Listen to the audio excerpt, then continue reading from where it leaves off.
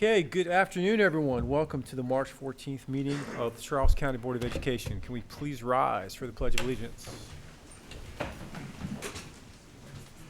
Pledge allegiance to the flag of the United States of America and to the republic for which it stands, one nation, under God, indivisible, with liberty and justice for all.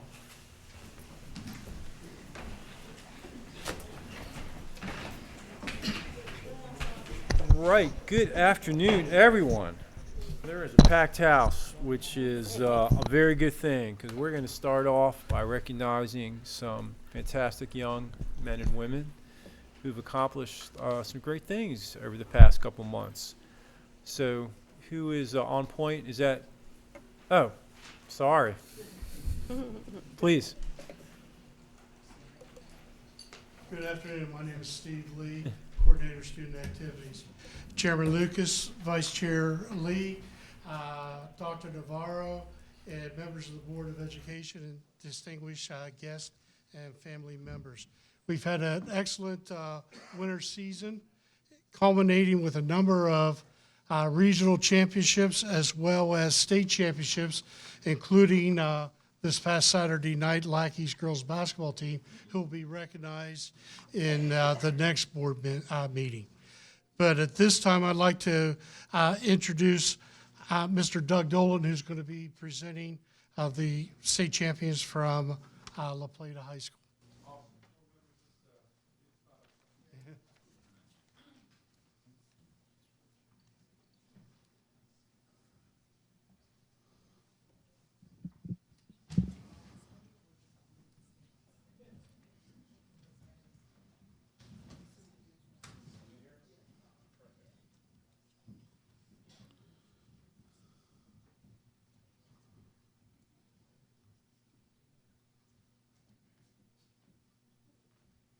Good afternoon. We would like to recognize two of our swimming state champions under the direction of Coach Couples. Our first one is Gavin Abalinde, and he is a two-time state champion in the 50-yard freestyle and the 100-yard freestyle. Gavin is a sophomore.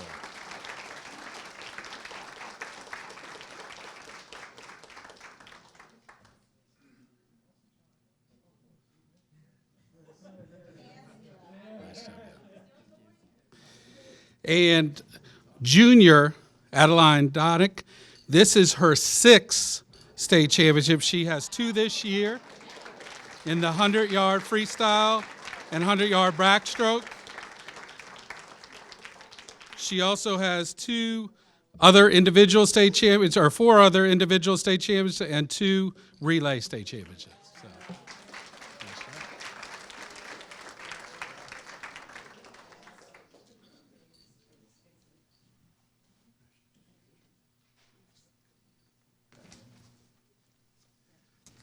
Next will be Athletic Director Pam Thornton Miller from McDonough High School.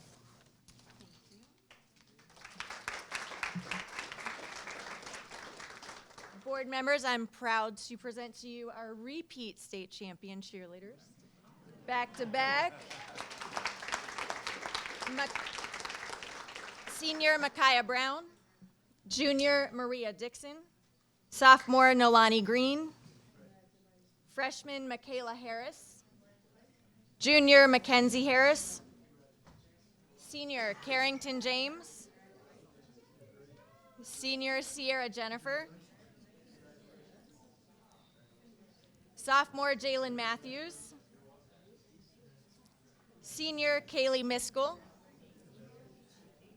freshman Julie Ogline, senior Olivia Perkins, senior Skyla Phillip, sophomore Christian Powell, sophomore Jordan Tyler, senior Shamaria Walker, and head coach Tony Williams.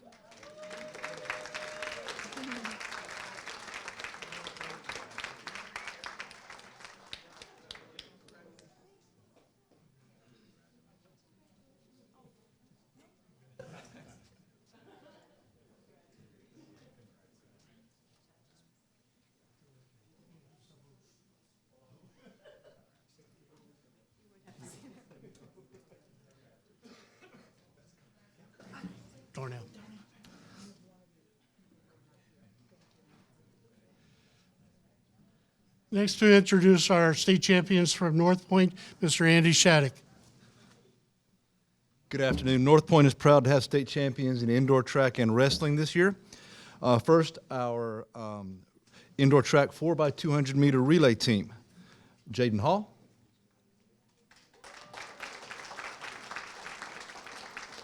Xavier Lalane. Antoine Spencer. And Makai Young.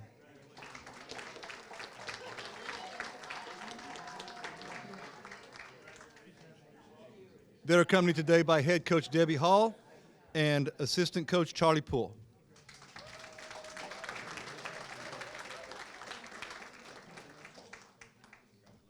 We also had individual state champions in wrestling. Sophia Gersman is our women's 110-pound weight class champion.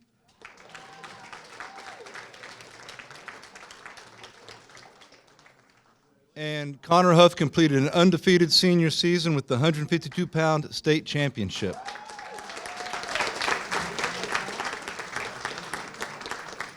And our wrestlers are accompanied by assistant coach Proctor and head coach Willie Leonard.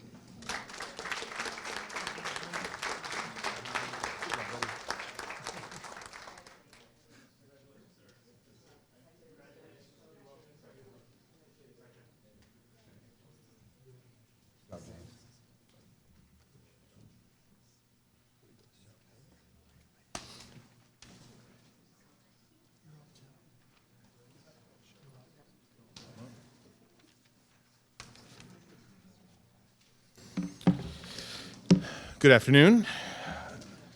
We'd like to switch gears and go into the fine and performing arts. And we had another very successful year at the Maryland State Theater Festival. We had 72 superior ratings handed out at the festival, and 18 of those 72 are from Charles County. So we're very proud of that. Some of the students will also then qualify to go to the National Theater Festival in June in Indiana. So the first school coming up will be Henry E. Lackey and Miss Kathy Perillo.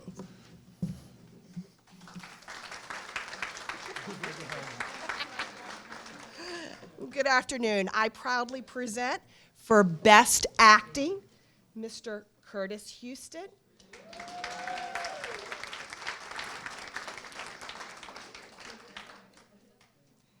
And Mr. Julian Moday.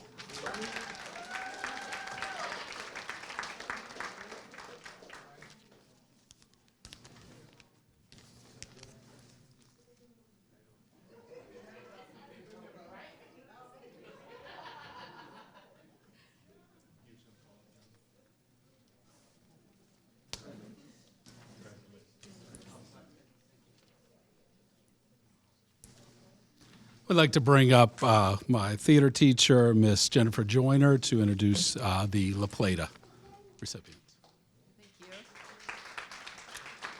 It is my honor to recognize Lachlan McGuire for his All-State Thespian Award. Lachlan.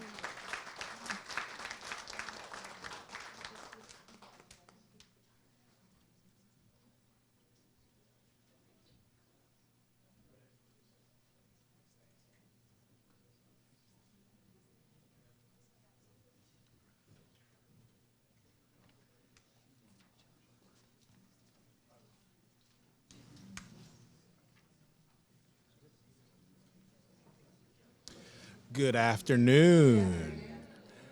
Well, I represent Maurice J. McDonough High School and the proud principal, Darnell Russell, and I would like to bring up our phenomenal theater and drama sponsor, Ms. Jana Howe, to represent and acknowledge our students.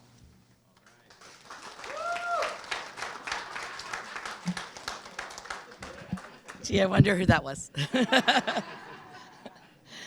Oh, I'm so proud of these students. They've done a phenomenal job at festival.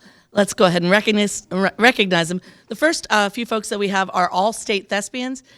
These students are Skylar Belisle, Emma Curry, Layla Dodson, Ada Donahue, Olivia Greer,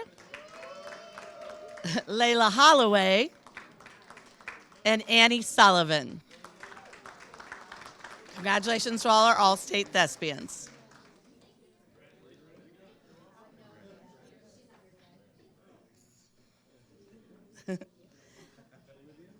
Ada, stand right here, please. Olivia, stay right there. These last four just need to stay right there if they will. And then best acting for their show Puffs, we had two students, Annie Sullivan and William Zabriskie.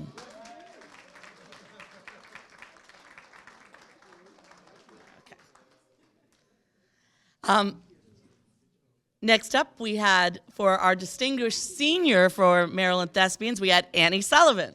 Wow. She's gonna need a cart. And then for their superiors, for duet performance, we had Ada Donahue and Erin Miller for duet acting.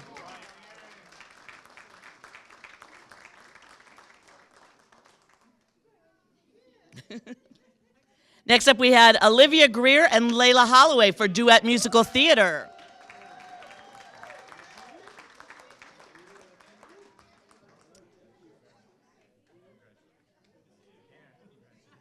For solo musical theater, we had Maritessa Fetterman, Layla Holloway, Brett Wood, and Annie Sullivan won 2 superiors for solo musical theater.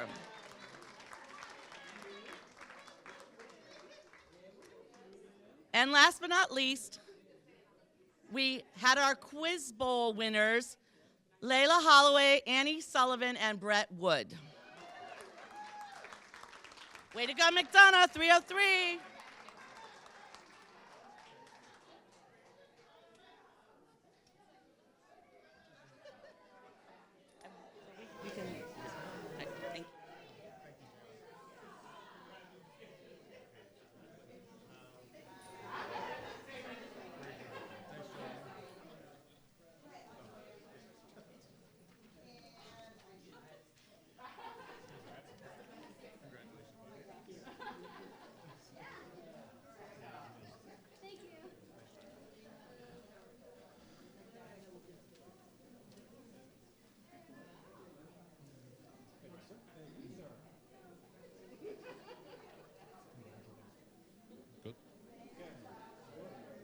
At this time, North Point High School would like to call up our theater director, Mr. Johnny Miner. Hi, everyone. Thank you. And I'd like to take the time to recognize Kara Paulson, who not only won Superior in solo acting, but also in solo musical theater. Kara Paulson.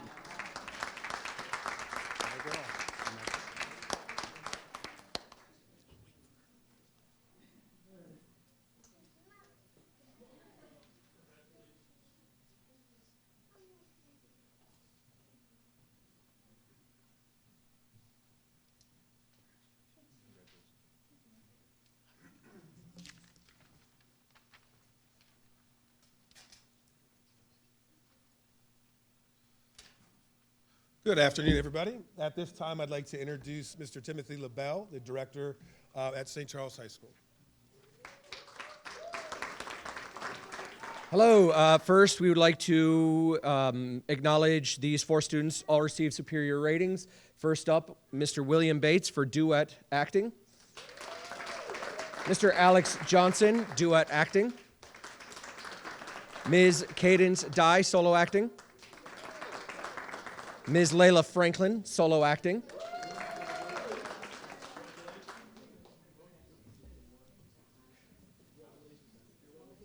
And then these 4 students won first place at the Maryland State Thespian Festival in the trash costume competition. Yes, that is a thing. So those students are, again, Mr. William Bates, Mr. Christian Baylor, Ms. Mariah Butler, and Ms. Kenise Conan.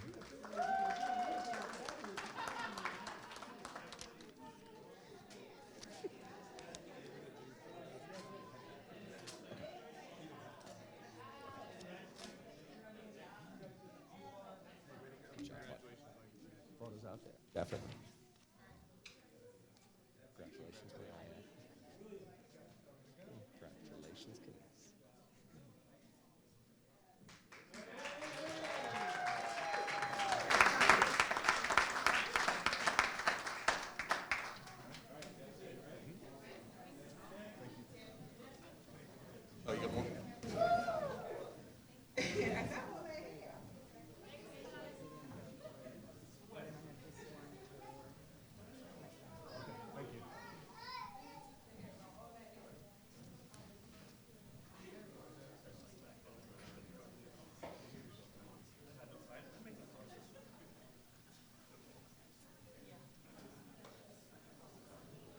it is important. The cable's over there. It needs a, oh no, it's just not in here. That's good. Thank you, though. Put it here, or you want Either way.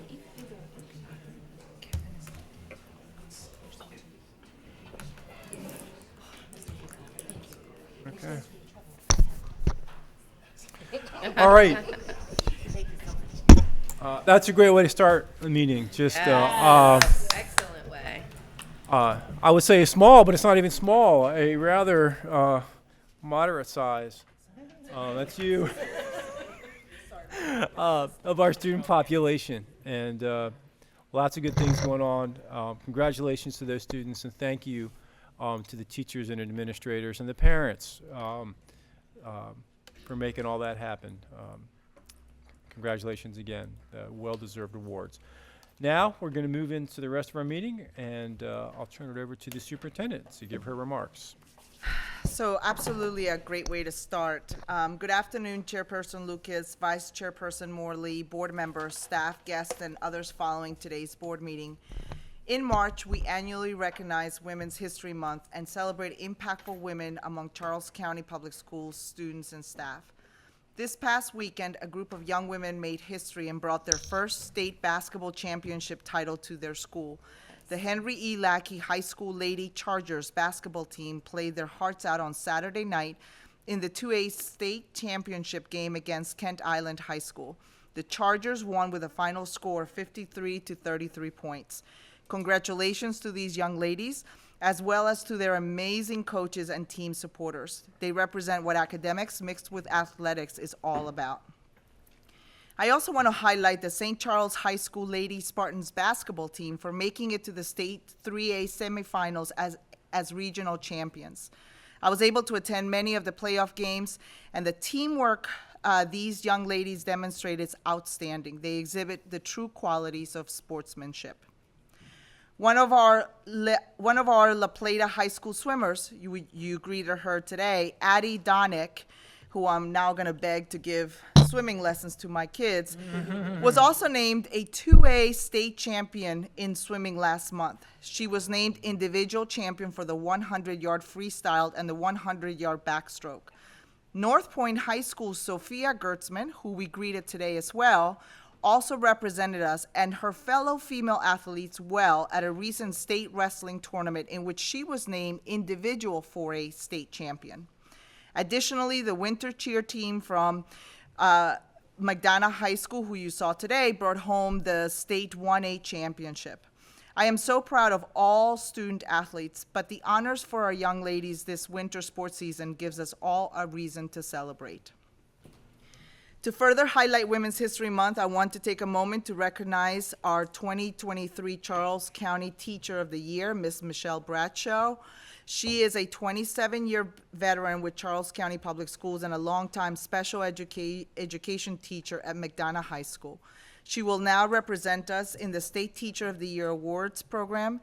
I am fortunate to work with so many talented educators, many of whom are women.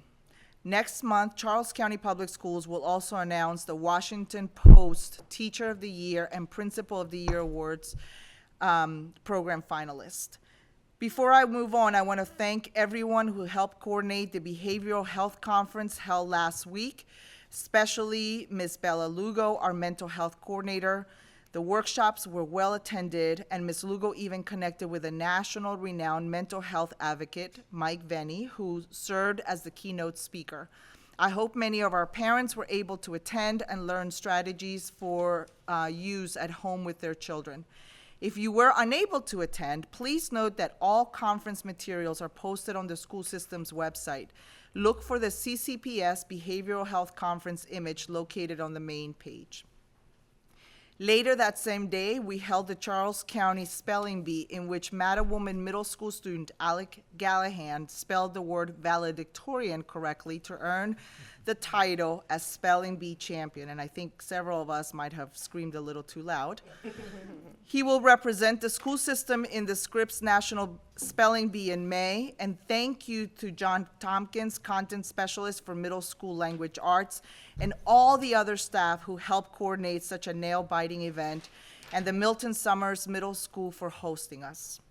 I also want to thank our content specialists in science and social studies, Ian Buter and Jack Tuttle. They helped to coordinate the Amazing Hits Expo this past weekend.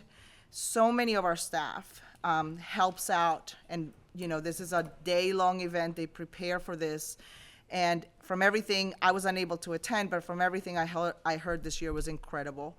From hands-on experiences to celebrating our students who entered science and history fair projects, there were many opportunities for our students to further their learning in history, industry, science, and technology.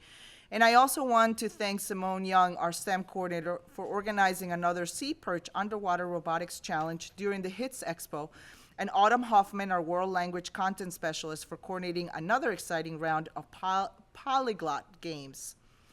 Another important update I want to share today involves our new Partner in Education program.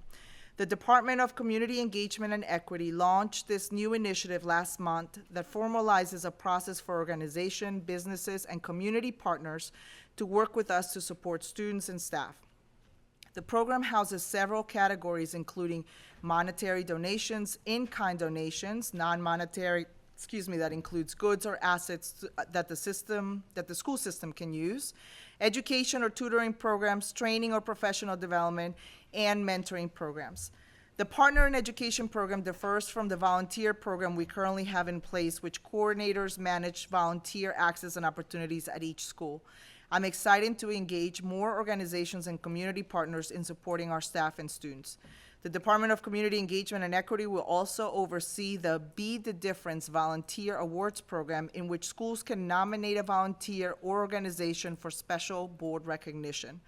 Please be on the lookout later this month for information about the Volunteer Recognition Program.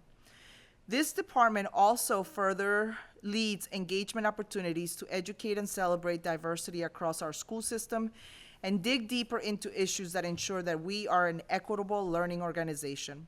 As such, the Community Engagement and Equity Office also leads our Education Equity Task Force Committee that brings together community, staff, parents, and students to, per their vision, advocate for systemic change in Charles County Public Schools as it relates to disparities among students, staff, and families. I look forward to bringing the work of the task force and its subcommittees to a future board meeting for presentation. Lastly, I want to share with our audience information about an important upcoming event. On Monday, March 27th, I will join the Board of Education at a town hall in which staff and board members will engage in both a question and answer session, as well as have an open dialogue with parents, staff, students, and community members. The town hall is set for 7 to 9 p.m. I want to correct myself, that's 9 p.m. Correct. And will be in person in here, the boardroom, at the Charles County Public Schools Starkey Administrative Building in La Plata. While we will address school safety and student discipline, we invite the community to join us with any other topics of interest to them. This event will follow the board's 6 p.m. work session on March 27th and will feature a virtual opportunity to join as well. Additionally, topics and questions to discuss can be shared with staff in advance. Please look for more details on our website. The town hall will also be live streamed to our website and YouTube channel. As always, I appreciate the support from all Charles County Public Schools stakeholders. Thank you. Thank you very much, Dr. Navarro. This time, is there any correspondence from board members? Ms. Creamer. Oh, you want to start with me? Okay. Thank you, Chairperson Lucas. Yes, so this last month was quite a busy month. I had the opportunity to visit several schools in the county. So I want to thank the principals at John Hanson Middle School, Principal Colehurst, Principal King at Barnhart, Principal McLeod at Berry Elementary, and Principal Roberts at Westlake for welcoming me to their school. At Berry, I attended a staff meeting and got to greet the students as they were being dropped off in the morning, so really enjoyed that quite a bit. I also got to attend several Black History Month programs. We had so many this past month at many of our schools, and they were excellent. And so I really enjoyed all the programs I was able to attend at St. Charles, John Hanson, Davis Middle School, and then at North Point High School was honored to open the program with Ms. Morley here. So really enjoyed that. Also attended the NTHS induction at Steedham, and that was amazing, and I got to meet one of the family members of Robert Steedham, who the school is named after. So really, really enjoyed that. Also got to attend the winter chess tournament at Lackey. That was a first for me, to see all of the students from kindergarten, I think it was, all the way up to 12th grade. Like, the fact that a 5-year-old can play chess and I can't was just so humbling. And also, lastly, got to participate in Read Across America. I want to thank Billingsley and Berry Elementary for having me to read to their students. So that's it for me. All right. Awesome, Ms. Kramer. Thank you. Ms. Butler-Washington. Yes, quite a busy month. Also attended Berry's Elementary PTO meeting. One of the guest speakers was an instructor and teacher. She taught us how to do Common Core math. So that was exciting. And attended John Hanson Middle School Black History Month. I asked Principal Cohorts, was most of the people were parents? He said yes. That might be something that we can elaborate on, because if he says all of those people was mostly parents, well, they had a guest speaker and she was kind of celebrity, so that was a difference. Attended Milton Summers Black History program. Great performance by the students. Attended MABE's Open Act meeting course. Attended the Blueprint Area 4, the Area 4 committee meeting, and attended the Behavior Health Committee at Thomas Stone. I put a lot of brochures on my Facebook page for parents because they said they couldn't attend, but I think that the program was great. It was great information, so that's why I led to put all of that information on my Facebook page so the parents can take advantage of that, because that's information that they need, that is needed and when they need it. Attended the 45th Annual Charles County Spelling Bee. I'm going to take a point of privilege to say that Matter Woman Middle School won, which is in my district. He represented the state. He will be represented in the state spelling bee also. So thank you. Thank you. Ms. Morley. All right. Thank you, Chair Lucas. Yes, March has been absolutely fantastic and is not even half over yet. First, shout out to all of my math lovers. Today is National Pie Day. I typically celebrate the other type of pie, but you know, all's fair. I also want to acknowledge that today is Equal Pay Day, and this day symbolizes how far into the new year women on average have to work to have earned as much as men in the previous year. So there's clearly some work to do with that. And also in the National Mental Health Calendar for Mindful March Day 14, today's lesson is to find ways to enjoy any chores or tasks that you do. I said, okay. So I've been following along. I really appreciate that. As you all heard today, lots and lots of updates. I mean, it was overwhelming in the best possible way to celebrate our athletes in swimming and basketball, wrestling, cheerleading, indoor track, and also our performing arts, which, you know, as I was joking with Mr. Hancock in my previous life, I was in the theater. Not really, it's just in my head. Also, I had, along with Ms. Kramer, a fantastic visit to Barnhart Elementary. So thank you to Dr. Brian King. That was great. I really, really enjoyed that. The HITS Expo, History, Industry, Technology, and Science, just a few days ago was fantastic. Shout out to the polyglots and those of us that are aspiring to be. Those students are fantastic. And the overall winner, Skyland, forgive me on your last name, Skyland, she got a $750 scholarship, and that child is nothing short of brilliant. That was amazing. Saw my first chess tournament. I also cannot play chess, but my boys can, so they're teaching me. And the spelling bee was exciting. Several of us were spelling along with them, and oftentimes wrong, yes. But that was fun. And yes, shout out to the winner from Matter Women, who will be going on to the Scripps National Spelling Bee. And District 27 Constituent Night in Annapolis, several of us went. Appreciate my representatives, Senator Michael Jackson and Delegate Kevin Harris. and also several MABE Legislative Committee and other related meetings. Thank you to Mr. Lowndes for Policy Area 4. That was a great meeting as far as the blueprint. And later this month, we are attending the National School Boards Association Convention, so we will be traveling. So I think, oh, one other thing. If you haven't already started using the CCPS app, I'm new to it. I'm not sure how long it's been around, but it's been great. And I love having most things in one place to be able to see what all the different schools are doing. So please make use of that.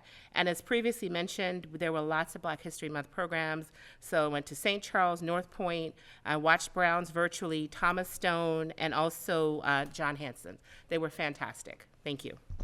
So, thanks, Ms. Morley. Ms. Abujima, how are you? Good. Hi, everyone. So, as I have mentioned before, earlier this year, I helped implement the SMOB Advisory Council to hear a wider range of perspectives from students across the county. Our meetings are usually virtual, but a little over a week ago, I was able to host our very first in-person SMOB Advisory Council meeting. Around 30 students attended, and we had amazing discussions ranging from how to address mental health all the way to the most effective ways to increase student involvement. I have genuinely never met a group of students who are more passionate about student leadership than these students. Aside from this, I began visiting some of the schools in Charles County. As of right now, I have visited every single high school and 5 of the middle schools. It has been an amazing experience to meet such a diverse group of students and witness how the perspectives and opinions students carry vary across the county. I will be visiting the rest of the middle schools this week, and I cannot wait to meet so many more exceptional students. That's great. Thank you for that update. Appreciate it. Ms. Smith is not with us today, but she is with us virtually. And Ms. Smith, are you there? You can now's your time to. Can you hear me? Absolutely, please. Floor is yours. Yes. Yes. Yes. Okay, great. Well, I endeavor to never miss a meeting, so sick or not, I am here. Echo the sentiments of other board members. This was definitely a busy month, but a good kind of busy. There were several Black History Month events that we all attended. I attended the one at Davis. North Point did a phenomenal event, as did Jennifer Elementary. Just watching all, it was student-led. Watching the students, find a variety of ways to learn about and celebrate Black history and the contributions to our country was just overwhelmingly beautiful and amazing. And just to see the variety of ways in which they were able to learn history and apply it to today was just reaffirming in the best way. Also had an opportunity to attend the PTO meeting at Mount Hope Nanjemoy Elementary School. Had an opportunity to speak directly with parents, hearing more about some of their concerns around the condition of the building, but also the wonderful events they have up. Fundraising. Got a chance to hear sort of what the secret is to fundraising, but I'll keep that to myself because, Mount Hope Nanjemoy, they've got some good stuff going on down there. So in terms of, I also had the opportunity to attend the Teacher of the Year award ceremony, which was absolutely amazing. Being able to celebrate all of our educators. Another congratulations to Michelle Bradshaw from McDonough for winning for winning the sort of CCPS Teacher for the year. The spelling bee was also nothing short of amazing. Watching those middle schoolers spell some of the words and trying to figure out, where you sort of stopped in your learning, like how far could you go as an adult? And I'll just say they definitely outpaced me a few rounds. I was like, I have not heard of that word, but I will be looking it up. In terms of the chess tournament, also have never played chess, but was definitely a fan. My kids, when they were younger, attended the chess tournament every single year. Would love to have, someone in every building in our county run some type of chess program. Special shout out to Mr. Felix Cummings, who's worked very closely with our county to bring his love of chess to our students, and to see their faces and the fact that it was students from a multitude of backgrounds all across the county, public school, home school, private school. It was just amazing to see them all come together and sort of have their young minds at work. The same for the HITS Expo. Being there and seeing the variety of projects, but also seeing the award ceremony. Vice Chair Morley, I think you were covering it in terms of Skylar Brazell, who sort of swept. She won almost every category. She was absolutely amazing, and even took to the mic to kind of share a bit about her project, so learn a bit more about our waterways here in the county. Special shout out to Davis Elementary for sweeping and sea perch. Very proud of Mr. Johnson, very proud of that entire team, especially seeing as my kids were once on the team, but very proud of what they were able to do. So there's lots of great stuff going on in our county. Shout out to the CCPS staff, the Student Services Division, for the recent health conference that was led. I mean, it was nothing short of amazing to have a variety of healthcare providers from multitude of backgrounds, nonprofits, you know, just great sessions, great vendors, I shouldn't call them vendors, but tables there with information for parents and for the community at large. It was great to hear Dr. Navarro share that those resources will also be available in some capacity for those who were unable to make it. But I'm just very proud of our county and all the work that we have going on, both in our schools and around our community. So thank you, Chairman Lucas. All right, thank you very much, Ms. Smith. Anything? And Mr. Hancock? Thank you, Chairman. I had the pleasure of reading to the fifth graders at Dr. Higdon Elementary School for Read Across America Week. I want to thank Dr. Finnegan and her staff for welcoming me there. It's always a good time to go to Higdon, and that was a really good time. I had a chance to visit Pickewaxon Middle School. I want to thank Principal Willanda Thinstead for not only showing me her school, but actually sitting down and talking to me and having a really open discussion for a while. I wasn't really planning on, but I'm so glad she did. The spelling bee was awesome, hosted by Milton Summers Middle School. It's very exciting. I think all of those students should be very proud. I couldn't have spelled 95% of those words, so that was very exciting. I do want to kind of change gears a little bit here, and I know this is a little bit out of protocol, but you know, without violating Open Meetings Acts, this is the only time we all get together and can actually talk about issues within our community. The biggest issue that I'm hearing right now is violence in our schools. I interact with the public daily. What I do for a living gives me the opportunity to talk with hundreds of community members every week. And those community members will often speak to me in regards to issues that we face in our school system. This month I heard from dozens upon dozens of community members in regards to one issue: school violence. No one talked to me about curriculum, graduation rates, test scores. The community members I heard from are asking one major question right now, and that is, what in the world is happening in our schools? Here are just a few questions asked of me this month, and I want to read a few of them so that you guys can hear the questions that are asked of me. A concerned grandfather who pulled his granddaughter out of middle school to homeschool her asked me, why aren't we addressing the violence in schools? A friend of mine whose sister is a teacher at a middle school told me, my sister's done after this year. She can't do it anymore. A teacher said to me, the kids are getting smart. They form a circle around the kids fighting, and they won't let us in. They also know that if they yell, our administrators can't hear us call for help. A parent told me their son was afraid to go to school because of a fight and rumors of retaliation. The student stayed home. A parent who is new to the area told me we moved here because we thought the schools were safer. I can't count on one hand how many people this month told me they were considering leaving the county either as a teacher or as a parent because of the schools. Lastly, a parent who has a child in 5th grade at a wonderful elementary school told me that she is so worried about her son attending middle school next year because she fears the school is not safe. Now that's a little personal to me because that parent is my wife, the spouse of a sitting board member. So it really speaks volumes. I say all of this not to point fingers, not to cast blame, but to ask that we start working together as soon as possible to find a solution that works. In the years I've been on the board, I've never heard as many concerns as I had this past month as it pertains to school safety. 5 years ago, when I ran for this position, I made a promise that things would get better. I have not kept good on my promise. Not only have things not gotten better, they've gotten tremendously worse. I support restorative practices. I support counseling. I support all therapeutic measures of intervention. And those tools should be used whenever possible. But no student has the right to hurt or threaten another student, teacher, or staff member.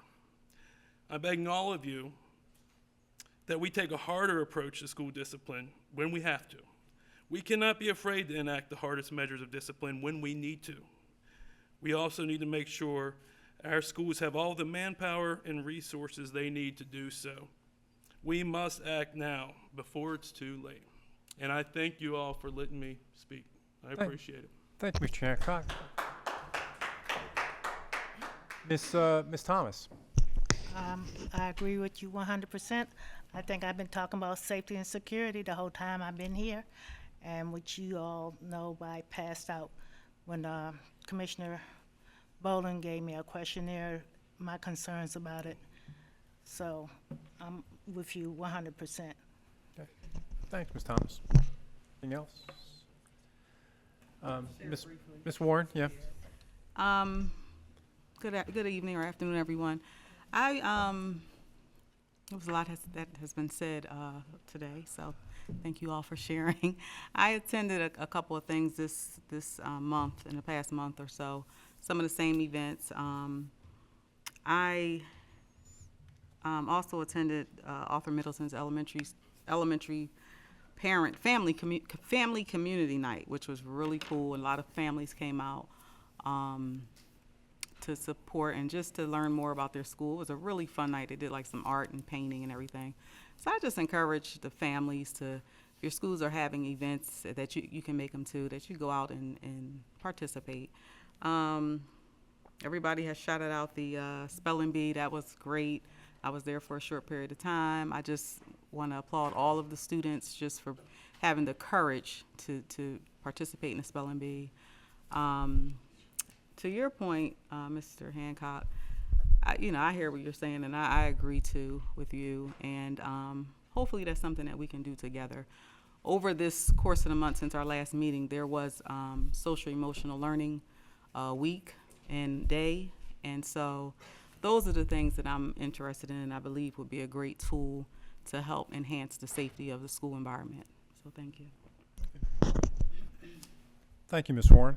Just have a few points.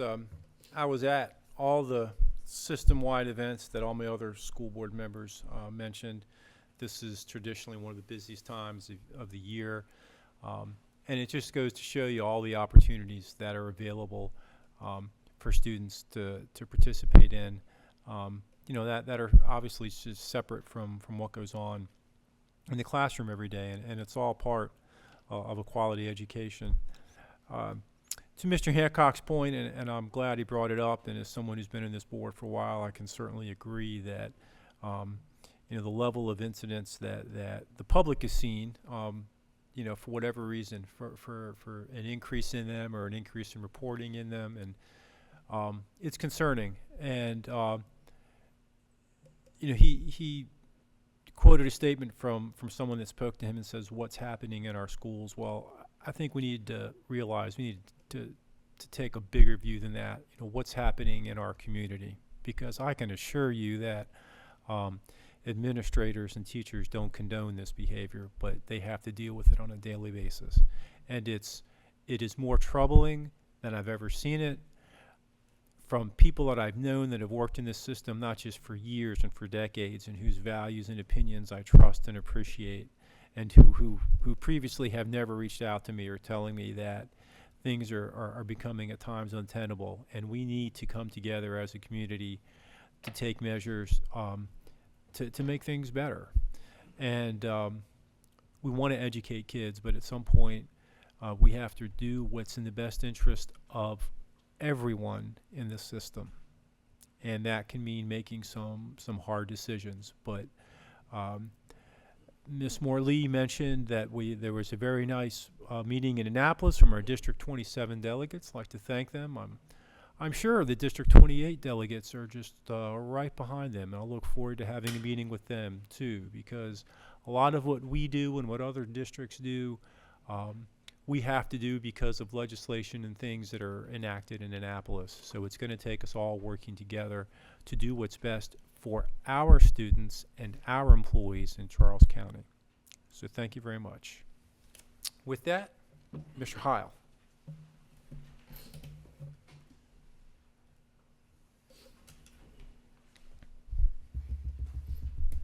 First, I'd like to start by thanking where the conversation's already started and been ongoing for most of the year. I appreciate the student board speaking to students, and I appreciate the comments from Member Hancock. Good afternoon, Chair Lucas, Vice Chair Moore-Lee, Board of Education members, CCPS staff, guests, and those viewing on either the live broadcast or on the YouTube replay. I'm Sean Heil, President of the Education Association of Charles County, or EACC. I'd like to frame my comments to BOE members as they frequently do and share what I've been doing for the betterment of the staff and students of Charles County and the direct things that I've seen in schools. I do have to start by thanking Superintendent Dr. Navarro and AFSCME President Sarah Birch for standing with the EACC in a letter of solidarity among all three organizations regarding the appalling increase in assaults in our school. It was important for all three of us to stand up for staff and students of CCPS. A clear message that this, quote, cannot become the new norm, close quote, was sent out along with support services available to parents to help them provide assistance at home to stop the current assaults on students and staff. This is a significant moment, as I cannot remember a time when EACC, AFSCME, and CCPS were united on communication across the county. While I'm extremely grateful and proud of this solidarity, this issue does remain an important concern that I will address again shortly. I'd like to share 2 school experiences I've been lucky enough to experience in the last month. I will start out with a shout out to the entire staff of Wade Elementary for the work they continue to do for all their students. I would individually like to thank Chelsea Short and her 3rd grade class that welcomed me to spend the day with them. I spoke last month by asking for more restorative practices when students are coming back from traumatic experiences like assaults. I saw no assaults that entire day, but I also saw great teaching suffer. Ms. Short clearly had an education plan across all of her curriculums. She involved the students as often as possible, including a social studies assignment that involved students getting up and going around the room to gain information for a journal entry. She also had her whole class broken down into 4 reading groups later in the day. The potential was there all day because of the diligent planning of Ms. Short. She was unable to fully enact all these plans to their completion due to the front-loading preventive practices she had to keep doing as many students as possible in her class and focused on the assignment. This was far more than the typical redirecting that all good teachers do. She would process with a student individually as she saw a potential problem as she constantly moved around the classroom in an attempt to keep the lesson going. I believe that due to her professional skill set, she prevented at least 3 fights that day. She would call on a student for a question but not always be able to respond to the answer because another student would need processing to stay out of a major problem. The psychologist came in 4 times for one student that day as part of the student's program. I was torn between appreciating the diligence of the staff to support this one student, but I was left wondering how many other students in the building needed time with the psychologist. I said I saw no assaults, and that is true. What I saw was Ms. Short work to stop problems before they occurred. What I saw was Ms. Short work so diligently not to write up her students all day. What I saw was Ms. Short convey how important all the students were in her class. However, because of all the behavior fires that she had to put out, the education suffered. I saw Ms. Short miss part of her lunch because she was addressing an issue with a student instead of writing him up. I also saw this from the whole staff at Wade. I heard a secretary talking to a student about the student's concern at lunch. In a very short amount of time, the educator that had lunch duty found the student in the front office and expressed her concern for the student walking out of lunch. She took the student back to the cafeteria as they discussed the issue from lunch. This is why it was important for the letter to come from all 3 agencies. The behavior impacts the whole school, the whole staff, and the whole student body. This continues to be an area that needs to be addressed by this board. I, too, was also welcomed into Pickleaxon Middle School to team teach for art for a day with Ms. Krause. This was very enjoyable. We jointly tied music into art for a lesson all grades seems to like and learn from. I saw a SOAR class join us as well, and I got to see their educator expertise as well. When they found out that the music was involved, they said the music would be a trigger for one of their students. The assignment was differentiated on the fly, and the student was able to complete their assignment outside of the physical classroom. One of the things that did catch my attention was the amount of supplies that are used by an art class in one day. One art project for Ms. Krause involves supplies for 136 students on a given day. I want you to picture the big box of Crayola crayons that we all grew up with. You know, the cool one with the sharpener. Now picture 136 students needing to color using that box. Now think about how many boxes you would need. Now make it paint. Now make it paper. Now make it cleaning supplies. I believe my colleagues will be coming in during public comment to address their concerns with the arts in general, but I want this board to picture the amount of supplies needed for an art class for one day. I would ask this board to consider how long that could be sustained each year. We must be vigilant and intentional in making sure all our educators have the supplies they need for their given disciplines. As the EACC president, I've been in the fortunate position to listen to the wants, needs, and concerns of many buildings. I've heard several buildings that need a safe place to vent. I attended one 2 weeks ago that was unlike any staff listening session I've had in almost 2 years. There was an incident at the school that was big enough that warranted several police officers to come to the school. I had previously scheduled a listening session with staff, and it just happened to be on the day of this incident. The staff came in looking like a staff I have never seen before. The only word I can use to describe it is haunted. They looked like they had seen and heard things they never expected in their entire careers as an educator. A teacher expressed concern for seeing a student pushed up against the door to his room while he had a class in there. This is an image that will not be soon forgotten by him, but the look in his eyes as he shared what he saw will not soon be forgotten by me. This is a staff that does not feel heard, does not feel seen. There is something all of you can do about it, and it won't cost any money. I'm serious. Go and listen. I hear about all the activities that all of you do monthly, and I always appreciate this board's willingness to plug into student activities. With this new Board of Ed, I see all that you're posting on social media in an attempt to make the community aware of all the things you're seeing and participating in across the county. You are an active board and willing to reach out. But what are you doing to listen to the staff? I'm here today to suggest that you individually schedule listening sessions after school or before school and allow staff to come and talk to you freely in their buildings. I would suggest that you listen to staff and administration separately, but it is important that you hear from both. I'm also challenging you to have your student members set up more student listening sessions and attend those with her as well. It was great to hear the student concerns a couple months ago, but it does not always need to be so formal, and it does not always need to be in this building. Let them talk to you directly. Go to the staff and students and let them be seen, let them be heard. EACC is willing to go with you, or we can help communicate to our building reps to help you let them know you're coming. We remain committed to increasing the communication between staff and you, our Board of Ed. The thing that you can unconditionally do right now for all educators is listen, is see. Thank you.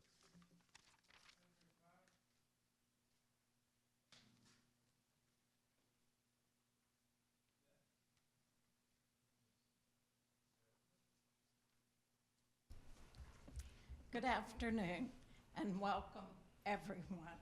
I am Sarah Birch, President of AFSCME Local 2981. On February 23rd, a letter was sent out to the parents, guardians, and staff about students not always making the best decisions when it comes to behavior. Once again, I am so very happy with Charles County Board of Education's administration approach to addressing a problem, including the support staff in this letter was genius. So many times bad behavior begins in the cafeteria, in the hallways, outside, and one of the worst places, on the school bus. Parents, guardians, and all of Charles County Public Schools staff, remind your children that good behavior is essential to a good education, making good friends, and a safe trip home. I want to mention that bus drivers are our newest members of AFSCME Local 2981. A few of the employees of transportation have always been members, but when Charles County Public Schools decided to purchase some of the buses, the drivers are now employed by Charles County Public Schools and eligible to join AFSCME. Many of the transportations have already joined, and we welcome all of them. AFSCME is working on getting members of support staff to attend the commissioners' meeting on fully funding the 2024 budget in May at the Charles County Government Building. Refreshments will be served for guests and members. AFSCME shirts will be provided to members. The importance of this meeting is employees can voice their opinion to the commissioners of the need for everything the budget entails. There is a great need for employees in most departments of support staff. AFSCME is working to have salaries comparable or above surrounding counties. There is also a need to keep our present employees, but there should be no need for Charles County resident to work outside of Charles County. Thank you.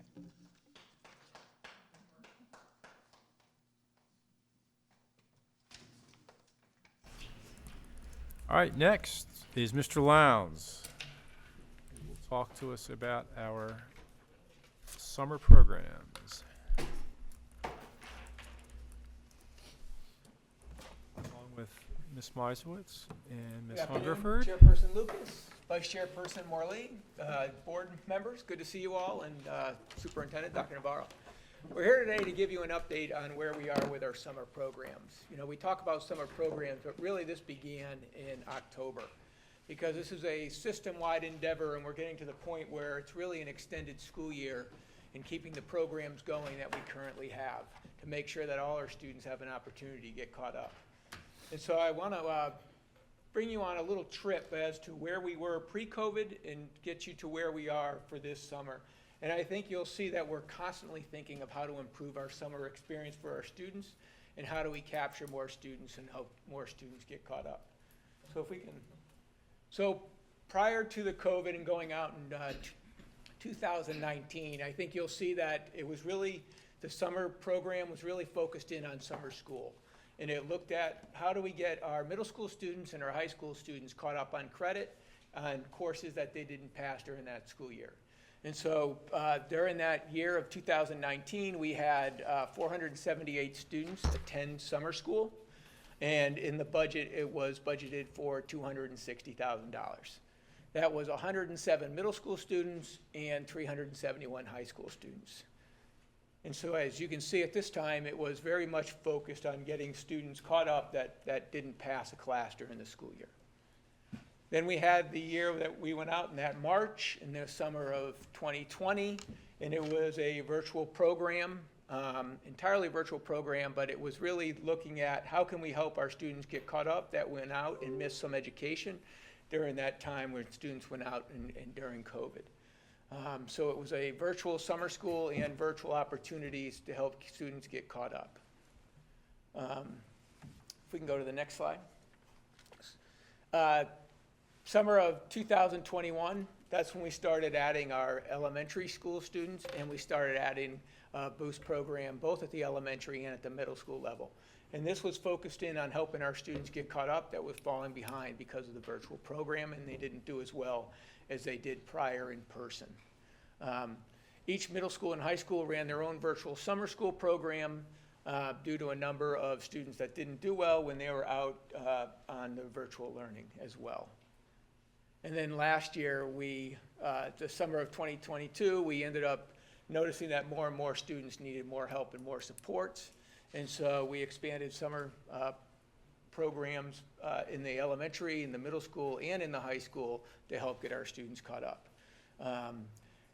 Once again, we added additional original credit courses because many of our students, we heard from and from our parents that the only courses that they were able to take for original credit were our on-level courses in our core areas, and so we started adding honors and advanced placement courses as well during our summer programming. The other thing is I want to say that we're now offering around 5,000 students an opportunity to attend our summer school programs. We're spending around $3.1 million. Prior to COVID, we did not offer transportation. We are now offering transportation to our students at the elementary, middle, and high school level. We are now offering meals within our summer school program and give students an opportunity. And the other thing is we added last summer due to input from our families before care. Alpha Best has joined us in our elementary schools to offer before and after care program. And we attribute that to many more of our elementary school students taking advantage of our summer programs last year. We did hear this past year some new additions that our parents would like to see, and I think when you hear from Ms. Hungerford and Ms. Meisowitz, they're going to present the programming. These two are the fantastic leads that really look at the summer program and how to get more and more of our kids involved, but it also takes an effort on everyone. And so I do want to thank transportation, Mr. Heim and his folks. I want to thank facilities and their folks because they help us identify the schools that can host summer school programs. Ms. Majors and Human Resources, they help us find the folks and pay the folks, and I think that's important as we all realize that we need to find a way to find them. You know, the thing that really limits us the most as to how many students we really can provide summer programming is the amount of staff members that we can attract to help us in the summer. You know, we can grow as much as that we can find folks to provide instruction in front of them. One of the unique opportunities that did help us look at, though, was how do we use our instructional assistants to provide more help and more supports. And we ended up training quite a few of our instructional assistants in our interventions, which also benefited us during the school year because they not only helped us in the summer, but they were able to help us run small groups during the school year. So some of the things that we're learning from summer, it's helping us also reach more students during the school year. And so at this time, I'm going to turn it over to Ms. Hungerford, and she's going to talk about all the programs that we're offering in the elementary level. So as you can see from this first slide, and this is really soup to nuts, this is everything that we're doing. We have academic-oriented, we have interest-oriented, we have social emotional learning-oriented programs, we have science and STEM-oriented, I think all of these are funded through our ESSER 3 grant, and a big push for that grant was to provide students with extended learning to overcome any gaps. So we're very fortunate to have that. We do spend wisely, so we're trying to stretch this out for as many summers as we can, so, but we know that it's not gonna last forever. So the first one we have is... But I do want to say that the board did put some money in this year's budget, and I do thank you very much for that, and I'm looking forward to the commissioners passing it. $3.1 million. And continue the summer programming as we move forward. So thank you very much. So first one I'm going to talk about is the Elementary Summer Boost. That's students in rising K to 5. It gets very confusing with these summer programs because a student who right now is in 2nd grade and next year is going to be in 3rd grade, in the summer is in kind of no man's land, so we call them rising 3rd. So this is students who are currently in pre-K to 4 and will be going K to 5. So it is an academically oriented program to reduce the gaps in reading and math. We have social emotional components, and transportation, breakfast, and lunch are provided, as well as Mr. Lowndes said, we are able to partner with AlphaBest to provide before and after care. So parents who don't have that midday transportation or have anywhere for the children to go in the afternoon can still take advantage. There are 8 sites listed, but students from all 22 schools attend. We just cluster the schools together. That helps us kind of maximize our resources. Similarly, at middle school, we have rising 6th through 8th graders. Very similar purpose, a little bit different curriculum, more appropriate for the middle school grades.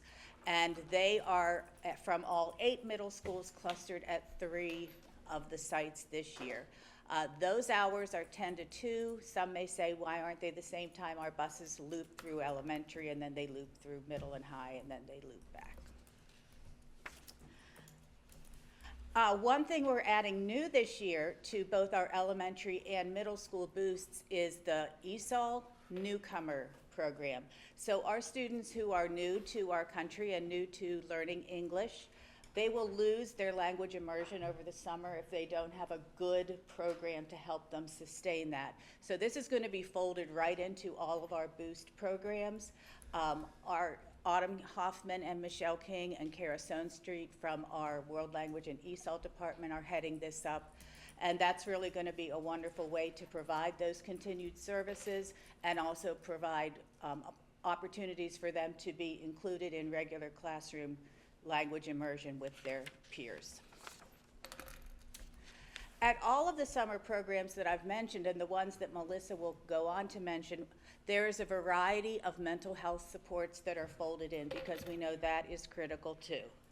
So we've done it at the elementary and middle school boosts. We have school counselors and psychologists on site to provide services, counseling, whatever is needed, crisis support when that is appropriate. They do push in and do classroom lessons. At the middle school, they do Reallyville, which is a really neat writing SEL program. At the elementary level, they have other lessons that are very interactive, and the students absolutely love them. And then we also have counselors in the high school summer school and middle school summer school for those students who need it. Another thing that we're adding this year is what we're calling the Virtual Enhancement Program. As Mr. Lowndes said, our biggest challenge is getting the right amount of staff, enough staff. But no matter what, we're going to have families that are going to reach out and say, I really want my child in this program. Is there no way they can get in? Maybe they don't fit the criteria, the program's full. So we're working, this is one of our newest things, so we're not all gelled on this yet, so we'll keep you updated. But we're working with some of our vendors that we currently work with that provide virtual tutoring, so that if we have students that for whatever reason cannot attend Boost or are eligible for summer school, can still hook up and get some high dosage tutoring. And by that I mean, which we've talked about a little bit, it's not like they just get on once here and once there. They'll have a regular schedule of attending reading tutoring or math tutoring 3 times a week at a prescribed date and time, maybe Monday, Wednesday, Friday, 10:30, with a small group of peers that are working on a similar level, and they would have a curriculum and follow a course of study that our content specialists will work with the vendors to define. So they might look at those critical skills from the year before or those critical things that they want to have front-loaded for the next year. So we're going to provide some more opportunities for those people that may not be in the in-person programs, and we're excited to get to work on that. Finally, for our youngest friends, we don't forget the little ones. We have actually kindergarten readiness camps. This is a program that runs through the month of July. It's for students that have never attended a public pre-kindergarten. When it says here they learn fundamental school readiness, that doesn't mean they're learning concepts of print and numbers and letters. It means they're learning how to school. It means they've never been in a public school before. They might have been in a private daycare, a home daycare. So they just kind of learn how to come in, work with a group of students and 1 or 2 adults without a parent in the room, without a parent right beside them. They learn how to kind of walk in a line, know how to do those things. It helps, and the next program also, Jumpstart Kindergarten. These are site-based at all the schools. They're half-day sessions where, again, the kids come in, now they get to see their own classroom or, classroom areas. They get to see the teachers and IAs. This helps our children who are entering kindergarten really get ready for it. And to be honest, what it does that's most valuable is it prevents a lot of tears, and tears of children and parents too, because it helps the parents feel much better. So, with that, Ms. Meisowitz is going to talk about some of our older children. And there's more. So for our rising 9th grade students, we'll be offering again the 9th grade academy. This is really to front load core academic content in the 4 core areas for incoming rising 9th grade students. So instruction in English, algebra, US history, and earth systems. They're at the same sites that the middle school Boost will be at, but these are high school teachers, so they have taught this curriculum for years, and so they're really front-loading the instruction for students and preparing them for their first year in high school so that when students enter high school, they're confident and ready to begin their learning. Then we move on to summer school. So summer school is offered for both middle school and high school. We'll have middle school students at a middle school site at Mattawoman, and then what we've done this year is we decided to break apart high school into 2 sites. So we have kind of a north end of the county and a south end of the county. Instruction is in a variety of courses for makeup credit, transportation, and lunch will be provided again for students, and that's going to run 10 to 2. So students are able to take 2 makeup courses. We are also offering original credit. And again, this year, original credit will be virtual as it has been in years past. We usually get a number of students who participate in that program as well. They take their fine arts course, they take their tech ed credit to try and get those courses out of the way so they can move on to other things that they want room for in their school day. We have a number of special programs, special ed programs going on from pre-K to 12 at the Glenn Center and at Davis Middle School. The elementary kiddos will run at the same time as the elementary boost from 8 to 12, and then secondary students will go from 10 to 2, just like the rest of the secondary program. So those, we're calling them ESY academies, so Extended School Year Academy. And those are for students who receive ESY services through their IEP, and programs include pre-K, SOAR, Achieve, and emotional adjustment. So a lot of things going on there. We also offer AP boot camps for students. These are really targeted for students who are taking an AP course for the first time. So what do you need to know in order to be successful in an AP course? What are some reading strategies and writing strategies that you can use as a student going into AP that can really help you to be successful? So listed are the most popular AP courses, AP boot camps that we've offered in the past. We're offering them 2 different weeks. You'll see the dates there. And they run 8:30 to 11 or from 12:30 to 3. And then we have our enrichment summer camps, and these are always a hit. As soon as it's posted, the sign up, I mean, they fill quickly. So lots of enrichment camps, grades K through 8, and then we have those AP boot camps in grades 9 through 12. The sites this year are Mattawoman and Barry. And if you go to the next slide, you'll see some photos from years past, but these are really interest-based camps designed to really spark a student's interest. They're very engaging. They are running before the summer boost, before summer boost begins and after summer boost ends, so that if students need to participate or are invited to participate in the summer boost, they can actually do both. They can do the interest in enrichment camps as well as the summer boost. And you'll see we've listed just some things that we've offered in the past, but teachers actually write proposals for these and they submit those, and then we offer what teachers are interested in. And if I could just add, prior to COVID and prior to our ESSER funding, we did offer these, but we had to charge tuition for them, which restricted a lot of people's access to them. We didn't quite break even, but we did have to charge tuition, so now we don't have to do that, so it provides access to a lot more people. A lot of materials for those camps. This one is really fun. This is for rising 7th and 8th grade students, and it's a CTE exploration camp. This is held at North Point High School, and it really gives students an opportunity to explore all of the different CTE programs and pathways that we offer here in Charles County. So students transition from one to another, and the teachers who teach these CTE programs, they teach this summer camp.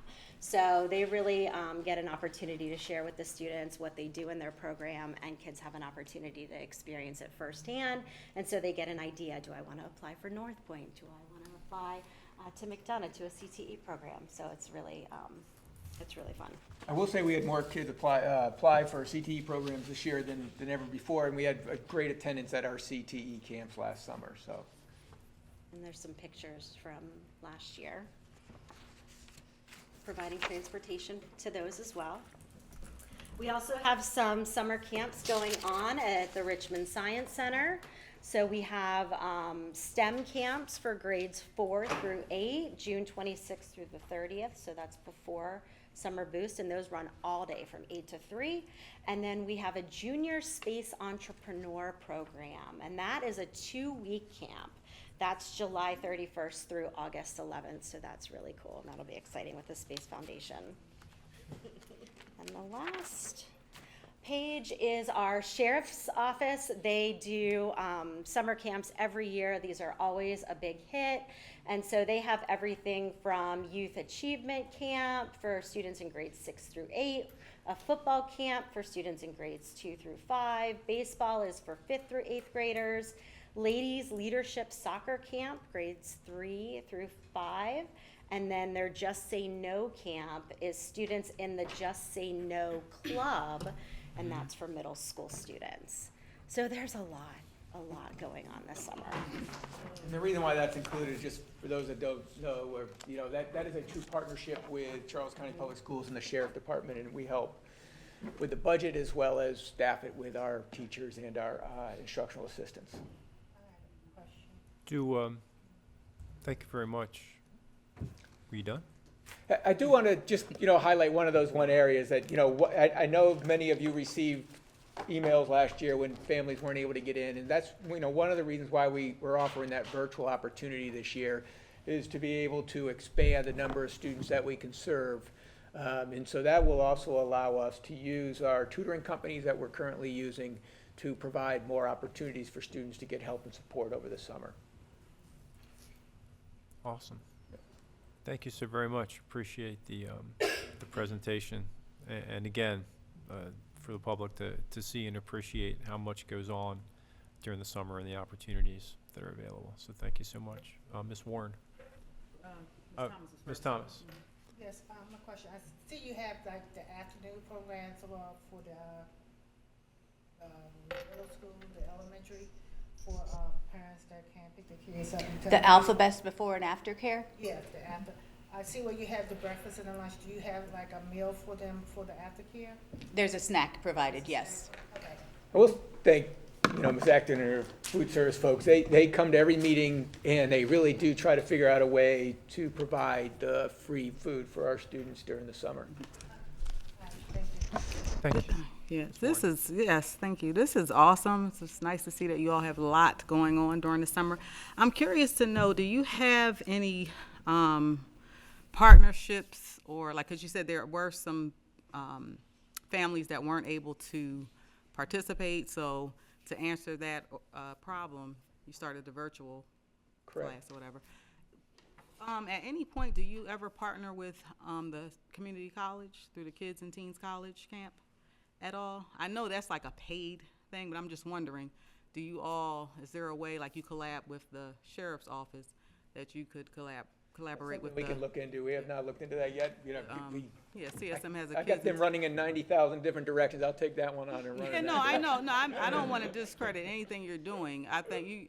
Are you talking about like excellent. the kids college? Yeah, they have a kids and teen, a whole personal enrichment kids and teens college program, which is pretty good. And but no, I don't want to. You all doing it. This is awesome. You know, I'm hoping that people take advantage. No, we'll look of into it. that. I mean, that's kind of, you know, it really came through here with the AlphaBest program, and why aren't we offering before? And we looked into it, and they were thrilled actually to have us, because what we learned was they were losing people because they weren't able to pay them in the summer, and then when the fall came, they weren't actually able to get them back because they had found another job and they had moved on, and with many of their employees. So by us partnering up, it has allowed them to actually keep folks working during the summer, and it has allowed us to use them in other ways as well. So. And also, I noticed that you did mention the SEL piece at the elementary and the middle school level. I didn't hear about it at the high school level, so I'm wondering if you're doing that at the high school level.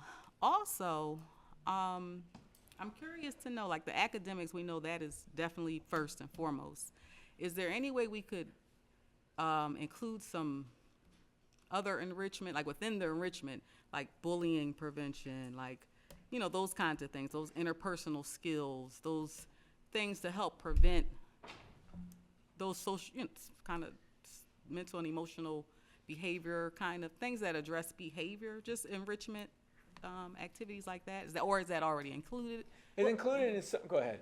Well, for those enrichment camps, we actually select from teachers who submit proposals. But we could reach out and say, is there anybody that thinks that, this would be something in their wheelhouse, and we could try and offer it, sure. But the SEL curriculum that we teach in the summer addresses some of those, or hits on some of those topics. Okay. We did it, 2 years ago, we just did primarily reading in Right, no, I understand, that's first. math. And then, That's first. what we realized is that the students needed other opportunities as well. And so we started adding some of the arts, Oh, yeah. and music and PE and things like that too. It's good, So- I love it. I just giving my 2 cents. Thank Okay, you. thank you. Miss Morley and then Miss Butler-Washington. Well, first, thank you on behalf of parents everywhere. Thank you. We are not equipped to handle all this during the summer. And thank you to the teachers and staff that are willing to do this over the summer. I know it's a big ask. We are greatly appreciative. A couple of questions. I know you said that you're limited by the available staff, which of course makes sense. Some need a break, some want to travel, et cetera. Are there any incentives for people that are willing to do this over the summer? And just curious, are you seeing any of the similar behavioral issues, or did you last year, that you typically see during the school year? I'm curious because it's a shorter window of time, there are typically fewer students. Are there any concerns with behavioral issues in the summer? And then I have one other question after that. So one of the reasons why we broke up the high school, honestly, was that we had so many kids that were coming in from every single high school to one building, we realized that we had maybe too many kids coming in from too many high schools into one building. And so we broke it up into 2 different sites, and to make it easier, because, prior to COVID, the summer school programs were rather small. And so now we realize that many more students are attending our summer school, for a couple of reasons. Transportation's now being offered, and it's free. Yeah. And so students are taking advantage of it, and families are taking advantage of it, which is great. And so we did see a need for breaking up for the high school. So at the elementaries, I think the day goes pretty fast. And I'm going to let you talk to that. We did see some. I don't think we see as many as during the regular school year, maybe because for many of these children, it's a new environment. They aren't, they're mixed with other children from other schools, so they might not have that history. But we do have assistant principals for all of the programs, that if they're not at that site all the time, they rotate among 1 or 2 sites, and we have had to ask them to provide behavioral support and, work with parents and create behavior plans and discipline and all that. So yes, we have. Dr. Jones has his hand raised. Sorry. Come up front, please. If you don't mind, I just want to chime in a little bit on the question about the behavior concerns in the summer. Yeah. One of the things that, and I'm doing this more so for the benefit of the public whose children may be attending summer school, one of the things we do try to make really clear for those students who are going to be joining us by way of the material that we share about summer school is that because the time period is so very short, we're talking about 18 days or so, that behaviors that would ordinarily warrant perhaps a suspension during the school year will warrant an exclusion from the program during the summer. And that's can be really problematic because these students need these classes to move on oftentimes. And so we just want to be really clear again, not that we want to glorify the punitive side of this, but at the same time, realistically speaking, we just don't have the time to really sort of deal with a lot of that and offer but so many interventions during the summertime. So you really have to come prepared to do what's being asked, and if there are behaviors that would ordinarily have you in a detention or an ISI or suspension, in all likelihood, you're going to be excluded from the program. So we try to make that clear up front. That's a big deal. Same with the attendance. It's really tight with the attendance that we typically don't allow for, and all this will come out later, but we don't allow for absences from summer school. Again, the time is just too short, and we're not doing any justice to what we're trying to do with the program. And once again, those are the 2 summer school programs. Those are the middle school summer school programs and the high school summer where they're going to make up credit. And so in order for us to be able to say the students actually met the material that they needed to get the high school credit or the middle school credit, they need to be there, like Dr. Jones says, every single day and paying attention, because it's really, they're going for 18 days, but they're getting a year's worth of credit. Yeah, So. that's a heavy lift. Right. Yeah, Okay. I appreciate that. Oh, sorry, Mr. Lucas, 1 second. And regarding the virtual enhancement program, is any consideration to making this potentially permanent? I'm thrilled and excited, and especially that there are options for the special needs populations, including the AP and gifted students as well. And I know you said it's subject to the ESSER 3 funds and you're trying to stretch it, but is this something that you could foresee making permanent for the summer? So the new program this summer, are you talking about that? Yes. Okay, Yes, so, yes, sir.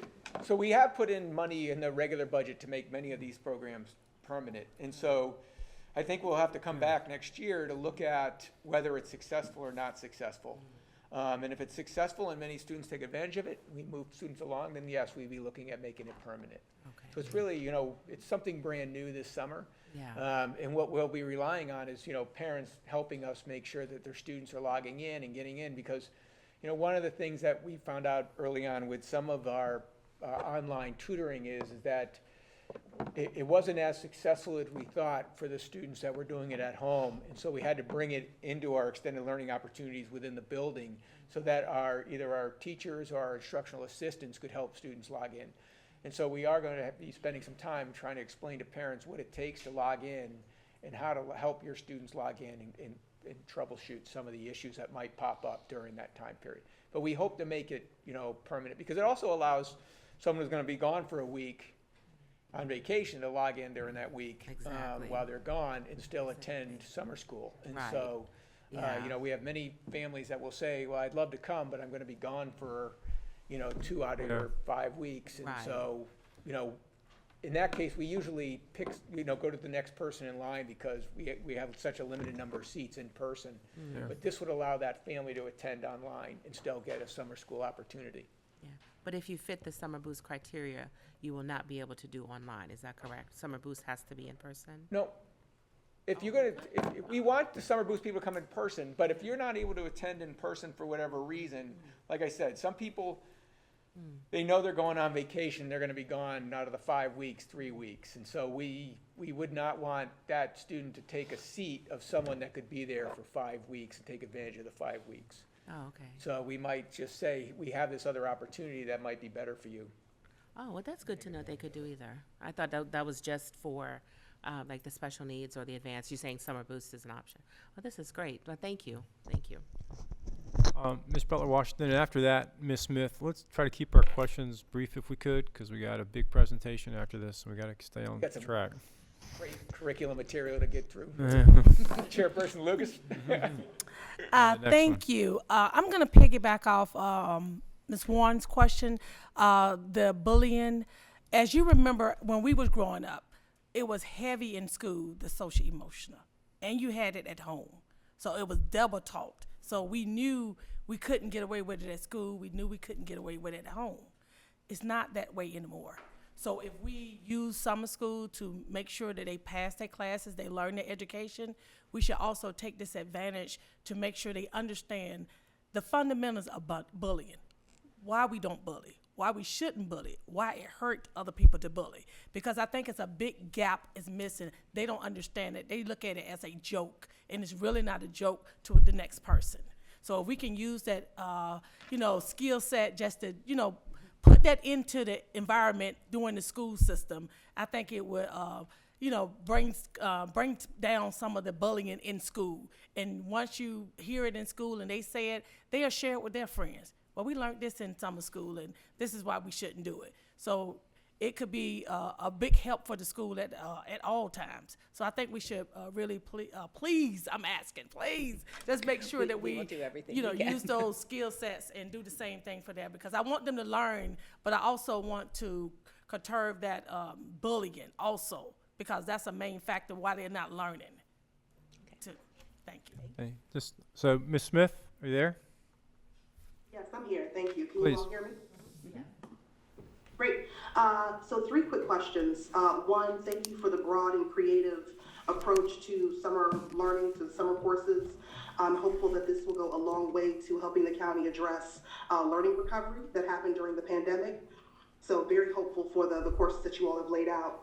My first question was just around data relative to where we saw some gaps in our students' learning that perhaps drove the courses that have been laid out. Do we have any correlation? I'm sure we do, but I'm just curious for the viewing public, the correlation between the student sort of test scores and the data that we saw coming out of student learning and the courses that we're proposing. That was my first question. And then my next question is more so around communication to families. How do we make them aware of these wonderful opportunities so that their kids can take advantage? So as far as the data, we use iReady, and we did a presentation earlier this year when we went over the summer programs and how successful they were. And what we did see was that the students that do attend the summer schools were either able to maintain or gain a little bit within their iReady scores, and as far as in relation to their grade level. And so there is data that does show us that our summer school programs have been successful for students that are attending on a regular basis. And what was the other question? I'm sorry. The other question was more so around communication to families. I'm thinking specifically about the AP Boost. Love that idea, especially as a parent of a rising ninth grader. So just curious how you're going to communicate to parents, families about these opportunities so that their children can take advantage. We send a targeted email out. Email blast obviously goes out just about summer programs in general. And for the programs that are the enrichment camps where students can sign up, and that includes the AP boot camps, there's a link. And so parents just click on the link, or for high school students, they can click on the link and sign up. For the boot camps in the past, we've sent a targeted email blast. So we actually look at the students who are currently enrolled in an AP course for the next school year, and we send an email to those specific parents, inviting them. Okay, thanks. Ms. Mbujima. So really quickly, I just want to suggest something, because I know you guys were mentioning original credits, and right now how you can take one of your fine art credits or get the tech credit. But I would suggest looking into expanding the summer options for an original credit to math classes, specifically Algebra 1 through Pre-Calc. And the reason why I'm saying this is because the way our current curriculum is set up, students cannot take calculus until their senior year, which is a disadvantage for a lot of students, because some of the most advanced AP courses like AP Physics C, which is calculus-based physics, or AP Calculus BC, which is basically Calculus 2, that's not available for students to take because our curriculum, if you can't take calculus until your senior year, you can't take those courses. So I feel like if there was an opportunity for students to take a math class over the summer and then get ahead in math, then they'd have the opportunity to take these more advanced courses and really just better their educational experiences. We agree. And so we are looking into Yeah. that. And one of the things that we're doing right now, though, just to let you know, is we have looked at students and look at students, how well they're doing both in the curriculum and how well they're doing on the iReady scores. And students that are accelerated, particularly in math, we're looking at acceleration for those students, or providing opportunities for them to take a class. Like there's a group of students right now that will be taking geometry during the spring, which will then allow them to go and take Algebra 2. And get to the level that you want, Algebra 2 in ninth grade. And so we agree that we have to look at the opportunities and pathways for students and give more opportunities in math. So thank you. Yeah, that's a good point. Thank you. Geometry last year as Yep. original credit, so that was the Right. first math course. So we're taking baby steps. Yeah. We're getting Yeah. Ms. Creamer. Thank you, Chairman Lucas. Thank you, Mr. Lowndes and Ms. Meisowitz and Ms. Hungerford for this information, because I second Ms. Morley's statements. Like, as a parent, this is a huge amount of programs in comparison, so I really want to outline that for the public. If you've been here for several years, this is a huge increase from the amount of programs that have been offered previously in previous years. And so kudos to you for doing the work to develop programs to meet the needs of students and the interests of students. So I'm just super excited about all the programs that everyone is going to get the opportunity to take advantage of. So just a quick question about cost. So I know we talked a lot of the cost is covered by grants. AlphaBest is covered by a grant now. Are there any programs this summer that will cost parents? Yes, the Nanjemoy Creek Environmental Center, I believe they are charging, and the Lackey swim camp, they are charging. Okay, so outside of those. Outside of those, no. Okay, great. And Food is covered, Ms. Richardson, transportation is covered, all of that. So Great. materials, everything. excellent. Second question is about the enrichment camp. So I noticed that's still half day. Is there no lunch option again this summer? I know that was the case last summer. There is not. We Okay. could not make that work because of the locations Okay. and the need for coverage in between. I know that was popular when we did it a few Yeah. years back, because then they signed up for a morning and afternoon. That's what I did, sign my kid up And we for can both. continue to look at how we can do that in the future, but right now with the staff that we had available, we just couldn't make it work. Understood. And then final question is about the mental health curriculum.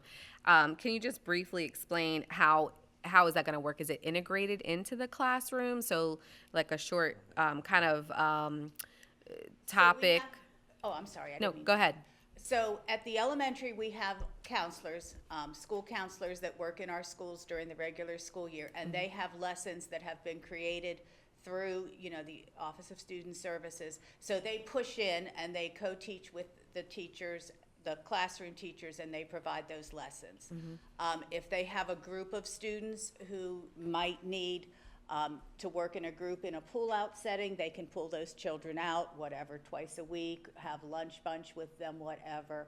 And then again, if there has to be a crisis response, if a child is really having a hard time, then the counselor or the psychologist, if they're there, will respond immediately. Great. One of the things that we are adding this year is we're looking at how can we do some ESY services for our students that are in our Boost program or our summer school programs. Because in the past, we ended up offering separate ESY services, which prevented some of our students that receive special education services from attending some of our academic programs. And they have a need for both. And so we worked with the Special Education Office Department, and we're looking at how can we do have them attend our programs as well as doing some services for their ESY during the school day at that site. Great. Thank you so much. Excellent. That's good. Thanks. Anything else? No, it's a fantastic presentation, and I'm sure going forward, as you mentioned, it's I say all the time, anything you do in a school system requires two things. It requires time and resources, right? And resources are people and money. And so you're going to look, at the payoff for these things that you offer, and may offer more courses in one area, may offer less in others, depending on how you value that return on investment. So thanks for all your hard work. It was a good presentation. And Thank you. all the parents out there, take advantage of what's there. Students too. Please. Thanks. So, Kevin, you're going to stay, and I am going to stay and welcome Linda McLaughlin and Jack Tuttle up here, and we will be quick.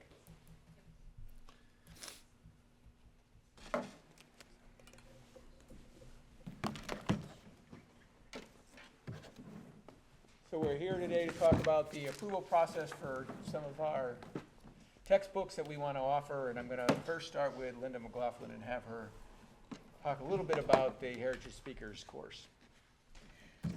Good afternoon, board members. My name is Linda McLaughlin. I'm the CCPS World Language Lead Teacher, and I'm here to talk to you about the textbook and curriculum resource adoption for the Heritage and Native Spanish HNS course.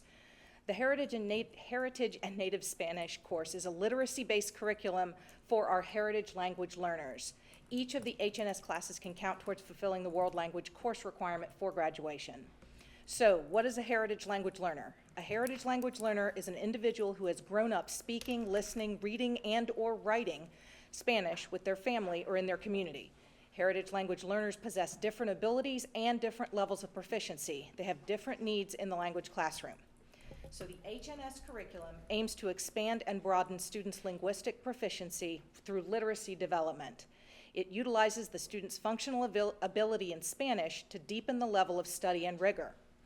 These students do not need to learn basic Spanish vocabulary and verb conjugation. They need to expand what they already know implicitly.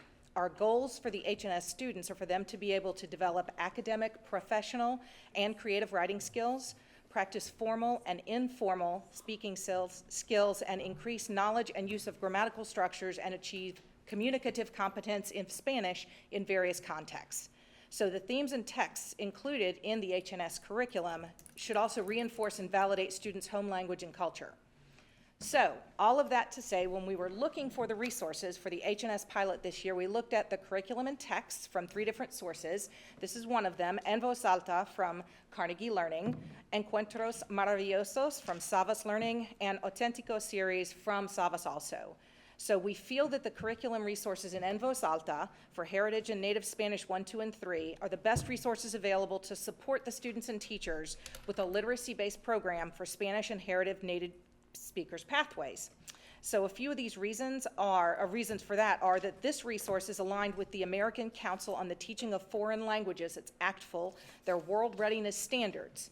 And each level of En Voz Alta targets proficiency ranges and provides guidelines that align with the appropriate developmental and communicative functions within the ACTFL proficiency standards and their can-do statements. The modes of communication and language skills that are addressed and assessed are interpretive reading and listening, interpersonal speaking and writing, presentational speaking and writing, and intercultural communication. The materials of instruction are organized through the use of proficiency benchmarks and proficiency and performance indicators that further align with those ACTFL standards. So the key features of these curriculum resources were that there were a variety of them. They have color-coded differentiation embedded throughout each unit. That's by mode, skill, topic, task, and complexity. The reading selections include literature, informational texts, infographics, and other authentic materials. They have an e-reader library that provides access to Latin American and Spanish literature, and leveled digital readers. That ensures access to literacy and encourages independent reading. There's also an online learning component, which is continuously updated. This resource was piloted this year in 2 middle schools, Hanson and Summers. We did have a textbook review team that was central office staff and teachers from the pilot schools. And the review team did find that the En Voz Alta resources aligned with the ACTFL standards, supported the development of linguistic proficiency for students, provided tasks with a range of challenge for students, and provided opportunities to assess students' linguistic proficiency regarding both the interpersonal communication and academic language. There is a link that we've created on the CCPS website where people in the community can see all 3 levels of these resources. It will go active on the website immediately following this board presentation today and will be up for 30 days until the April 11th board meeting. And there's also a forms link there where community members and parents can leave feedback. Thank you. All right. Thank you, Ms. McLaughlin. Mr. Tuttle? Good afternoon. My name is Jack Tuttle, and I'm the Social Studies Specialist for Charles County Public Schools. I'm here to present a request for a public review and possible future purchase of a high school United States history textbook. The resource being recommended is entitled U.S. History Interactive by Savas Publishing. And in jest with Ms. McLaughlin, I believe if there is a contest at all, this one wins between the two, the thickness and the weight contest that's involved this afternoon. Fair enough. Our current textbook, The Americans by McDougall-Littell, is no longer in print, so it's not a valid option for repurchase or even supplementation. As a result, our Social Studies Textbook Committee, consisting of myself, Mr. Hopkins, our Social Studies resource teacher, and a diverse group of instructional staff, parents, and students, reviewed 3 U.S. history resources that are most closely aligned with the MSDE framework standards for this course. An additional consideration is that our high school social studies program is beginning the process of resequencing our U.S. history and government courses. The purpose of this resequencing is to eventually offer the U.S. history course, currently in 10th grade, in our 9th grade level, and our government course, currently in 9th grade, into 10th grade. This will place our course sequence, that is, in line with most other county social studies programs in the state of Maryland. It will also, we think, provide an easier transition for our students as they move from a grade 8 U.S. history course to a grade 9 U.S. history course that picks up at skill level and chronologically where they left off in middle school. To accomplish the resequencing, we need to teach the U.S. history course in both 9th and 10th grade next school year. Our plan is to purchase a single grade level of new textbooks and then augment the rest of our classes with our current textbook and resources already in our curriculum. Having the new textbook is bound to make next year's transition easier to implement. And eventually, the new resources will be used with the 9th grade course solely when it's U.S. history from 2024-25 school year forward. The review process took place between January and February of this year. And our criteria, 14 specific criteria in all, were in 4 basic categories. First, how well did the resources align with the MSDE framework standards? Second, how well did the resources incorporate social studies instructional best practices?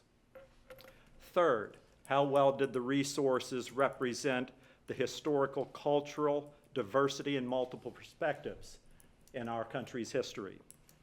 And fourth, how well did these resources provide access for students of all levels, and how were they compatible as a technology tool? In our committee's final session, we almost unanimously agreed on the Savas U.S. History textbook. Many committee members said how user-friendly the print and digital resources were and how engaging the lessons and activities appeared to be. Additionally, the resources received numerous instructional technology awards and received the highest rating from Ed Reports, which is an independent organization that reviews K-12 instructional materials. Per Charles County Board policy, we propose that the Savas digital materials be made available on our county website for public viewing and comment between this date and the April board meeting. Thank you for your time and consideration. All right, thank you, Mr. Tuttle. Appreciate that. Any questions from anybody? So, just so we in the public are clear, so is all the review digitally, or is there, if people want to see a hard copy, is that possible? In this, we can make a hard copy available, but the vast majority of what we'll try to make available is the digital resource. It's simply easier access for folks, and we're hoping actually to get more substantive feedback as a result of that too. Sure. Well, there are other textbooks. We left one here in the lobby, and people were able to come in and take a look at it if they wanted to. We could do that as well. Okay. Yeah, I think that'd be good. And that the link to that on the web page, is that off the home page somewhere? Do we know? I'll make sure it's out there. Just so people know where to get it. I mean, it might be on the, it's not a crawler, what do you call it when the thing scrolls by? On the top of the page. Yeah, Ms. Butler-Washington. The book the history book you proposed. Yes. That book, is it anyone here in Maryland? Is any other school using that booklet? If I have it correct, and I don't have the email in front of me from the publisher originally, is that Calvert County, Cecil County, and 2 other counties, I believe Hartford is one of those. There are at least 4 or 5 other counties that have already adopted this text as their text. And I've reached out to a couple of them who have, they've lauded it as a resource that they've been using for a couple years. It's the most recent publication is only a year or 2 old. Okay, so the link, I didn't see the link in here. So I saw the link for Ms. McLaughlin. I didn't see the link for yours, for your booklet. Right, so it should be up. My request originally to our technology department was to make it active after our meeting today, to make sure we were good to go, so. All right, Ms. Morley. Thank you, Mr. Tuttle. Can you explain to me, you mentioned about the historical cultural perspectives in that book. Can you expand on that a little bit and what considerations went into that? Right, so the specific criteria that was used was to try to make sure that the resources that we were going to choose address the fact that our country is made up of diverse groups, both ethnically, culturally, gender, and a wide variety of other diverse and multicultural aspects that we need to represent within our in our textbooks. We simply can't have a resource that doesn't represent the obvious diversity of our county and the students that we have that are in our classes. So the specific items, I can get the specific criteria statements that we use that were under that general category. I can provide that to you. But a lot of it was specifically on how do we look at events from various lenses, not just from a single majority rule lens. That's important for us to look at different perspectives in history, but also not only to represent, but also celebrate all the diverse groups that have made up the history of our country. Thank you, sir. Okay. Ms. Creamer? Thank you so much for the information. So just a couple quick questions. So with regard to the committee, can you tell me how the review committee was formed? And what type of communication went out about the committee and how folks were able to join, and just a little brief description of that process? Right, so I communicated with all of my U.S. history teachers because I wanted teachers that were actually currently teaching the course. Then I also sent out a general email to as many parents as possible through not only those teachers, but also through the other avenues that I have for communicating within our school system to parents, to invite them to be part of the process. But I did rely on my teachers, especially for the student communication, particularly students that they currently had in their classroom. So we had sort of authentic input from students that are actually working their way through the course. And then that selection process was based on having as diverse a group as we possibly could, representing, again, the diversity that we're looking for in the resource being represented by the committee, and having them meet with us on a regular basis so that we could work through the resources based on that. Okay, so just to clarify, would have been students, teachers, and parents that are of students who are currently taking this history course. Okay, correct. Okay, thank you for that. And was there any, I know you said almost unanimous approval, so was there any pushback from the committee or any negative feedback? And if so, what was that? There wasn't specific feedback on this book in any particular negative way. The one caveat on that is that one of the members did agree that they felt like the user-friendly term that I used that was almost unanimous. Everybody has their own particular ways of liking to work with a particular website, and one of our members said this one wasn't as, quote, friendly as one of the other resources and publishers that we went with. But that was the extent of it. And for that reason, that particular member is the reason why I didn't say completely unanimous, because they chose one of the other sources. Gotcha, but nothing to do with any of the content, just particularly with the style of the book? Not for this resource. Okay, no. Great, thank you so much. And then one question for Ms. McLaughlin? Yes. Okay, thank you. Your resource, is that utilized anywhere else in the state of Maryland or otherwise? Do you know? The only information that I have of where it is used is from the publisher itself, so of course they're trying to market a product to us. Right. But it is used in other states, but there is no one else in Maryland that uses this specific resource. Okay, thank you. Thanks. Ms. Warren? Yes, okay, thank you. Two questions for both of you. I think, one, Ms. McLaughlin, you mentioned the ACTFL. ACTFL. Okay. Readiness standards. Are there any the MSDE standards for that particular? The state standards and the ACTFL standards are aligned. Oh, okay, I just want to make sure because I didn't hear. Basically. Okay, I didn't hear you say the MSDE because I heard you say that, so I just wanted to clarify that. And then Do each of these books provide any like modifications for maybe students with special needs, or if it's that teacher that may not feel comfortable teaching something in that particular curriculum for history? I'm to speak to you first, Mr. Tuttle. Mr. Tuttle. Yes. Are there any built-in modifications or adaptations that the teachers can make that will keep the fidelity of the curriculum or how they teach? Yeah, that was one of the, when I was talking about the various criteria that fit within the 4 general categories and the idea of accessibility of all ability levels for students.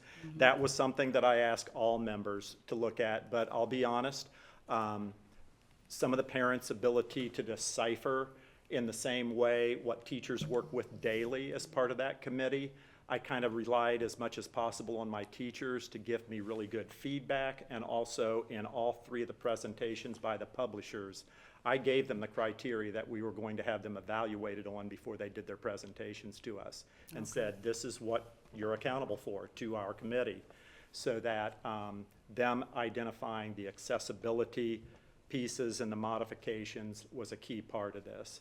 This book in particular was rated much more highly in that category than the other 2 publishers and textbooks that we looked at. Okay, thank you. And the same question, is it, I know it's kind of different because it's language, but.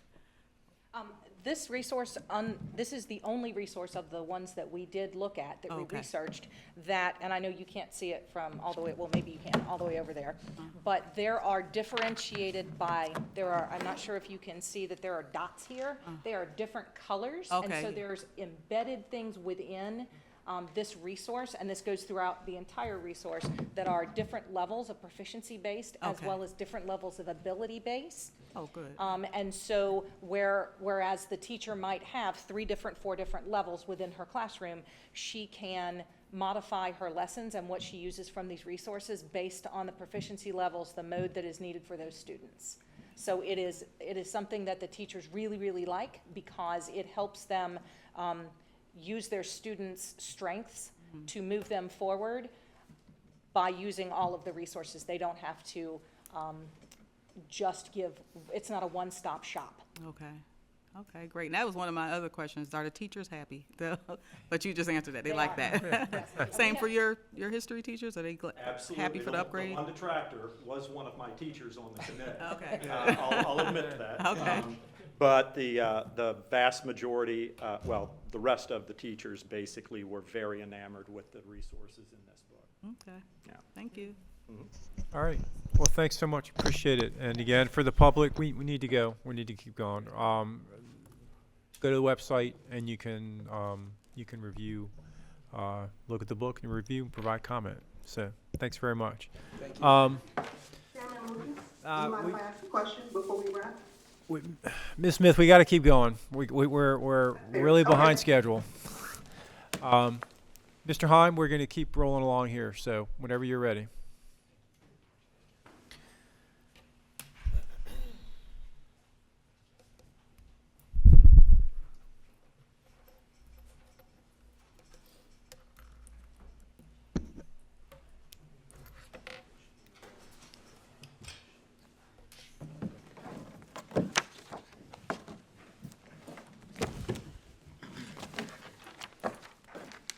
Good afternoon, everyone. Good afternoon. We have the presentation up on the screen momentarily. We were told to be careful with putting that up because of the split screens we have today. I am joined today by Jason Tompkins. Jason Tompkins is our Director of Transportation. Jason joined Charles County Public Schools back in mid-September, and we are excited to have Jason on board. Today we're giving a presentation on bus transportation, past, current, and future. So Jason and I are going to go back and forth on these slides to discuss the slides with you, and then we will entertain questions at the end of the presentation. Good afternoon. Afternoon. All right, I'll start off.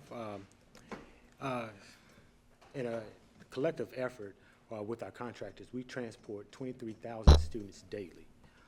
That number helps us cover 6.5 million miles a year. And that's going as north as Baltimore, as west as Fairfax County, and east to Annapolis. Currently, we have 295 unique bus routes. With that, we cover 31, giving us an 11% stake in our operation. And our contractors are 89% with 264 routes. Next slide. All right. Our contractors range in size from 2 routes to 41 routes, with a median of most of them falling in between less than 15 routes. As you can see, that next number speaks to fleet readiness. We have 11 spare trip buses, while our contractors as a collective have 60. And if I could just add a clarifying point, so when we talk about spare and trip buses, so we have paid spares, so a number of contractors are allotted paid spares, so those are used in the event that you have a breakdown, an accident with a bus, and the contractors are paid a fixed management fee if they are in possession of a paid spare. There are trip buses, so when our teams, we talked about we had honored some of our state champions earlier in this meeting. When our teams travel on buses and they're transported by the contractors, those are on route buses. So with those route buses, which are part of the 60 combined paid spares and route buses, I'm sorry, not route, trip buses, the trip buses, they only get paid for those when those buses are used. So there's no fixed management fee for a trip bus. So they're paid a fee, and then they're paid based upon the time and mileage for that trip, leaving from one high school, going to another high school, whatever that venue may be, and then back. And as you can see in the 10-year progression of transportation, in 2013, 2014, we had 0. Moving on to the next year, we finally got some skin in the game. We had 2014, 2015 had 4 buses. Moving on, pre-COVID, 6 buses. And then post-COVID, we had 10. And then moving on to the beginning of SY 22-23, one of the contractors went out of business and we purchased 21 buses. So with that, we took over a share of those buses, and then some of those buses that were turned in by that contract went out of business were then offered to other contractors. So it was a combination of some of the contractors being offered some of those routes, and then we took on the majority of those routes that were turned into us. All right, this next slide, and this is from an FY22. That's the latest information that MSDE has. They'll collect the same data near the end of this school year. But one of the pieces of information that is shared around the state through this information on MSDE is the breakdown. So you'll see all 24 counties, all 24 school systems listed here. And then you see the breakdown of the number of public-owned, which means the school system owns those buses. And then you'll see contractor-owned buses, means that they are contracted through private contractors. And then you see the total. So for Charles, if you skip down to about 1/3 of the way down, you'll see for FY22, as Jason just referenced, we had 11 buses, but I wanted to put in there the current information for us because it did increase from 11 to 31 route buses for FY23. Then the number of contracted, you can see how that decreased from 285 last school year to 264 this school year. And you'll see if you look through that and you start breaking down those numbers, typically the largest school systems such as Montgomery County, Prince George's County, they own their school buses. The medium-sized school systems such as Charles, you'll see a mix of owned and contracted out. And typically, but there are exceptions to it, the smallest school systems in the state are typically all contract-based, but again, there are some exceptions to those. So if you do that breakdown, it's about 54% of the buses that run in the state of Maryland are system-owned, and 46% of those buses that run in the state of Maryland are contracted out to private contractors. Right. Next thing we want to discuss is the transportation budget.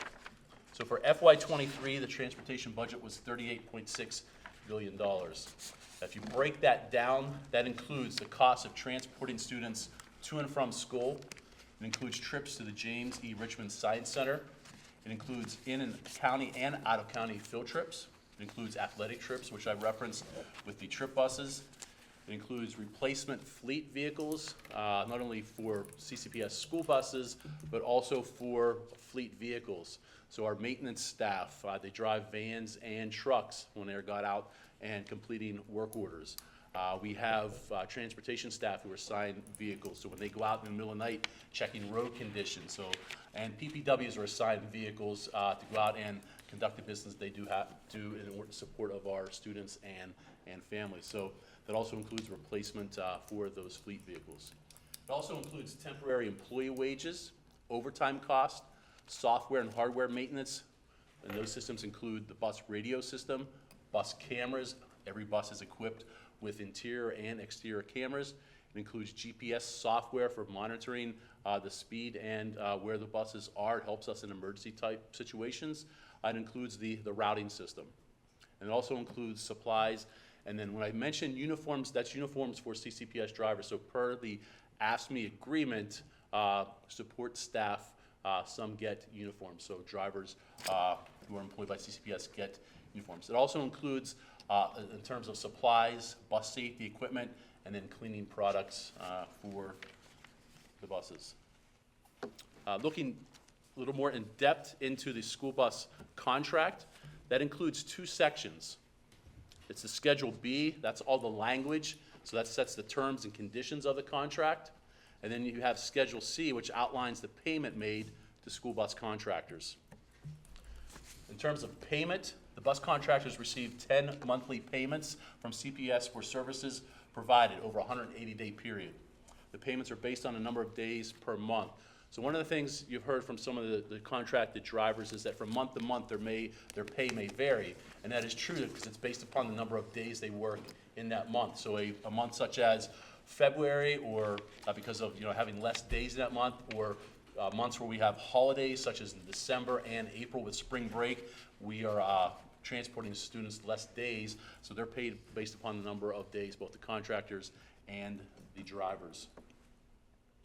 Looking into the per vehicle allotment, the PVA, so you get 10 monthly payments for the PVA, so let's break them down over 10 equal payments for the PVA, and we'll go into more specifics about the PVA here in a second. It also includes the monthly pay and operational fee, the fuel factor and maintenance factor, bus driver and or bus attendant wages. So special education buses have a driver, but they also have one attendant, in some cases have 2 attendants on the bus. And optional bus driver and bus attendant benefits such as health insurance, retirement, and life insurance. The PVA is the annual amount a school system provides to its bus contractors to reimburse them for the purchase price of a school bus. The PVA is paid during the first 6 years a bus operates. For FY23, the annual PVA for a regular education bus is $23,091, paid over a 10-month period. This next chart is going to show what a typical regular education bus would receive in a year based upon if that bus ran 20,000 miles, which is around the average that a bus would run during the course of a school year. So I just referenced the PVA, so again, that's $23,091. Both regular education and special education buses receive an administrative fee which is paid in August, and that fee ranges from $1,519.98 to $2,518.92. That higher amount being a special education bus that has air conditioning on it and also has a lift for helping students who are in wheelchairs to get on and off the bus. There is a higher administrative fee for that because of the increased maintenance for those 2 additional options that those buses possess. There's an operations fee that every bus, regular ed and special ed, gets, which is $11,600 per year, and again, that's broken over a 10-month payment equally. And then the maintenance and fuel costs, and again, I used 20,000 miles, which is roughly the average number of miles that a school bus runs. So the current maintenance factor is $1.01 per mile. With the fuel, we take a monthly fuel survey where staff in transportation contacts 7 service centers who provide diesel, and then they take an average of that and they use the particular miles per gallon for a 64 passenger, 48 or 54 passenger bus to come up with a formula. So for the February, that fuel factor was 52 cents a mile. So the combined maintenance and fuel that I used for this scenario was $1.52, which was the February maintenance and fuel factor. You add up those payments and a typical bus that is a regular ed bus, not a special education bus, would get around $66,610.98 for the year. And again, that excludes the driver wages and benefits. All right, this next graph will show the payments over the 15 years of the bus. So in Charles County, the buses are on the road. The life term for a bus is 15 years. We got an exception through MSDE about 10 years ago to increase that lifespan of a bus from 12 years. So per COMAR, it is 12, but also with COMAR does allow for a school system to seek additional years for a bus, and we did do that about 10 years ago. So if you take a typical regular education bus, and I mentioned earlier that we pay the PVA for the first 6 years, that's the price of the bus, plus prime plus 2%, and those PVA payments paid out over the first 6 years of the bus total $138,546.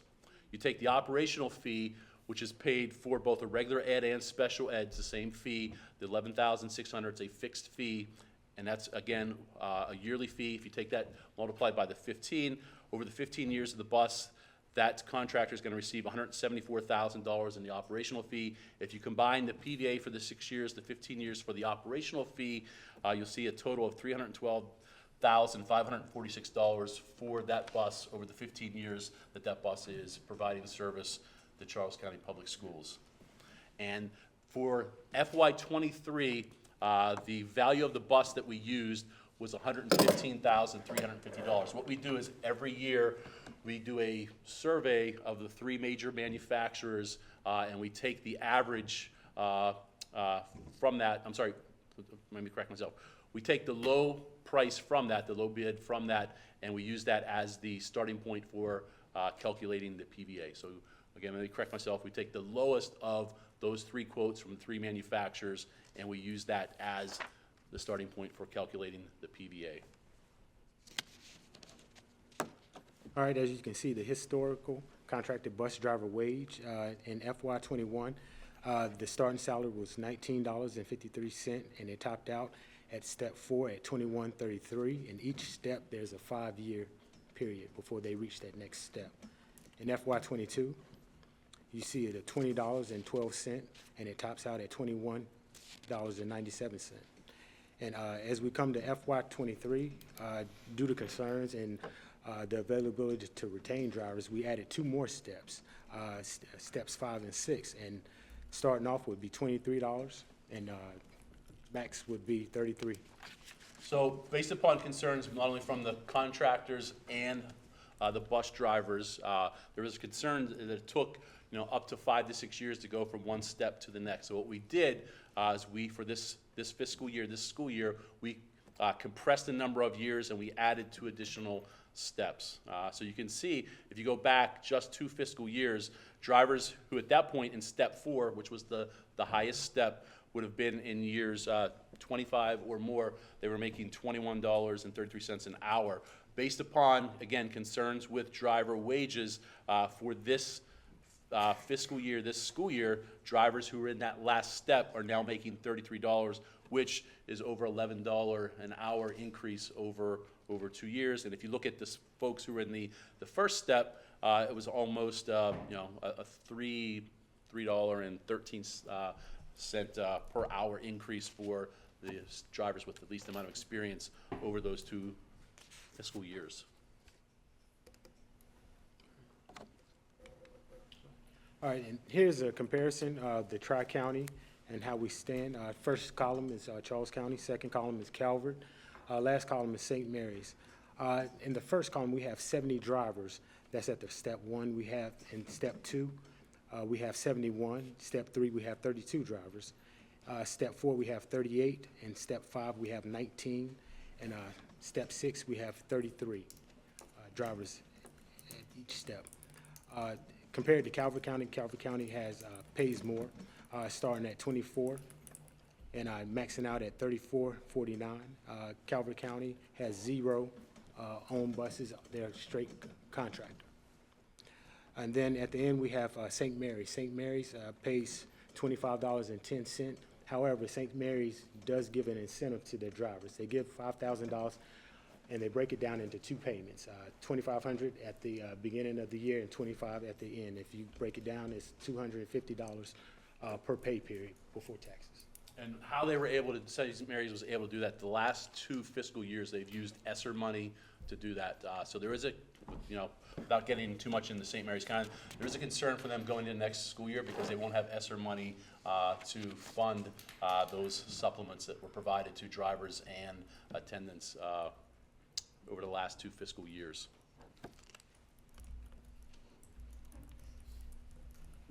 All right. All right, bear with me with this next chart. There's a lot of information on this chart. So what I did was showing all 6 steps, which we've talked about, which we expanded from 4 to 6 steps for this fiscal year and school year. I wanted to show the number of years of experience, and you'll see in those steps how drivers are classified based upon their years of experience.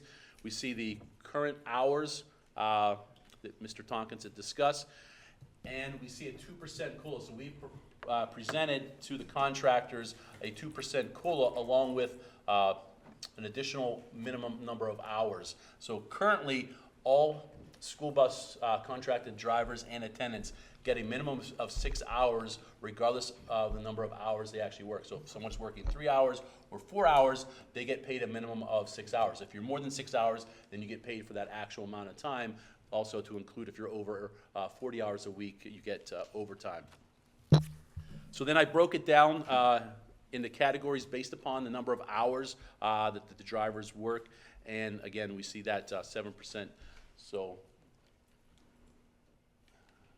all right, percentage of drivers. So there are 282 contracted bus drivers, all right? When you look at the percentage of those drivers who are driving less than 4 hours, right, it's 4% of the drivers. So what we are proposing for next school year, that those drivers who fall into that category would continue to get a 6-hour minimum. The drivers, these circles should appear. There we go. Okay. The drivers who are working 4 to 6 hours for next fiscal year, what we're proposing is that they would get that additional minimum hour of going from 6 to 7 hours, and that's 23% of the contracted drivers. Moving to the drivers who are between 6 hours to 7 hours, that's 64% of the contracted school bus drivers, or a raw number of 181 drivers out of that 282 drivers. And what would happen there is those drivers, again, who are making 6 or working 6 hours would go from 6 to a minimum of 7 hours next year. If you're making 6.5, you would get that additional half hour to go from 6.5 to 7 hours. All right, and the last column, which it skipped over there, I apologize. We have 25 drivers, or 9% of the drivers, who work more than 40 hours a week, or 8 hours a day. And again, keep in mind, those drivers get time and a half when they go above the 40 hours per week.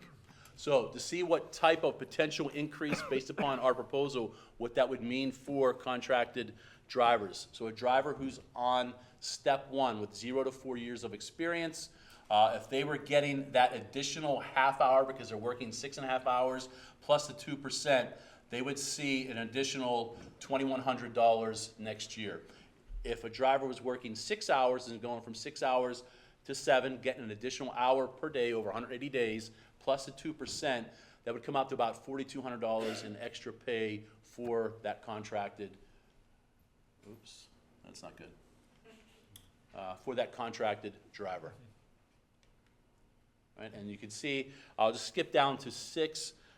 Some drivers, again, who would be in that step 6, meaning they work 25 years or more for the school, in service with the school system and the bus contractors, going from 6 to 7 hours, an additional hour per day over 180 days, plus the 2% COLA increase, that see roughly a $6,000 increase in pay for next school year. And if someone was in that step 6, getting the additional half hour over 180 days plus the 2% COLA, it'd be roughly $3,000 increase in income for next school year. All right, Moving on to discuss benefits and for contracted bus drivers and attendants.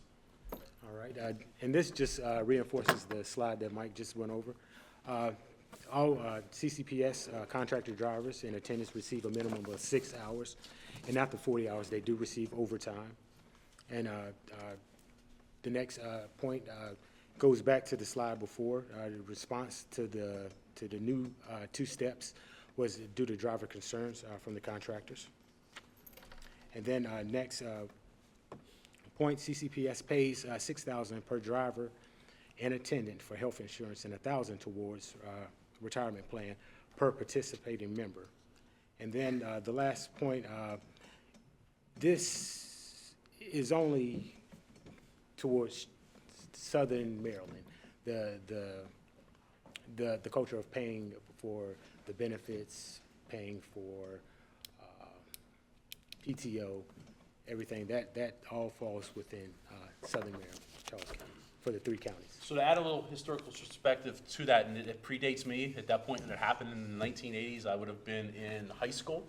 But going back to that point, there was a strike that occurred in Charles County. So one of the concessions was made, of a number of concessions were made during that period of time to get the drivers to come back to work, was obviously addressing pay concerns at that time, but also introducing benefits. So if you go back to prior in the 1980s, the contracted bus drivers and contracted bus attendants received no benefits, or the CCPS did not contribute towards benefits. So again, to get the drivers back as a result of that strike back during that period of time, Charles County began offering partial contributions towards the health insurance, life insurance, and a retirement. And then because of, again, get into the historical perspective of that, once Charles County did that, it put some pressure on some of the surrounding counties. They're also contracted, so as Jason has referenced, St. Mary's and Calvert are also contracted, where Calvert completely contracts out all their services.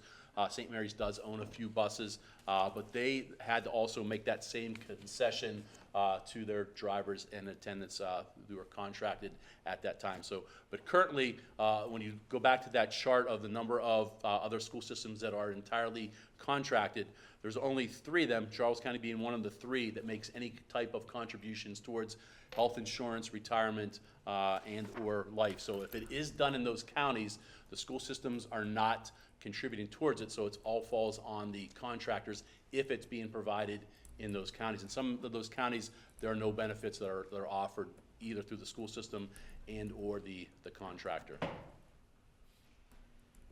All right, for the next slide, the benefits for contracted bus drivers and attendants. As you see, the total premium for health care is $10,000. Charles County takes care of 6, the contractor and the driver contractor carries on the $2,000. The life insurance total is $210. Charles County covers the $150, and the contractor and the driver cover $30. Excuse me. And then for the retirement, CCPS covers $1,000, and the contractor at the end of the year would have paid, and the driver would have paid $81.25. And I'm gonna start from the bottom up. As you see in FY22, CCPS contributed $650, and then as of FY23, we gained up to $1,000. Again, based upon concerns by the contractors and the drivers and attendants, so that was an increased CCPS contribution, and the contribution for the contractor nor the driver increased. All right. The next thing I'm going to discuss are 2 transportation studies that were conducted. The first study that was conducted was back in 2012, and that committee was formed. That study was conducted based upon findings from the Office of Legislative Audits. The committee evaluated bus contractor payments based on current market conditions at that time. They compared local transportation costs to state and national transportation costs, and they evaluated bus service options moving forward.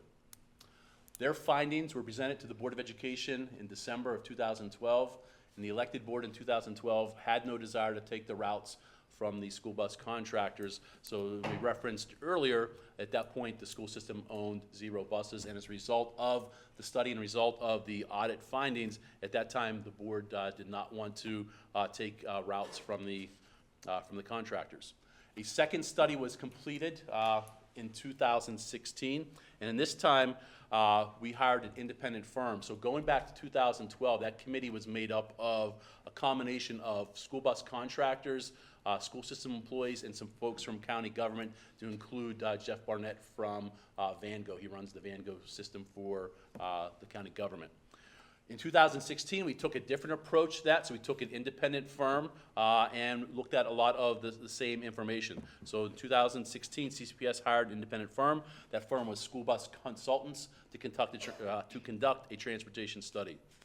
Their findings: the firm argued against CCPS undertaking a conversion to a fully insourced organization, but they also concluded that it may be necessary to reconsider if substantial changes occurred in the contracted rate beyond the rate of inflation, or if the service levels deteriorated. Given the projected growth in the district, consideration should be given to ensure new school sites could accommodate a transportation facility. This would lessen the financial impact of a conversion, but also shorten the implementation phase. CCPS increased its fleet from 4 route buses in 2016 to its current fleet of 31 route buses. Okay. Further responses to the audit and the 2 studies: CCPS restructured the master school bus contract and Schedule C to include payment of the PVA during the first 6 years of service instead of 15 years. So prior to those 2 studies, PVA was paid over the 15 years of the bus. CCPS also applied the Washington, Arlington, Alexandria CPI Consumer Price Index for transportation for increases for the maintenance factor, the administrative fee, the fixed management fee for spare buses, as suggested by the audit. So prior to that, it would be a discussion that would be held between the school system and the bus contractors. They would say we would need approximately this percentage in increases. If the school system accommodated it, that would happen. To address the concerns from the auditors, to tie it to an economic index or matrix, we tied that to the CPI for the Washington, Alexandria metro area. CCPS also implemented a standard fee, including time and mileage costs for providing service for field trips and athletic trips. Previously, the school bus contractor provided quotes, which led to the lack of consistency. So you could theoretically have 2 contractors doing trips. One could be taking kids from Lackey to McDonough, and the other contractor could have been taking kids from Lackey to McDonough, and you would see different fees charged for that based upon that business and their operating cost. So to correct that, we put in a standard operational fee plus applying the time and mileage to that to address the concerns of the auditors for athletic trips and field trips. Also, the 4th bullet: CCPS deducted the federal fuel tax from fuel payments to school bus contractors beginning in FY18. And that combined federal and state is roughly 61 cents per gallon. Right? The 5th bullet: CCPS purchased and placed 4 route buses, as we mentioned, in service for the first time in school year 14-15. And then most recently, the last bullet, CCPS submitted a local CIP request for FY24 to the county commissioners for a bus lot and facility to support possible further expansion of the CCPS fleet. All right, current challenges. First bullet, there's no surprise. There's a shortage of CDL drivers, and not just bus drivers, but CDL holders. And so that's one thing that we're trying to combat in transportation. And for the next bullet, it's a process to maintain a CDL. You have to have your endorsements, and then you have to have just a new driver coming in. It will take them from 3 to 6 months to get his CDL and be able to drive. So that wait time would hinder the operation. So those are 2 of the main challenges that we're facing. And then also the director of transportation of each LEA is the gatekeeper to the certification, being decertified for the driver. And once a driver is decertified, he's no longer in that applicant pool for driving for the state of Maryland. So that's another thing. Once they're removed from that applicant pool, we can no longer pull on that driver to drive. And so now that driver has to find a new way to find employment.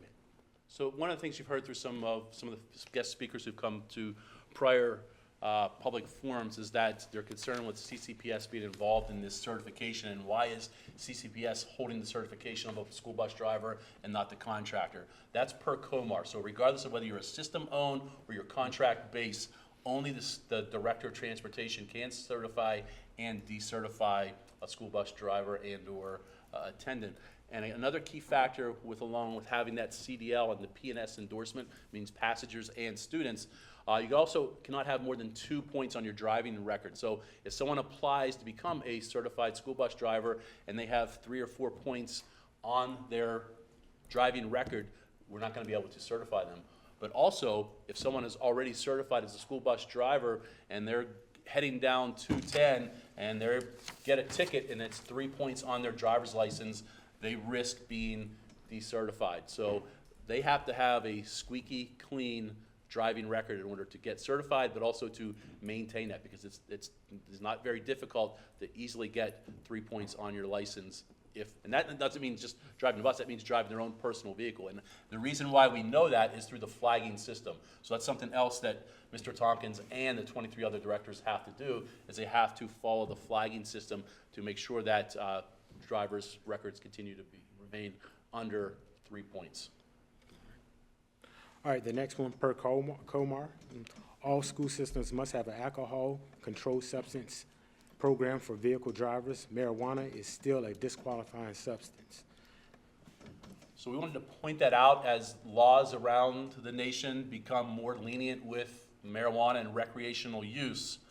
Regardless of if someone is a resident, and we do have residents in Virginia who drive for the school system, or if things change in the state of Maryland with recreational marijuana use, our drivers who are contracted and also the drivers that we employ are in the random drug and alcohol pool. So we have to draw a percentage of drivers and attendants throughout the school year. So if they are using something recreational that someone else who's not possessing the CDL is using, again, they risk being decertified. And again, only the director can do that, not the contractor, in terms of decertifying or certifying.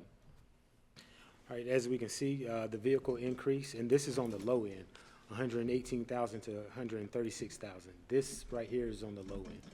You can get a nice fancy school bus with all the bells and whistles probably for 176,000. Moving on. Oh yeah, the electrical bus, and that too is on the low end of 250,000. Those range from that to 400,000. One of the concerns that we've been having, and I've heard in the meeting earlier, is the escalation of problems on the school bus, having students act out on the school bus. So that's one of the concerns for the drivers, and that's one thing that keeps the drivers from returning. But I have had the opportunity to schedule a meeting with Dr. Jones and the bus monitors, and we had a meeting last week to pinpoint and to start an action group to help combat some of these behaviors on the school bus. And then the last one is the stop-arm violation. And this one I called Bus Patrol and to get a printout of how we're actually doing in Charles County. And so this number I'm getting ready to tell you is a number that's already paid, this is the amount they have already received from violators. So we've had 2.2 million collected from violators, and that is 6,912 times, 12 fines. So that's 6,912 times that a student could be accidentally hit from lack of safety from oncomers. So that's already above last year. So for all of last school year, the last sentence you'll see in that last bullet is CCPS issued 6,700 citations last school year. There were over 8,000 violations that were reviewed, but based upon the circumstance. So before that citation is issued, a sheriff deputy has to go and review that video to confirm that there was a violation and all proper procedures and protocols were followed. But again, we still have over 3 months of school left, and we are already over the number of citations and violations that occurred from last year. That partnership we have, the MOU we have with Bus Patrol is that company. Number of benefits for CCPS. Number one, it was at no cost for CCPS to have those cameras installed both on the interior if we're looking at some of the behavior concerns, but also the cameras that are on the exterior of their bus. But Jason referenced that the number of fines were collected. CCPS does not partake in any of those fines that are collected. So that was part of the MOU. So those are split between the sheriff's office and bus patrol, and that was a decision that was made in consulting at that time. This has been a process of going back to 2 previous superintendents, and nothing against the superintendents, but it was coming to that agreement between the sheriff's office and those potential vendors in terms of getting that equipment on there, how it was going to be monitored, and the breakdown. So it took about 10 years, but finally we have these exterior cameras on there, and we're hoping that it's it's definitely raising awareness for those who are issued those citations. But we're hoping it's raising awareness around the county, because if you remember back, for our current board members or other board members who would remember back at that time, several years ago we had a young elementary student who was hit at a bus stop and was severely injured at that time. So we are very grateful to have this program in place in this partnership with CCSO and Bus Patrol. All right, the next steps, CCPS submitted a local CIP request for FY24 to the county commissioners for a bus lot for the facility to support possible further expansion of CCPS fleet. And then the next one for FY23, so we have a pilot program for the Where's the Bus app. Currently, we have 12 families piloting the app, giving me feedback on how they're able to view the students, how friendly it is to the parents, as far as operational wise, and the timely updates that they receive. So the current way that parents and community members find out about late buses is that we post late information that is shared with us from the contractors to us on our website, and then also through our Twitter account. We'll tweet that out. So it might say, bus 15 is running 20 minutes late to Lackey. This Where the Bus app would allow parents to have real-time information on the location of that bus. And then the other bullet that's part of that last segment is that Jason, in working with the contractors, and this started going back to last year, in the creation of an evaluative tool that's going to be used for this to be the first time implemented for this school year to evaluate the quality of service that we receive from those 24 school bus contractors. And it was a collaborative effort, so it was not something just that the school system created. It was sitting down with a select number of them, the contractors. They were, it was volunteer opportunities to take part in that. So to work together to put this evaluative tool in place for this school year and moving forward. I know it was a lot of information that was presented, so at this time we will entertain questions. Fantastic presentation. Let me just say that. I'm going to start with Ms. Smith, so she gets a chance. So Ms. Smith, are you there? And then Mr. Hancock. Here, thank you. Okay. Well, one, just quickly from Ms. McLaughlin's presentation on the new Spanish textbook, just want to ensure that we are reaching out to our ESOL parents to get them to respond to it. Not a fan of if we post it, they will come, intentional outreach.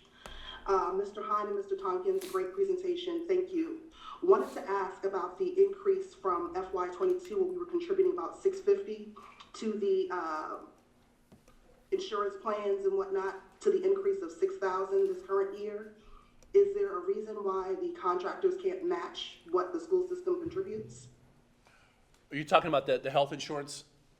So that if there's slide 14. Right. So again, just to retouch on that. So we max that out at 10,000. A driver could have a policy that's valued at more than 10,000, but in terms of what the contributions CCPS will make, that is maxed at 10,000. And again, this percentage is 60% from CCPS, and then 20/20 from the contractor and the driver. So our payment for a $10,000 policy would be 60%, and based upon anything below that, again, it's 60%. If the contractor wanted to contribute more than their 20%, then that's something that a contractor could make on their decision. But we are stipulating that they must contribute at least 20%. And the same thing with with wages. If a contractor wanted to go above the minimum that we set, they could do that. And so there is no situation in which they can match what we provide? We have to do 60%? If we wanted to decrease our percentage, is that what you're saying, Ms. Smith? Yes, I'm just curious why the contractors couldn't match what we provide. So rather than us doing 60, it's a 50-50 split. Okay. That's something that would have to be, that would have to be a discussion would take place between CCPS and the contractors.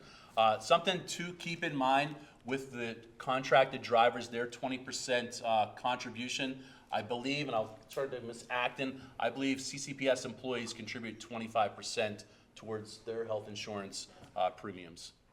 So our contracted drivers are paying less than what a CCPS would in terms of their percentage. But yes, to Ms. Smith, that's something that could be looked at in the contract, if that was the desire. Thank you. Okay. Thanks, Ms. Smith. Mr. Hancock.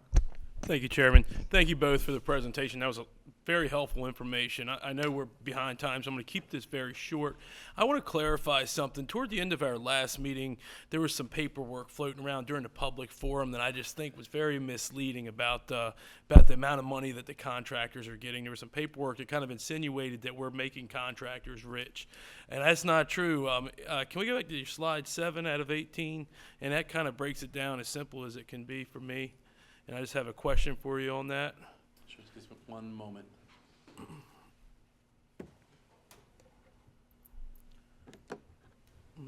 So that bottom figure, that $66,610.98, that's not a gross payment. That's the money that we're giving per vehicle to keep and run that vehicle on the road. Correct. So that's what we're paying that contractor. So it's not saying what it actually costs the contractor to run it at those specifics that are listed there. Sure, but fuel cost, that would come out of that as it's listed. So that's not money in the contractor's pocket.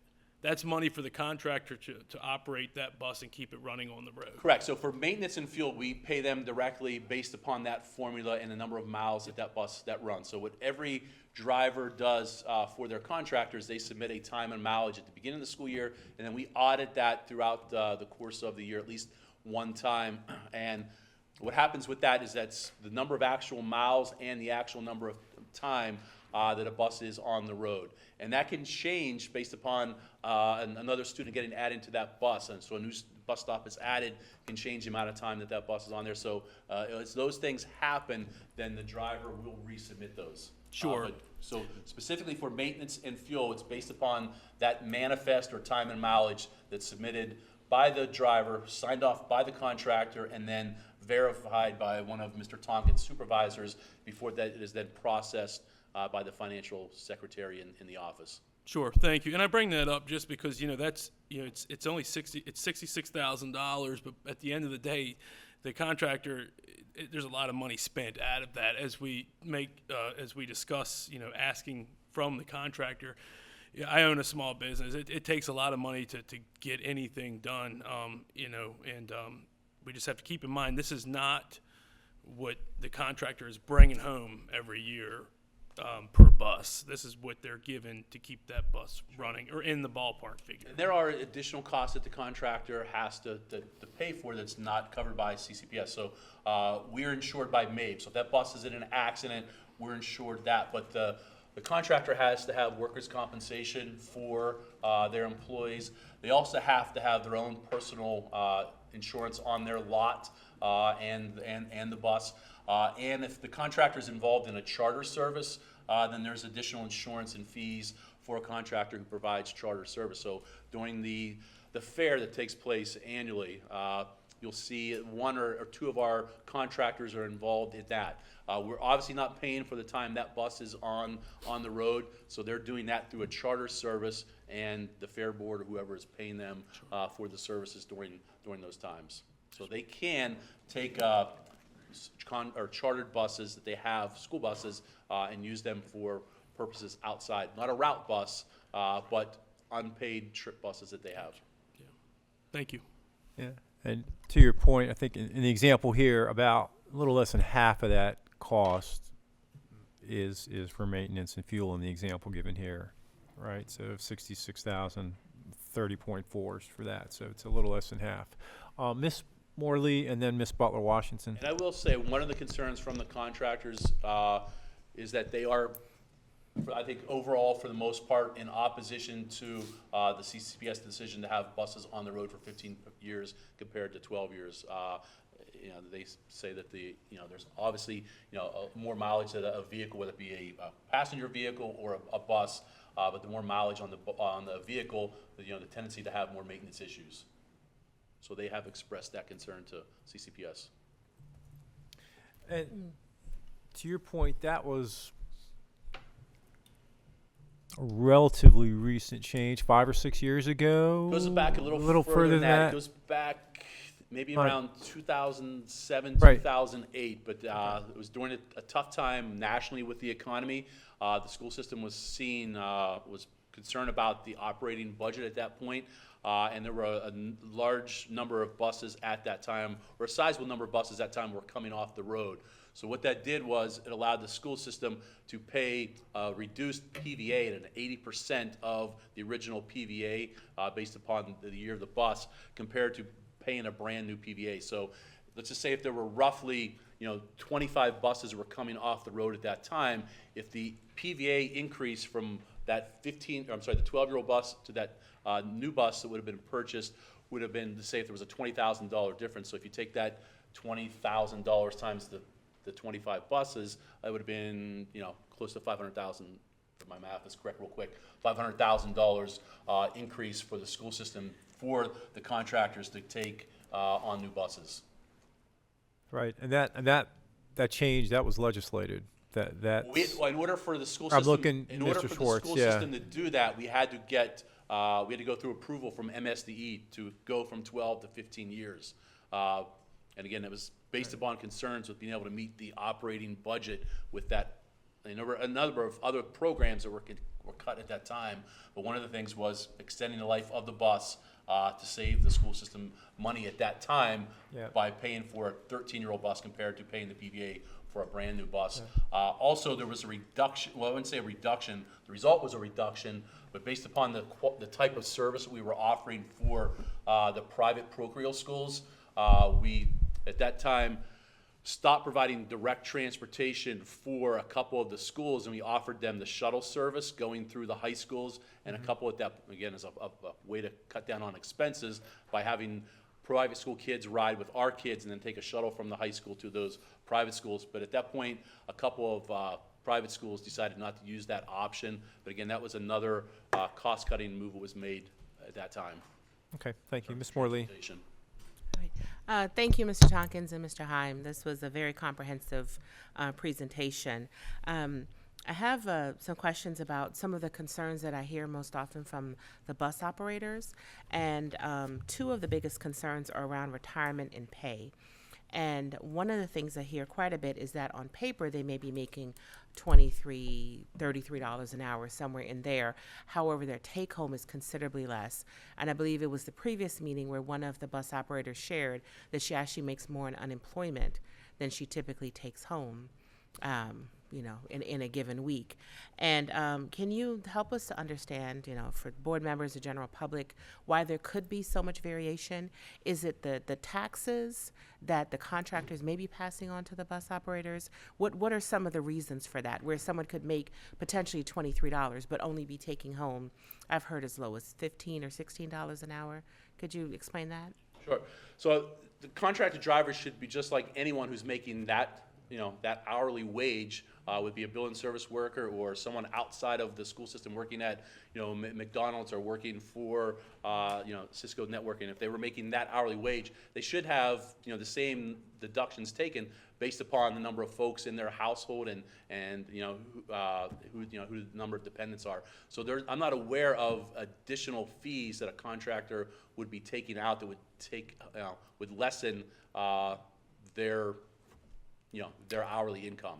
Now, if they have the benefits, as we mentioned, they do make a 20% contribution towards the health insurance if they opt for the health insurance policy. And it's not mandatory that the contracted drivers take them. Some are retired drivers or their spouse, has a job and they use their spouse's health insurance. But if they do opt for that, those deductions are taken out, and along with the life insurance if they opt for that and the retirement. But in terms of additional fees, there should not be, I'm not aware of additional fees that the contractors or taxes that they would be taking out. They'd be taking out the standard Maryland and federal taxes that any other person would have deducted from their pay. So in theory, there should be consistency across all the contracts in terms of what the bus operators are taking home, subject to any deductions that they have. Subject to the number of days they work for that month and the number of hours. Okay. And can you help me understand why CCPS only pays $1,000? Because we've heard quite a bit about that as well. How did you arrive at that number? Because it just, on the surface, it's not sustainable. It's not enough for anyone to retire on. Sure. So and without getting too much into, us versus them situation, keep in mind that Charles County is only one of 3 contracted, either fully or partially contracted, that makes any contribution towards benefits. So there are 11 other school systems that are contracted that provide, no contribution to that. So, one of the factors in that is that they're not, yes, they provide a service for the school system, but they're not our employees. So we are contributing $1,000 towards someone who's not, not our employee, but contracted to us. Yeah, let me, and I will pass on what was told to me, some historical perspective. If you go back a couple of decades, this position of being a bus operator was not one that was viewed, quite frankly, as a full-time job. It was a lot of retirees, and people did it to earn a little money, and so so even offering that eventually, as Mr. Heim said, is something that most counties don't even do. Again, that's historical perspective. I'm not saying whether it was right or wrong, it's just historical perspective, okay? And things have evolved, and as we heard from Mr. Tompkins, the ability to get CDL license drivers is difficult. So we in every other school system have to pivot a little bit in how we think about that. But that's the historical perspective of why that is. And to the part about the take-home pay, they also pay Social Security and Correct. Medicare and Medicaid, so that's, deductions at any 8% of your salary that's gone right there. So just want to make sure that was the case too. But when there are specific concerns about, a driver feeling that they're not getting, if they bring that to the attention, we've looked into situations, and there have been some situations where a driver wasn't placed in the correct step, and we've made those adjustments. So they were placed in step 1, but they should have been in step 2. So when, through public forum or when people have reached out to us and there have been concerns about the benefits and the pay, and them getting the amount they should actually be getting, transportation, and where there have been issues, and those issues have been, corrected in working with the contractor. Okay. If there is a, I guess a consensus to look at the amount that the CPS contributes towards the health benefits, then that's something we'd have to do. But when those things have to be considered at an earlier part in the school year, when we develop our operating budget. Okay. And one other question around, I know you said that there's a plan to look at a lot, and I know that, previous discussions and conversations, given the size of the fleet, one lot may not be sufficient. Is that the starting point? I'm trying to understand how you envision CCPS transportation maybe 5-10 years down the road. Is this the starting point of others to come, given the size of the county and, et cetera? Sure. So looking at increasing the fleets, one of the things that we have to do, and that's why we put the request into the county for a lot, we have to improve our infrastructure. So currently all of our buses are housed across the street over between the maintenance shop and Annex 1, which is Annex 1 is where the transportation staff has their offices.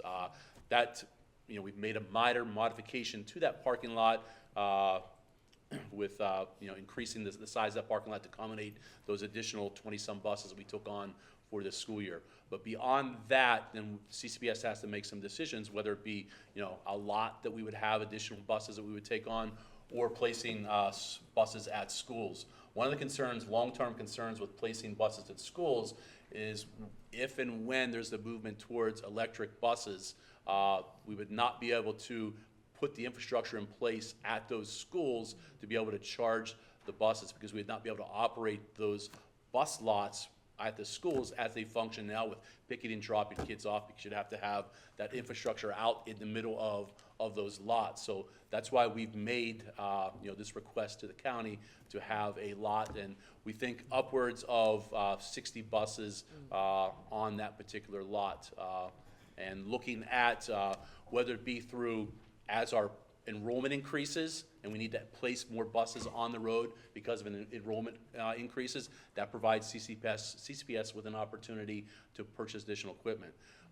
What happened with this past year with that contractor going out of business, that provided CCPS with an opportunity to look at all those routes and make a decision how many of those routes we could take on with our current infrastructure that we have, and then how many routes we would give back out to the contractors.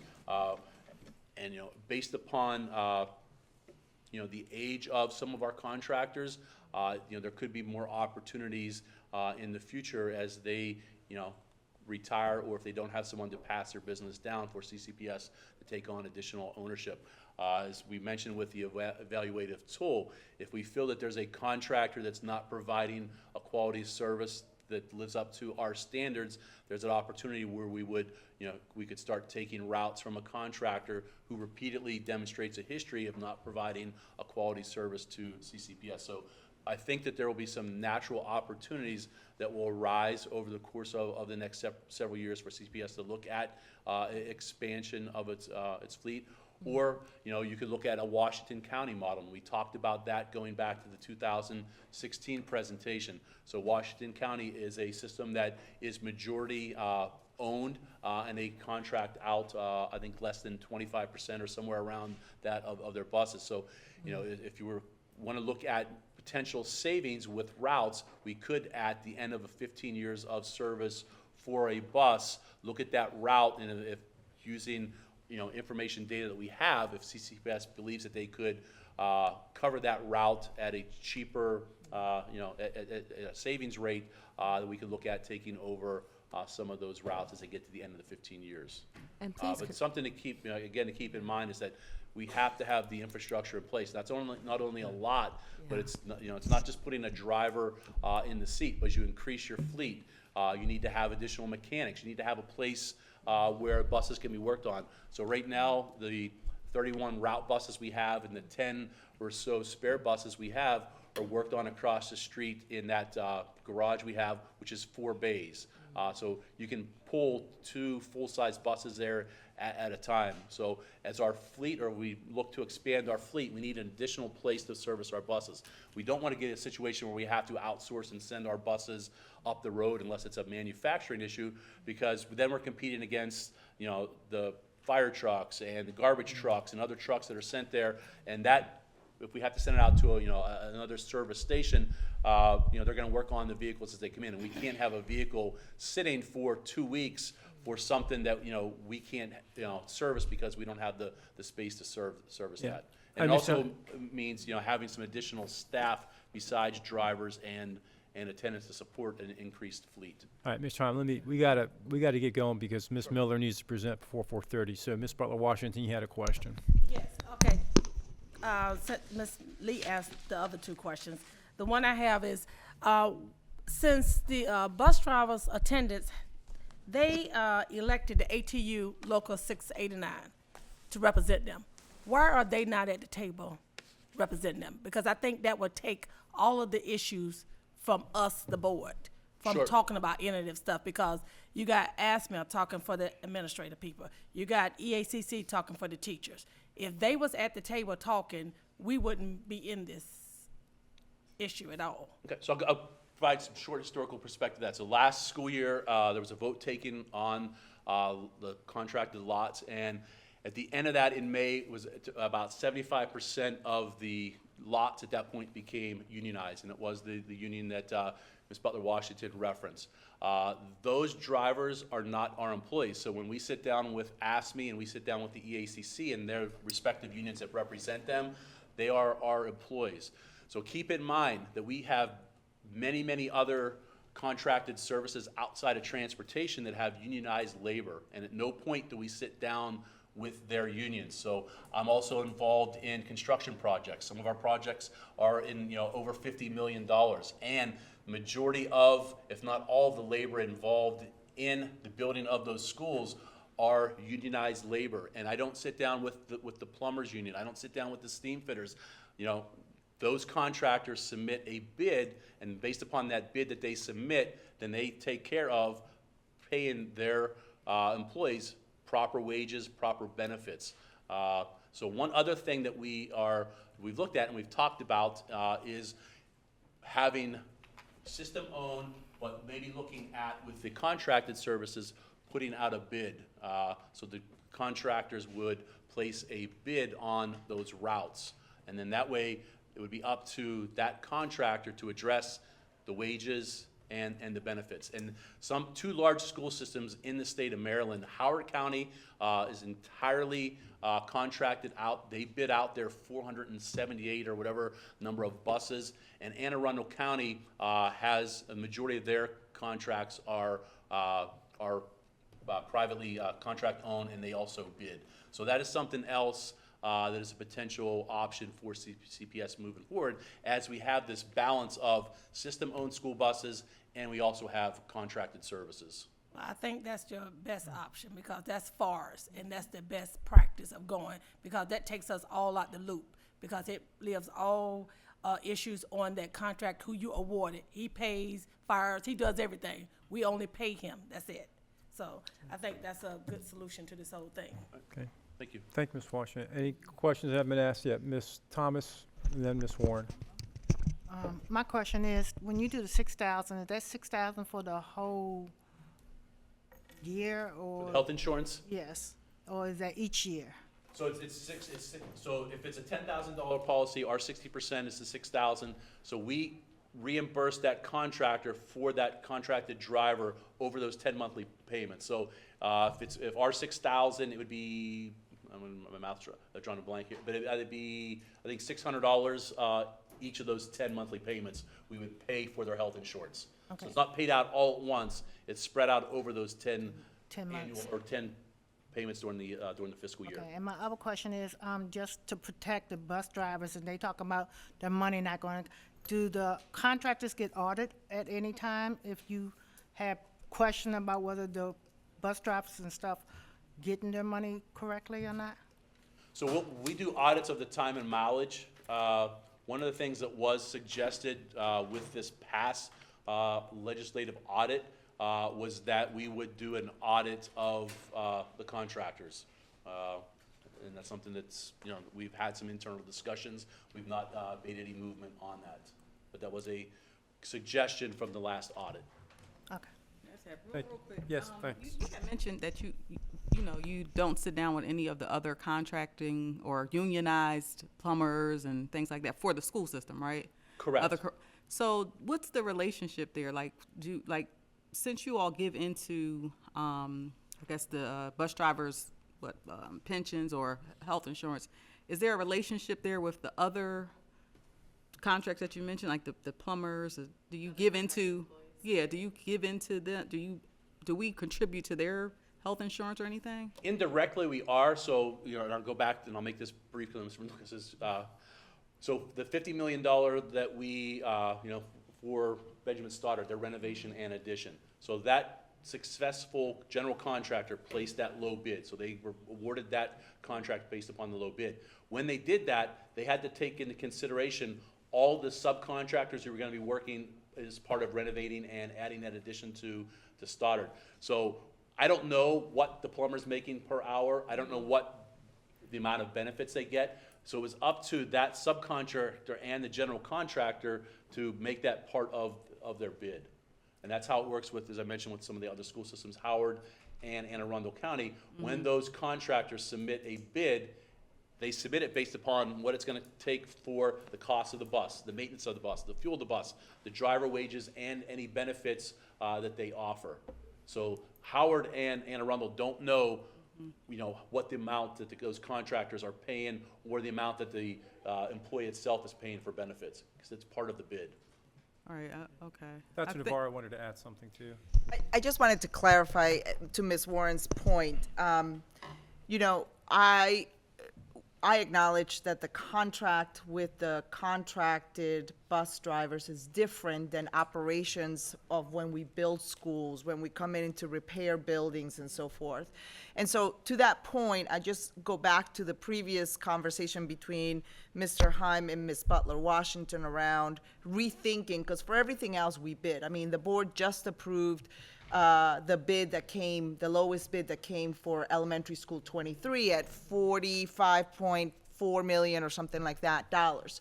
And so I think the conversation, I just want to note for the record, the conversation that they just had, the notes that there is an evolution of us thinking about how we would continue those contracts moving forward so that it better aligned with how we do other contracts in other operations of the school system. Yeah, no, I'm in total agreement with that, the rethinking piece. Thank you for that. I just had that question, just wanted to throw that No, out we there. never sit down with their unions, and typically, we never sit down with their subcontractors unless there's an issue during the construction. It's all through the general contractor is our interaction. Thanks so much. Real quick, on slide 7, where it says it has, that's for the breakout for what you pay on a yearly basis. Operations, what does that cover? So the operations would include if they have a mortgage on their property or their lot, if they're leasing property. It's going to include auxiliary staff that they have to run their operations. So as Jason mentioned, some of these contractors are 15 to upwards of 40 buses. So if they have a secretary, if they have a dispatcher paid for their mechanics, keep in mind we're only paying directly or reimbursing directly for the driver and attendant. So any auxiliary staff they have to support their operations is coming through partially through the operations fee. Okay. And I mentioned the workers' comp Yeah. and some of the additional insurances that they have to pay for their property and or the bus. That's coming out of the administrative fee and the operations fee. Okay, yeah. Utilities, so anything that. So let me just jump in, because so we pay $11,600 here. Go spend it on whatever. Right. We have no insight or no receipt back on what that whatever is. We don't. If you go back historically, there was a period of time where things were automized, but as Yeah. the fleet became large, having one person in the transportation office doing got that it. on a monthly basis became overwhelming. Got it. Perfect. But that All had been right. automized Yep. previously. Okay. I'm sorry, not itemized. Okay. All right. I keep looking at you. You good? Ms. Kramer? Okay. All right. Thank you, guys. Appreciate it. And Ms. Miller, you said 10 minutes. We have a very short, and it really is just an eventful update to you regarding our blueprint. So I'll let Chris just sort of just give a brief update. Good afternoon, everybody. My name is Chris Mulholland Miller, and I am your systems blueprint implementation coordinator. And I will beat you by the 10 and hopefully do 5. Because I have an oral update today, and I'm happy to say that the blueprint is due tomorrow. And we are feverishly uploading all of our documents. So it is 164 questions. We have been told that we need to make sure that all questions are answered. Check. It doesn't extend the page limit of 200 pages. Check. And that it's being submitted on time. Check. And so what we're doing right now is, along with the 160-page document, we also have to upload all of the artifacts to a MSDE shared drive. And that is what's taking us a little bit longer, because then we have to relink all of our artifacts. But I promise that we have till 5 o'clock tomorrow, and I'm about halfway done with loading the artifacts to that shared drive. So I just want to publicly thank everybody. I want to thank our community for the support and the feedback that we've received. I want to thank our pillar leaders and everybody who has contributed on our steering committees. I want to thank Shelley Mackey's office, the Office of Communications. We're working with Susan Cox and Willery Murray, and what they're doing is to help us upload that information onto our website so we can get feedback for our blueprint plan. Remember, it still is a draft, even though we're at that March 15th deadline, because we're expecting additional feedback from MSDE and the AIB by the end of April, beginning of May. So just be patient with us as we get that loaded on our website, because again, we have to upload the document and then separately and individually tag all of those artifacts into the document. I just want to thank you. And I think I speak for the board because you've done an outstanding job, and you mentioned all the 4 subgroups and their leadership there, and the ability for board members to be part of that. So I know you and every other LEA are gonna anxiously await the feedback from what you submit, but wanted to keep this regular cadence of having you come up every month. So thanks for sticking around. And is there any quick questions for Ms. Miller? Thank you. All right. So thanks. So with that, we're going to hold off until later. So we will take a quick break. So 4:30, because there's people outside, I'm sure.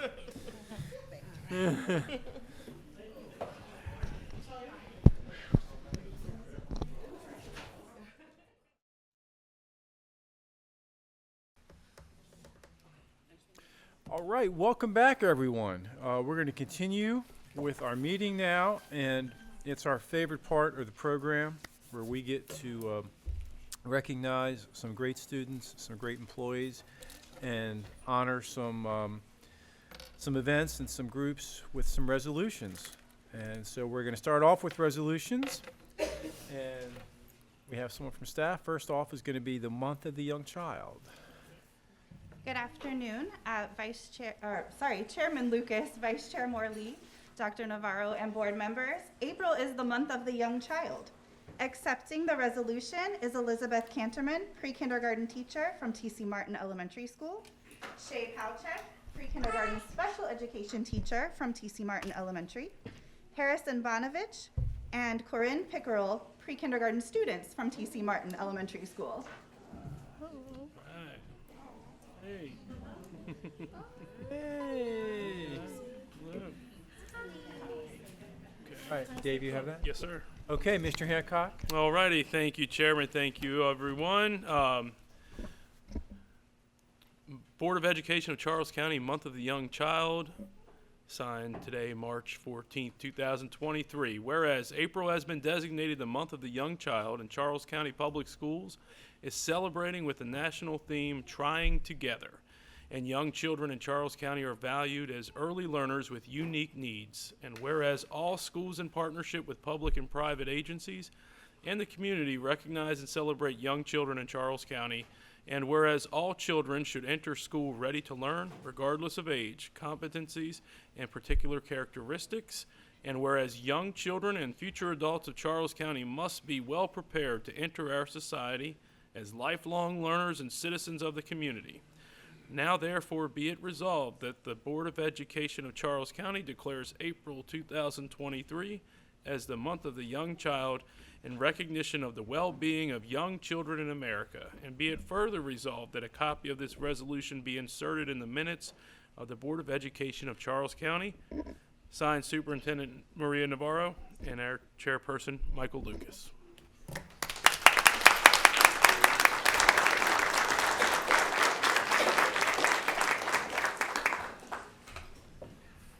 You guys ready to smile? You gonna smile pretty for me? Okay, let's wait until Mr. Hancock comes out, okay? Can you guys hold that? All right, so I want you to look here on my big camera and smile big for me. I'm gonna have you say cheese, okay? You ready? Say cheese. Let me take two more. Say cheese again. Cheese. One more time. Cheese. Awesome. Thank you. Good job.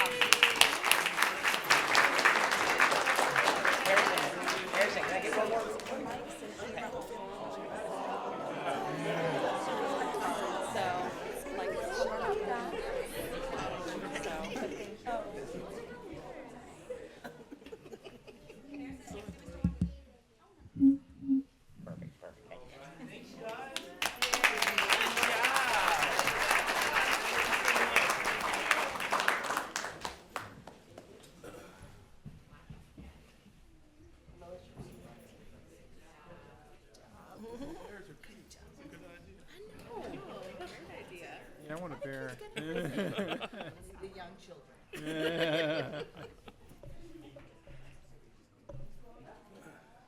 Hi. Ms. Royster? Good. Ooh, make sure what? Testing. You're good. I'm good? Yeah. Okay. Good afternoon, board members and guests, especially our students that are here today. Many of you already know me. To the community, my name is Sylvia Royster, the Director of Community Engagement and Equity. But today we are here to honor our students here in Charles County Public Schools. In honor of National Student Leadership Week, I would like to invite our Charles County Public Schools board member, Amira Abujama, please to accept the resolution at this time. She first has to read it.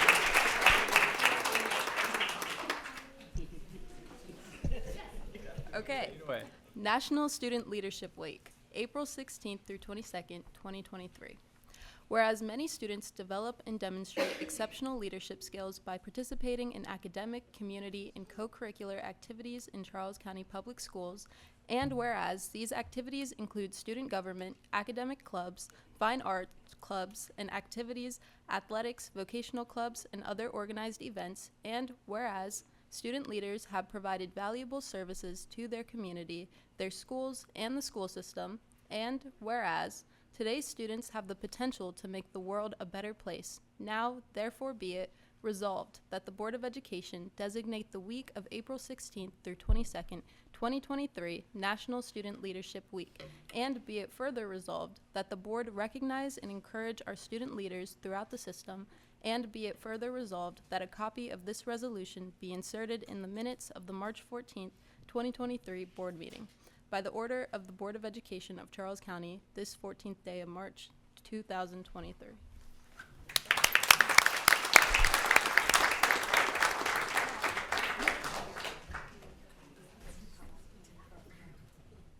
the student liaisons that are here, come up for the picture as well, please. Thank you. That way you're not standing.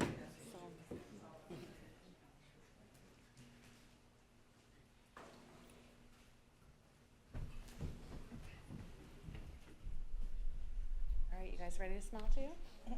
Look here, big smiles. I'm gonna take three. Two. One more, big smiles. Last one. Awesome, thank you.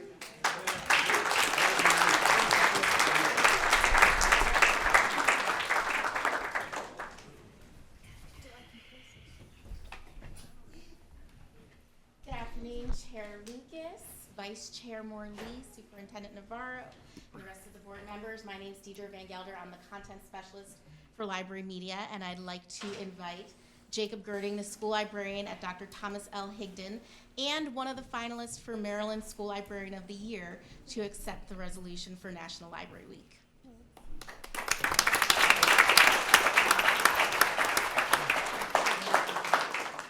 So I get the privilege of reading this one, and I always have to pay homage to Mrs. Gorbix, who at circa 1973 was the librarian in something called the Media Center, which back then was a new word to all of us in elementary school because it wasn't the library, it was the Media Center.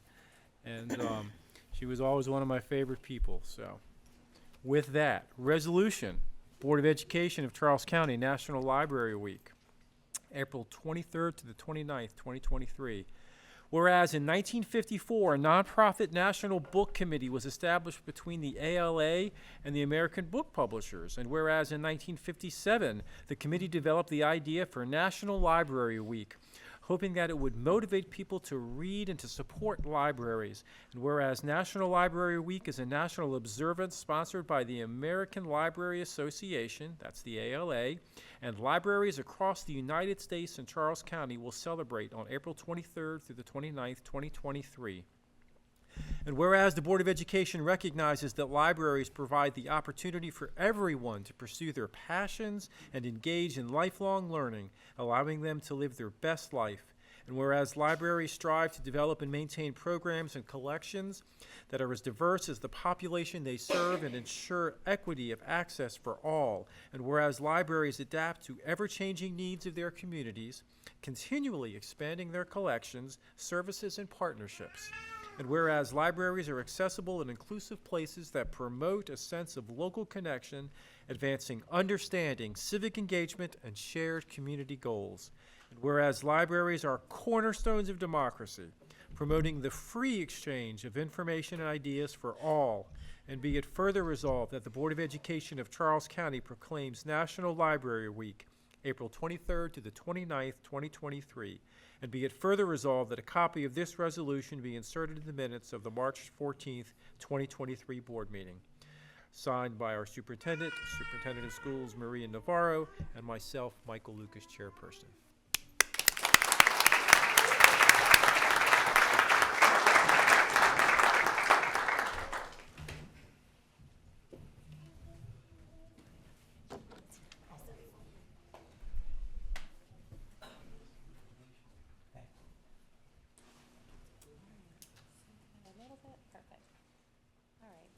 Big smiles. I'm going to take 3, 2, last one. Awesome. Thank you.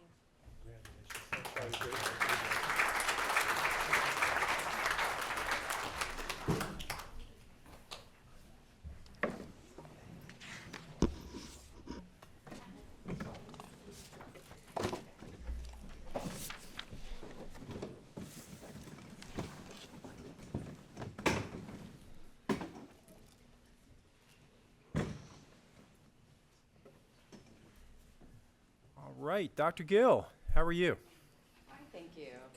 Good afternoon, Board Chairperson Lucas, Vice Chairperson Morley, Board members, Dr. Navarro, and staff.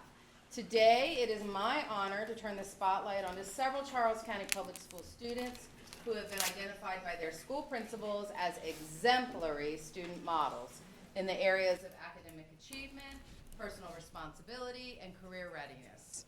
Students being recognized this afternoon are Sean Latney, 12th grader from Westlake High School, Alexandra Powell, 8th grader from Theodore G. Davis Middle School, Kai Myers, 5th grader from Billingsley Elementary School, Leilani Beinecker, 5th grader from Indian Head Elementary School, and Zamira Rodriguez, 5th grader from Mount Hope Nanjemoy Elementary School. These outstanding students will be recognized in this order by their school principals. Diane Roberts, principal of Westlake High School, Robert Griffiths, principal from Theodore G. Davis Middle School, Sabrina Robinson Taylor, principal at Billingsley Elementary School, Shane Blandford, principal at Indian Head Elementary School, and Michael Hoffman, principal at Mount Hope Nanjemoy Elementary School. I'd like to welcome to the podium Miss Diane Roberts. Sean.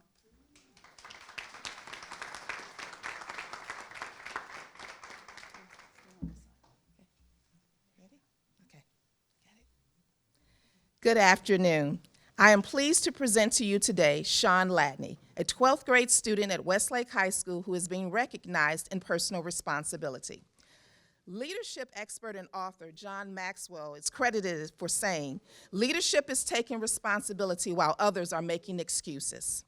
As Sean consistently goes about his days, demonstrating personal responsibility, I do not know if he is aware that the light of leadership shines through him, making him one of our unsung heroes.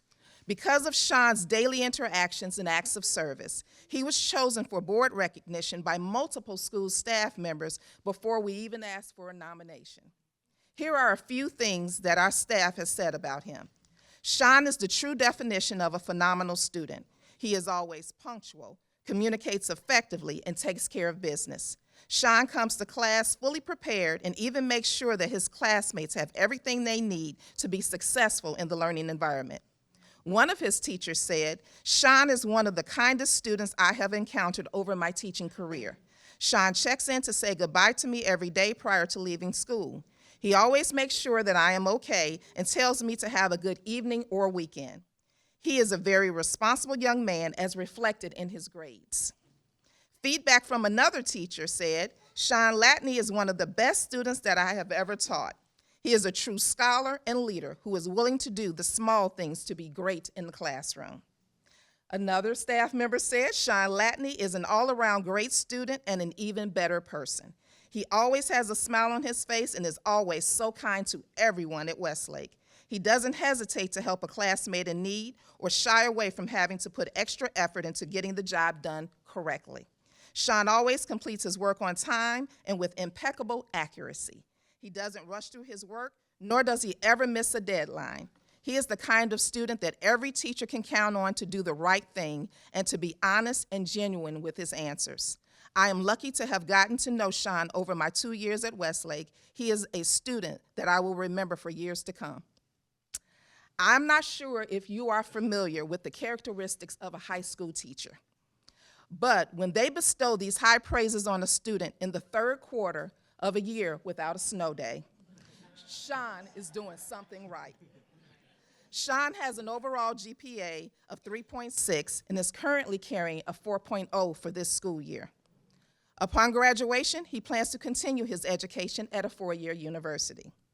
On behalf of the Westlake High School community, we are proud to recognize Sean Latney for personal responsibility.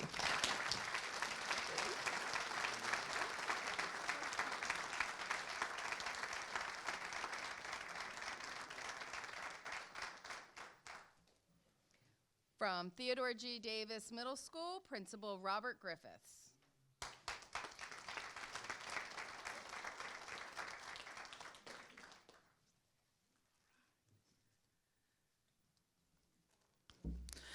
Alexandra Powell is an 8th grade student at Theodore G. Davis Middle School and is being recognized in the area of academic achievement. Throughout her middle school experience, Alex has maintained a 4.0 grade point average, getting all A's. She has maintained this incredible feat while going through the rezoning process, starting at Matthew Henson for her first 2 years and transferring to Davis for this, her 8th grade year. She has been recognized for academic excellence on a number of occasions, including the Presidential Academic Excellence Award. In addition to her stellar grades, Alex participates in Davis Orchestra, playing the violin. She has been in all-county orchestra and all-county strings. She has also expressed an interest in playing piano next year. Alex is a member of NJHS, and in her spare time, she has started a nonprofit organization. She has raised over $1,000 for water bottles for the homeless. She also does charity work, including Coats for Kids, where she has raised $700.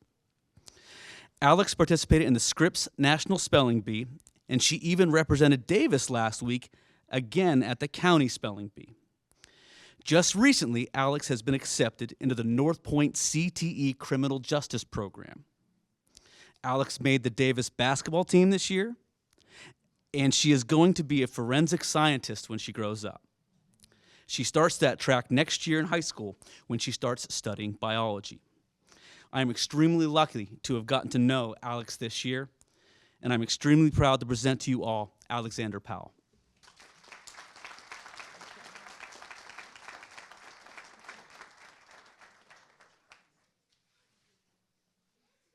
From Billingsley Elementary School, Principal Sabrina Robinson Taylor.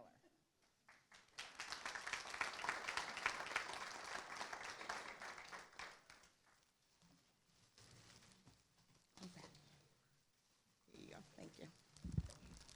Good afternoon, everyone. Kai Myers, can you hear me? Kai Myers, a 5th grade student at Billingsley Elementary School, is our selection for exemplary student this year. He has been a student at Billingsley Elementary School since our doors opened in 2019.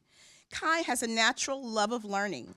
He has been identified for gifted services in both reading and math. Extracurricular activities are important to Kai.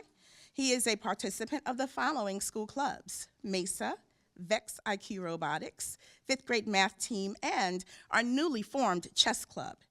He is one of our most responsible students, as evidenced by his role as safety patrol. Kai plays a percussion instrument at school. In his free time, he plays the guitar as well as a little piano. He attends children's church and enjoys learning more about the Bible. Kai has been an honor roll student since earning traditional grades, beginning with 3rd grade. He likes all academic subjects and all special area subjects equally. School is his happy place. He consistently demonstrates strong personal responsibility and excellent work habits. He desires to become an engineer. His homeroom teacher writes, "An exemplary student and someone who takes pride in their work ethic, displays leadership skills, a student that displays excellence. Kai Myers is this and more. Kai is truly a pleasure to have inside my classroom.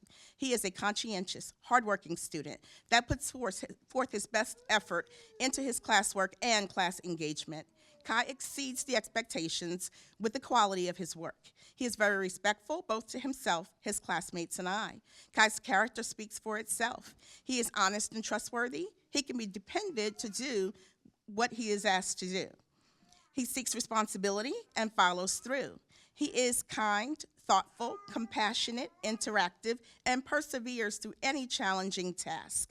I can go on and on about Kai, but I am grateful to have such an amazing young man inside my classroom. Kai has a bright future ahead of him, and I would like to thank his parents for raising such a respectful and kind young man. The future is yours, Kai. Congratulations, Ms. Lewis, 5th grade teacher." To sum it up, this young man is a strong academic role model for his peers. He is a thoughtful, kind, respectful, and knowledgeable young man. He is always willing to help his peers and his teachers. Kai's character is consistent, even when no one is looking. On a side note, this musically talented scholar, quite arguably, has the best hair at Billingsley.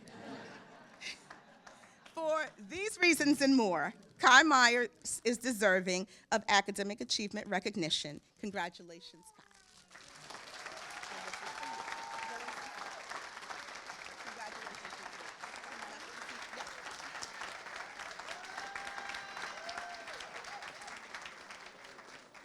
Put that in the yearbook. Proud principal of Indian Head Elementary School, Shane Blandford.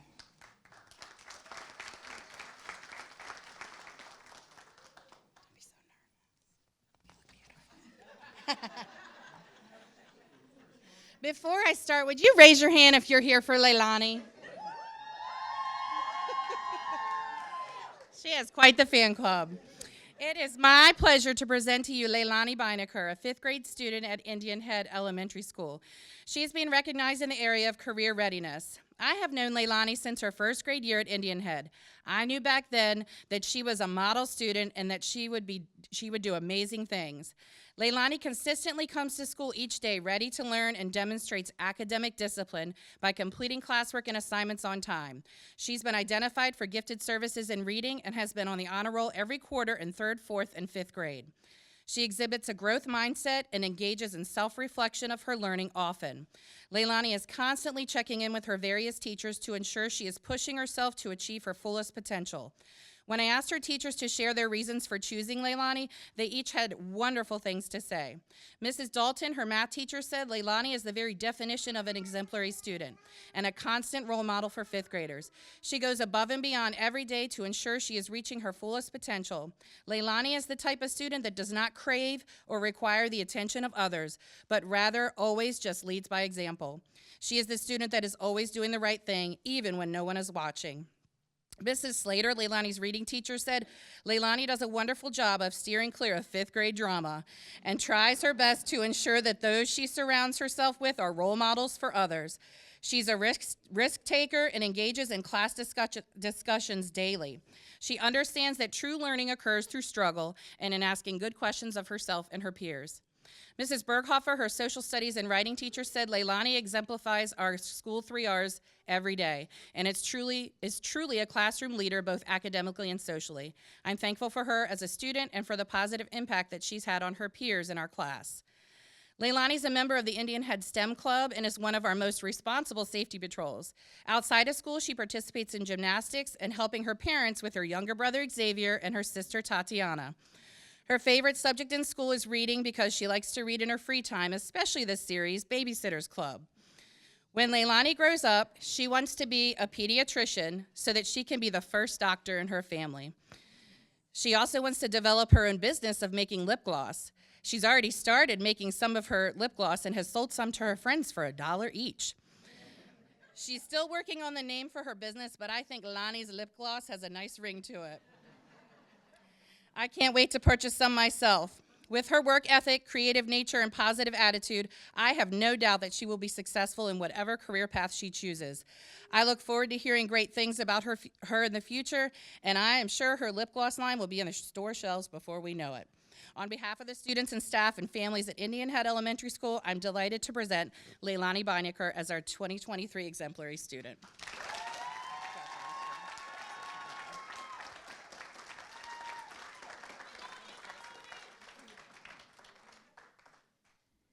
And our principal from Mount Hope Nanjemoy Elementary School, Michael Hoffman.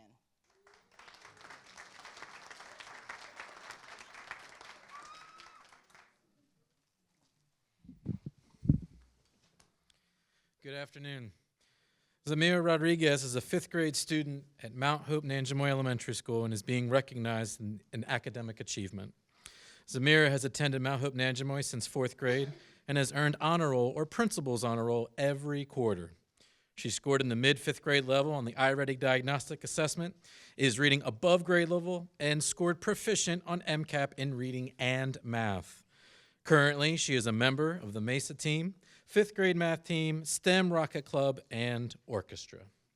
Zamira has a quiet and fun but strong personality.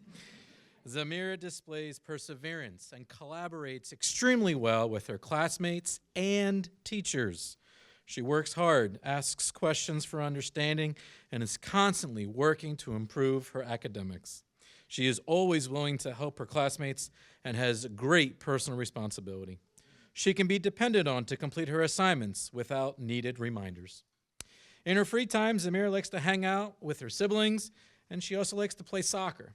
I asked Zamira, what would you like to be when you grow up? She said that she would like to be a lawyer. She said that she wants to be a lawyer because her mother taught her that sometimes people need others to voice their feelings and their emotions. She believes that with being a lawyer, she can be a great advocate for others. I just want to take this time to acknowledge Zamira's parents, teaching our future leaders to respect others and support others is a great feeling to have as an educator. As we continue to chat, she brought up that some of her other siblings want to be a doctor, an engineer. One was actually taking classes outside on her laptop while we were waiting here. So thank you so much for raising such wonderful children.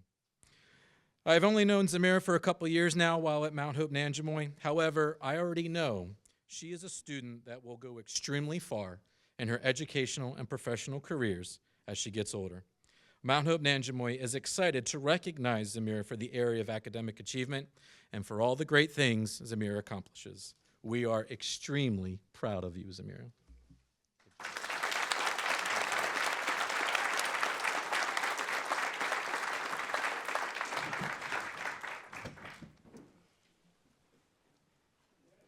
Thank you very much. It is always a privilege to hear about the great things that our students are doing. So congratulations to all of you. You should be very proud of yourselves.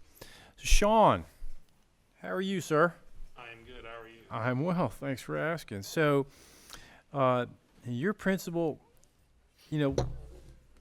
we get folks that are, maybe one or two of their teachers say, hey, this is a good person, but like all your teachers said, this is the guy that you need to recognize. I mean, that is pretty good.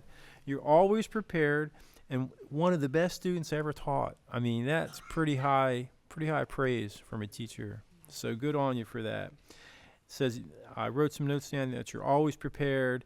And, you know, a few years ago, we started a little phrase here that says choose kind, and people kept saying, I heard that word about you a lot, that you're a kind person. So I appreciate the thumbs up. You should be very proud, and just want to give you another round of applause.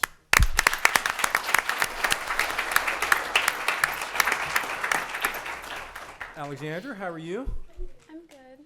Well, thanks for being here today. Nothing but A's. I wouldn't know anything about that in middle school, but congratulations on that. Member of the National Junior Honor Society. You do some charity work too, which is awesome.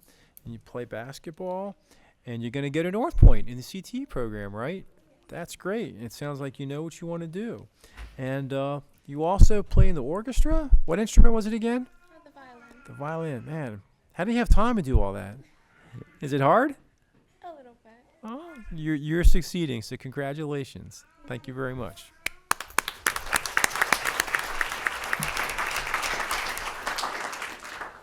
Kai, how are you? Good. Excellent.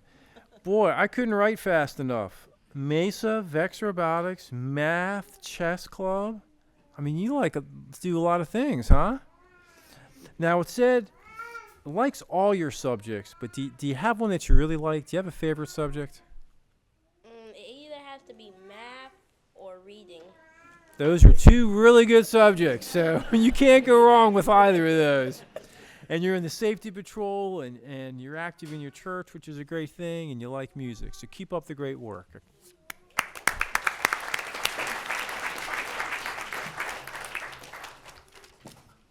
Leilani, how are you? I'm good. Excellent, excellent. I couldn't believe I wrote this down, and certainly you shouldn't take offense of it, but for a young person your age, you don't like drama? No, I mean, that's that.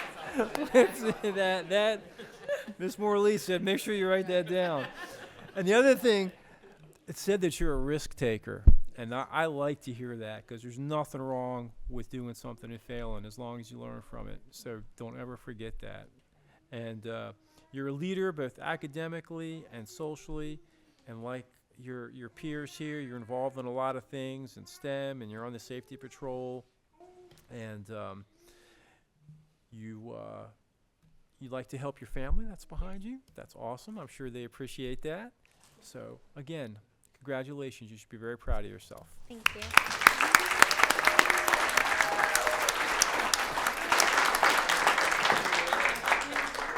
And last but certainly not least, Zamira, how are you? Good, how are you? I'm well, thank you. You've been in the honor roll or principal's honor roll every quarter. That's great. And you're in the Mesa Club and the Math Club and the Rocket Club. Did I hear that right? Have you like built and launched some rockets, or you have? Wow. Where did you do that? At the school? Mm-hmm. Man. And you're in the orchestra as well, and you play soccer? Do you have a position? Offense. Offense. I like to score. Good, good, good. And you want to be a lawyer because you want to help other people. Is that what I got? That is a great thing to do. So congratulations again. You and everyone else should be very proud.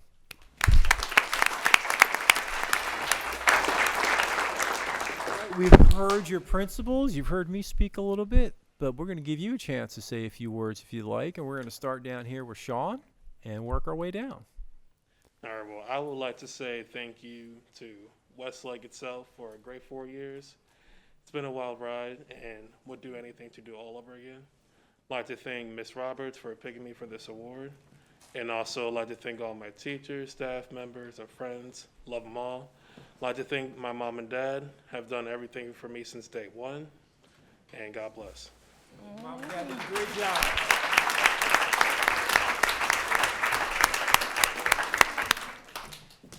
Alexandra?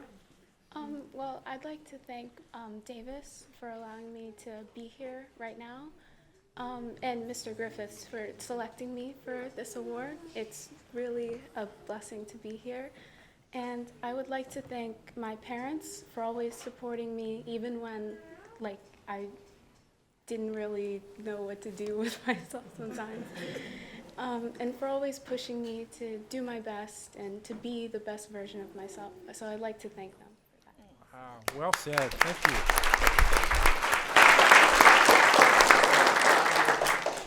Kai? I would like to thank my mom and dad who never let me give up. I would also like to thank all my teachers and principals that I had through the years. And I would like to thank anybody in my life that helped me to be the person that I am today. Finally, there are 4 more people that I would like to thank. My 2 brothers and my 2 sisters who kept me company throughout my 10 years on planet Earth.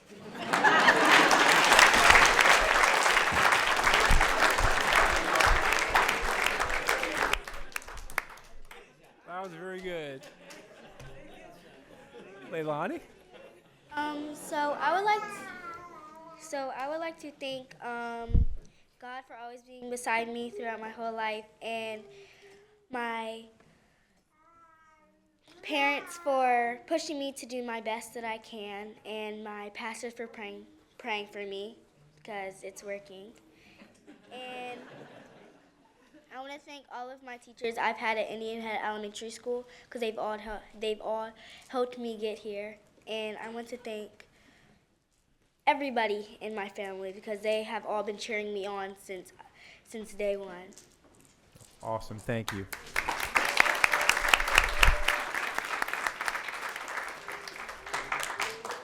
Finally, Samira? I'd like to thank all my teachers and my principal. I'd like to thank my family, my mom, my dad, for always helping me. I'd like to thank everyone that's been in my life and helped me get through all my problems. Oh, well, thank you very much.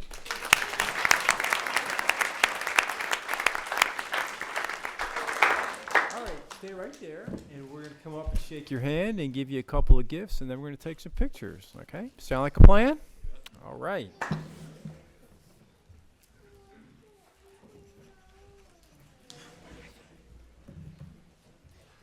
Oh, sorry.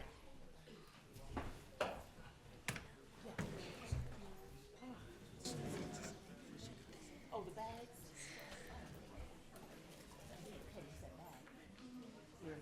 You and I have given nothing.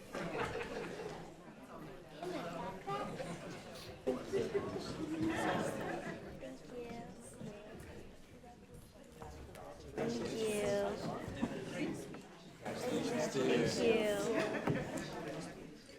Great job. This is for you. It's the best color in the whole world. Thank you.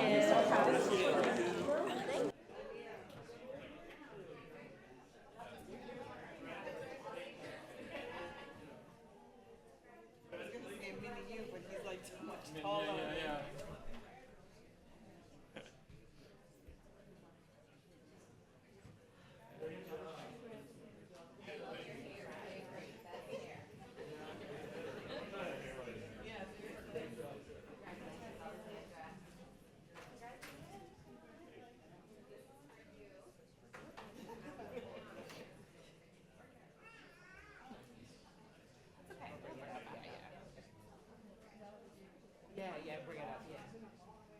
Are you giving anything away?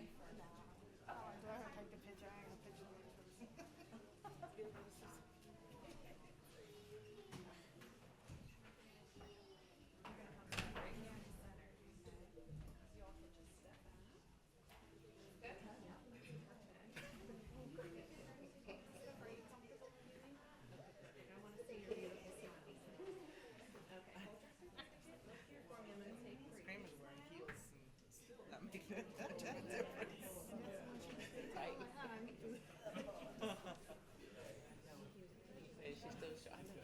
I think this student is older than me. Alexandra, I think she's older.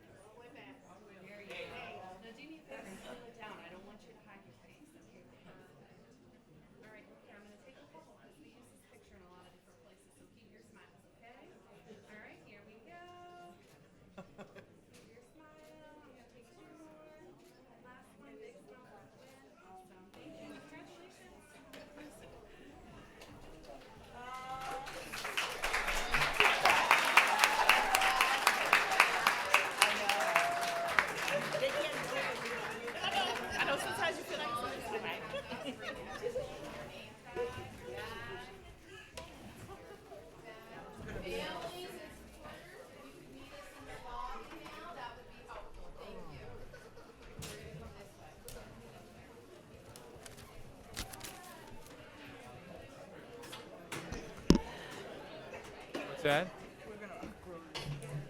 Oh my gosh, yeah.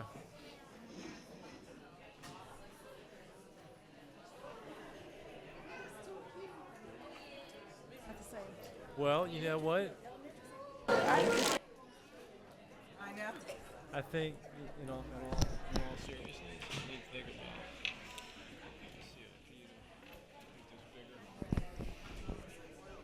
about it. Yeah. Yeah.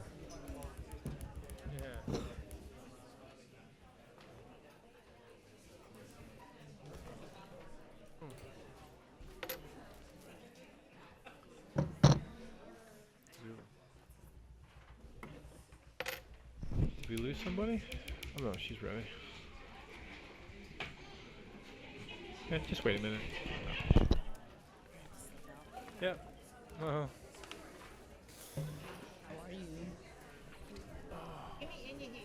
You want to do your head up. So you're back now. Yeah.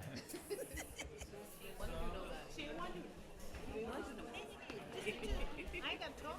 All I do is I give. You're messing my corner up right now.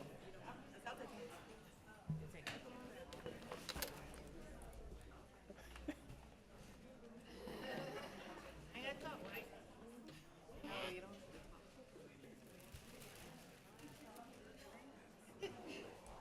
Sometime in a minute.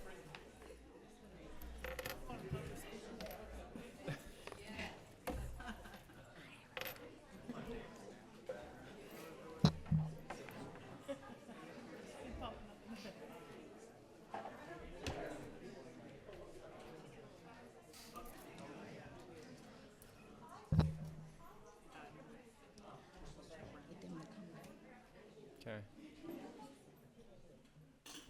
Okay.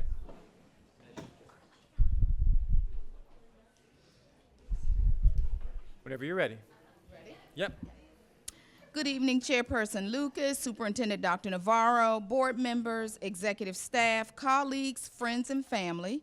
My name is Charlene Ogburn with the Office of Human Resources. Today, we will acknowledge 5 exemplary employees. Our first recipient is Michaela Marshall, special education teacher at Westlake High School. Our next employee is Tanya Ansel, intervention ELA teacher at Theodore G. Davis Middle School. Next is Ms. Megan Miletto, instructional resource teacher at Billingsley Elementary School. Next is Catherine Powell, school counselor at Indian Head Elementary School. And our next is Ms. Tiffany Gump, vocal music teacher at Mount Hope Nanjemoy Elementary School. Our first nominee is Ms. Kayla Marshall, and she'll be presented by Principal Diane Roberts.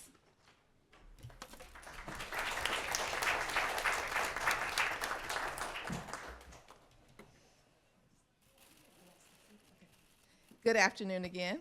On behalf of Westlake High School, it is with great pleasure I present to you Ms. Kayla Marshall, special education teacher, field hockey coach, girls lacrosse coach, sponsor of the classes of 2018, 2019, and now 2023, student activity planner and fundraiser extraordinaire.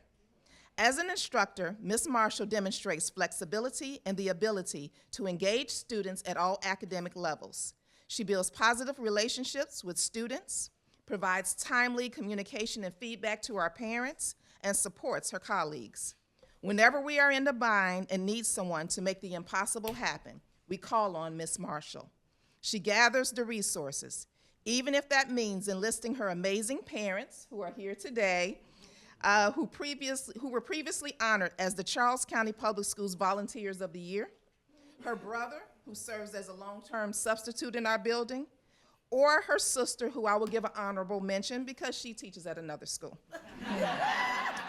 When I asked Ms. Marshall, what is the why that keeps her motivated, I wanted to use her words. I'm an educator because I am very passionate about learning and helping others. My favorite part of the job are the day-to-day interactions with students as I teach to their learning styles. I love creating a safe and fun environment where my students can be themselves as they learn. My purpose as an educator is finding ways to inspire students by understanding their backgrounds and keeping them motivated as they embrace the challenges that each day may bring. Education is always evolving and creating opportunities for change and growth, and I love being a part of that process. I have the honor of teaching one of the best subjects, math. I love educating students on the various math concepts, relating daily life activities, and help build students' confidence in math. Most importantly, I feel that I'm paying it forward to our future leaders. Out of all the impact Ms. Marshall has had on our community, she says she is most proud of My Sister's Keeper, a club that was started in 2018. The vision came from her conversation with a student who expressed the importance of young ladies having a place to express their feelings, a means to give back to the community, and a place to receive the nurture of mentorship. During the pandemic, the group continued to meet on Zoom, and it gave students an opportunity for mental health check-ins, social emotional support, as well as a way to continue their girl talks. When school returned to in-person learning, the club picked up where they left off and continued to meet weekly. Honoring Ms. Marshall is not only a privilege, but it is the fulfillment of a vision for any school principal. You see, Ms. Marshall is a Westlake High School graduate who obtained her undergraduate degree and came home to give back to her school community. She began by working as a long-term substitute to test the waters. Then she became a conditional teacher while working on her standard certification. Ms. Marshall has now obtained her master's degree in special education and is working on her administrative certification. Her journey exemplifies our motto, learners today, leaders tomorrow. With Wolverine pride, I present to you Ms. Kayla Marshall, Westlake High School's 2023 Exemplary Employee.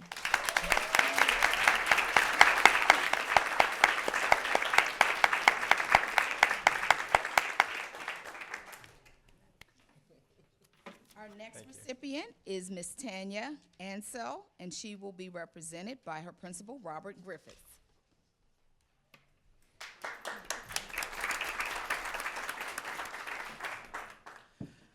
Good evening. I'm here tonight on behalf of Theodore G. Davis Middle School to recognize Ms. Tanya Ansell as the exemplary employee for the 22-23 school year. Ms. Ansell is in her 33rd year here as a teacher in Charles County. She has been at Davis since 2011 and 12 school year. She wears many hats at Davis. But this year, we have really focused on training a very inexperienced staff on restorative practices.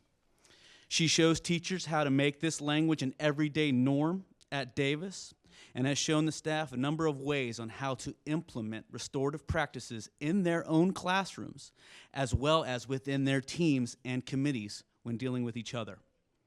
She is an expert on restorative practices due to her being licensed restorative practice trainer for the county, and we are so lucky to have her here to lead our PLC for restorative practices at Davis Middle School. Ms. Ansell is assigned to Davis as an intervention teacher. She's our reading and literacy intervention teacher. She started the middle school reading intervention program in 2017 at Davis Middle School. The growth that her students show every year is a direct correlation to the time and planning that she puts in for each of her students, differentiating daily to ensure that all students get what they need. When I met Ms. Ansell, we met through a computer screen. I started during the pandemic. Watching her do her interventions with students virtually was a work of art, and it's not even close to what she does with those kids in person. This year, however, this summer, I turned her world upside down. Some things beyond our control led to a need to put her back into the classroom. When I met with Ms. Ansell this summer, right before school started, I know she wanted to tell me I was crazy. She didn't. She looked right at me in my eyes and told me that she would take care of whatever I needed her to do. She has taken a full course load of teaching ELA in 6th grade, and she has not looked back since. Ms. Ansell has stepped up this year for sure. I needed her to take on a different role, and she has done so. Her students adore her. They write, read, and grow every day. I could not have started this school year without her. The admin team at Davis is forever indebted to you, Ms. Ansell. the Theodore G. Davis Exemplary Employee for the 22-23 school year, Ms. Tanya Ansell.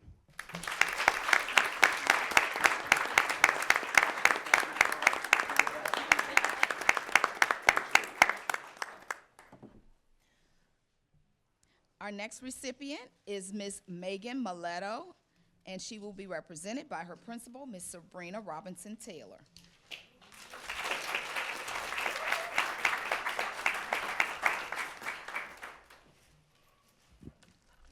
Good afternoon once again.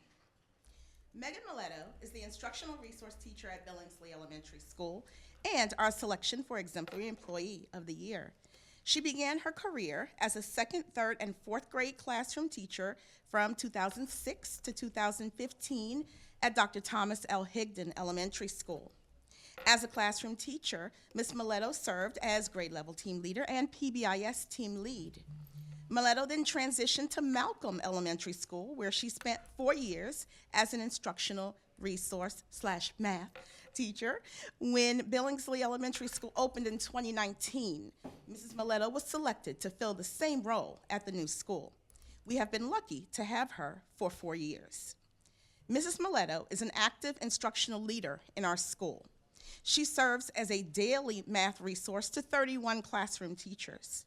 She models lessons for teachers. She helps them unpack math standards and plan lessons accordingly, assists with keeping teachers on pace in this subject area, facilitates instructional meetings to help teachers enhance their knowledge of the math curriculum, and analyzes student data with teachers. She even teaches fifth grade. Mrs. Miletto teaches math concepts to teachers and students alike. She has facilitated family math nights to help families learn how to make math fun at home while practicing important skills. As part of our instructional leadership team, as well as our professional learning team, Mrs. Miletto attends monthly training and, in turn, trains all teachers in our school on success criteria. Countywide, Megan has been a trainer for illustrative mathematics, OGAP, the ongoing assessment project, formative assessment, the SAIL, Student Agency and Learning pilot, and success criteria. She helped organize the 2020 Maryland Council of Teachers of Mathematics State Regional Conference held at Billingsley Elementary School. Megan was just nominated for MCTM, the Maryland Council of Teachers of Mathematics Excellence in Teaching Award in the category of Mathematical Leader. Almost 700 students know Mrs. Miletto by name at Billingsley Elementary School. She is a part of the team who is next in command when both administrators are absent. She is a trusted adult to all. Mrs. Miletto counsels students toward making good decisions. She engages with students daily as she does bus duty. During a free period, she may be seen playing organized games with students during PE class for the sake of having fun with our scholars. If music is playing, rest assured that Mrs. Miletto is dancing. She also reminds administration when staff could really use a jeans day to help boost morale. Mrs. Miletto consistently goes above and beyond the scope of her duties and responsibilities. She is hugely resourceful in many ways and is very responsive to the needs of teachers, staff, students, and parents. Megan Miletto is clearly an asset to Billingsley Elementary School and Charles County Public Schools. She is most deserving of being selected as Billingsley's 2023 Exemplary Employee, as evidenced by the strong showing of colleagues here tonight. Those who believe in Billingsley, please stand and join me in congratulating our very own Megan Miletto.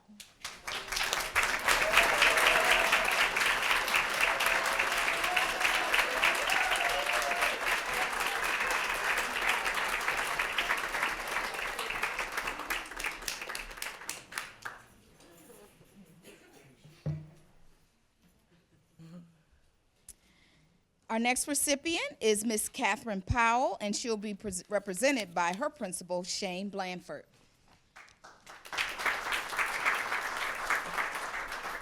Good evening again. Catherine Powell, Indian Head School Counselor, has been a dedicated member of our school community since 2014. During my first year as principal at Indian Head in 2018, Catherine was one of my biggest supporters. She helped me learn the ins and outs of the school, and she was very supportive of my vision and all of the changes that came with that. Catherine is well respected by her colleagues, and they rely on her for a variety of supports that she provides daily. She is a counselor that works with kids all day, every day.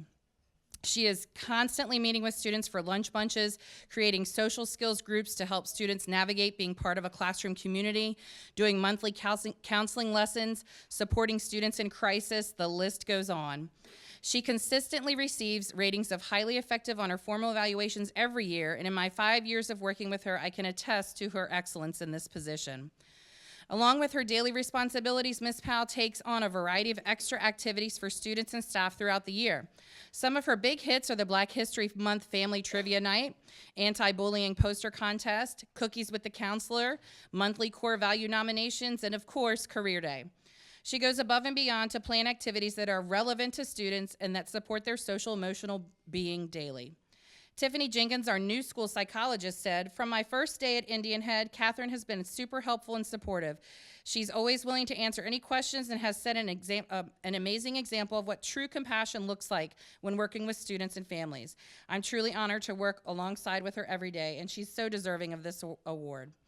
Amy Arnold, our learning resource teacher, said she's very ambitious about the variety of lunch bunches she hosts with students of all grade levels. Students are very excited when they are chosen for a lunch bunch, and she makes every effort to include all students at some point during the school year. Ms. Mudd, Indian Head's assistant principal, said, "I can call Ms. Powell for anything.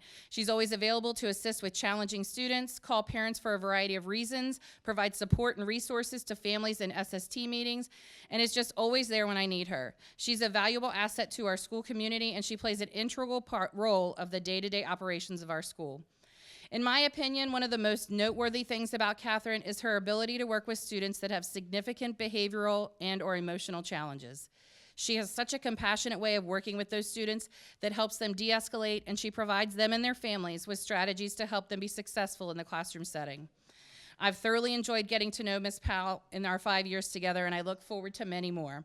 On behalf of the students, staff, and families at Indian Head, it is my honor to present Catherine Powell as our 2023 Exemplary Employee.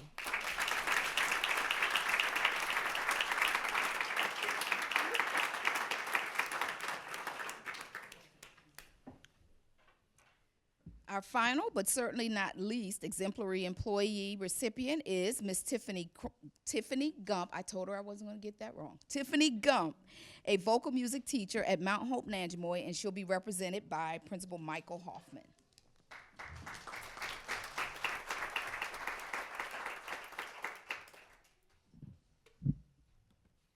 Good afternoon. It is with great honor to stand in front of you and present to you Ms. Tiffany Gump as Mount Hope Nanjemoy's 2023 Exemplary Employee. Ms. Gump is our amazing music teacher, and I'm proud to call her one of my colleagues. It is difficult to choose just one act or recognition of Ms. Gump. She always goes beyond her call of duty. She is involved with our students, our parents, and our amazing community. She builds strong, lifelong relationships with our students, her colleagues, and parents alike. Not only is Ms. Gump our music teacher that teaches chorus, general music, orchestra, but Ms. Gump is also our VEX robotics coach, our co-coach of the Mesa team. She assisted with STEM Rocket Club. She helps leads La Plata High School's indoor drumline and is the assistant to the school's marching band. Seriously, what doesn't she do? Okay. Ms. Gump loves teaching music at our school, and she truly makes a difference in the lives of our students. When Ms. Gump teaches, students learn while having fun. The students enjoy coming to music class because they know they are going to have fun, and Ms. Gump amazes us because while the students are enjoying their music class, they are learning at the same time. A win-win for sure. Ms. Gump also finds time throughout the day to check in with other students. Students respect and trust her. She continues to motivate them every single day, finding the positives and the strengths in the students, and she wants them to succeed. She's an extraordinary teammate.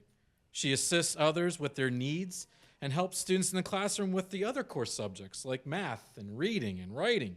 Seriously, what doesn't she do?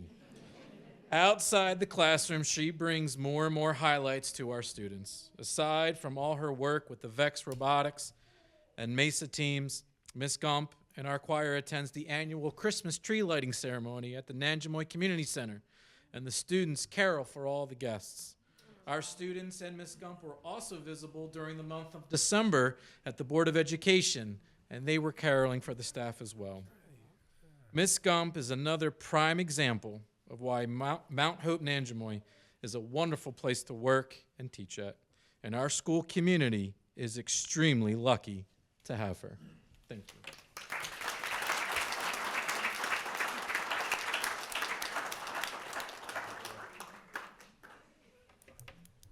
Can we give another huge round of applause for all of our exemplary employees?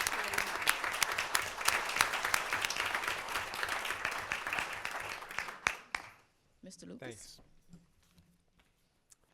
Well, I know I speak for the board when I say thank you so much for all the work you do every day. And the students that we had here before you, they don't have their success without folks like you. So thank you again very much.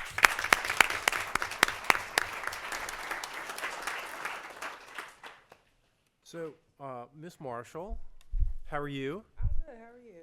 And today, as Ms. Morley said, is Pi Day. Yes. But it's also your day, correct? Because it's your birthday. Is that right? No. No? Oh my! What does that note say that you gave me? Oh.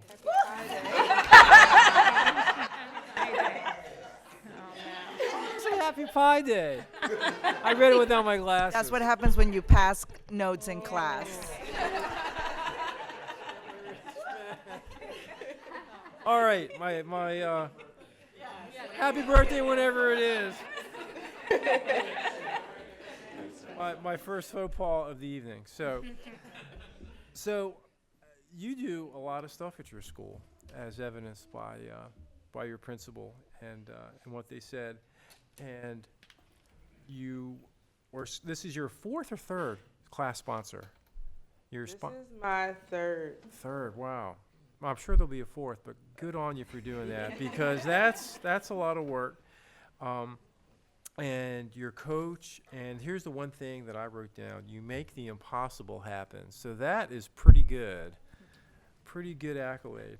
And kudos and congratulations for forming the group, My Sister's Keeper, and I'm sure that, especially through COVID, that was a good thing to help kids keep in touch. And did I hear that you're working on getting like credentialed so you could be an administrator? Yes, I'm on my last class. Wow, hello, okay.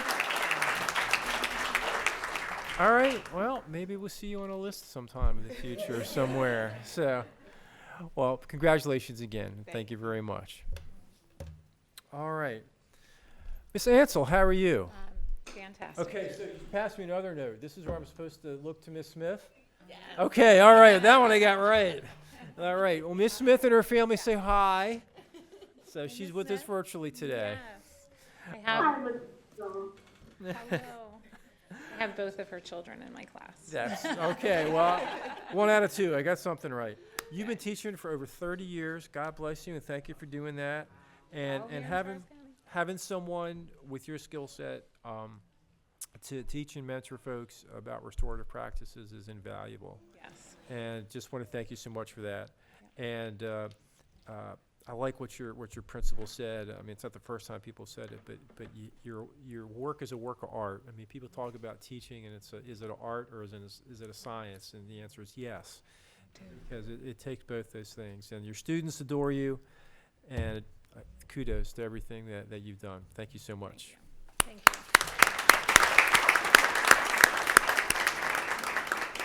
Miss Spoleto, how are you? I'm good. How are you? I'm well, thank you very much. So you've worked in a couple schools in the county. I have. And thank you for that. And you facilitate a lot of things, including math nights. Did I get that right? That's awesome. And that's for parents and for students? Yes. So Wow. I facilitated at Billingsley and then also countywide as well. Thank you for doing that. And you're part of the professional learning team, and you're a trainer for a bunch of stuff, and I couldn't write fast enough for all the things that you're a trainer in. And and you like to help help. See how I said that? Help the kids in PE, right? Participate with the kids in PE, and like to get a good dance in when you can. So, congratulations again. Thank you for everything you do. Thank you.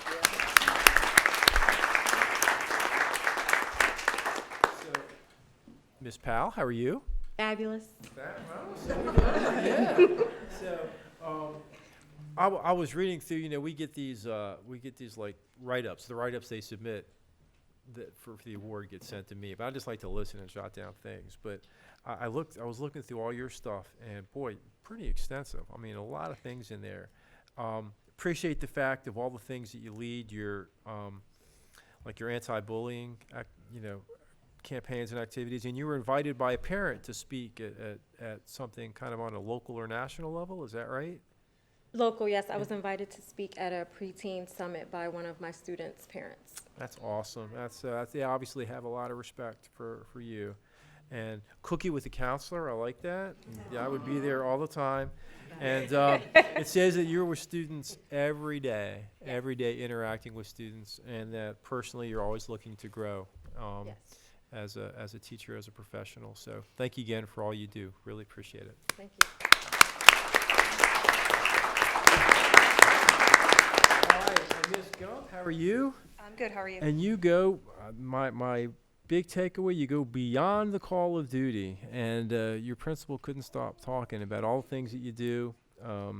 Much like student we had before, Mesa and robotics, and then you work with the high school as well with their marching band, who was really La Plata's had some accolades the past couple of years, if I'm remembering correctly, in their marching band. So the fact that you're part of that and helping is really impressive. And you help wherever you can. And I do remember the carolers here over the holidays. They were really good, and it's a cool thing down in Nanjemoy when they light the tree. So, schools being a part of the community like that are invaluable. So thanks for everything you do.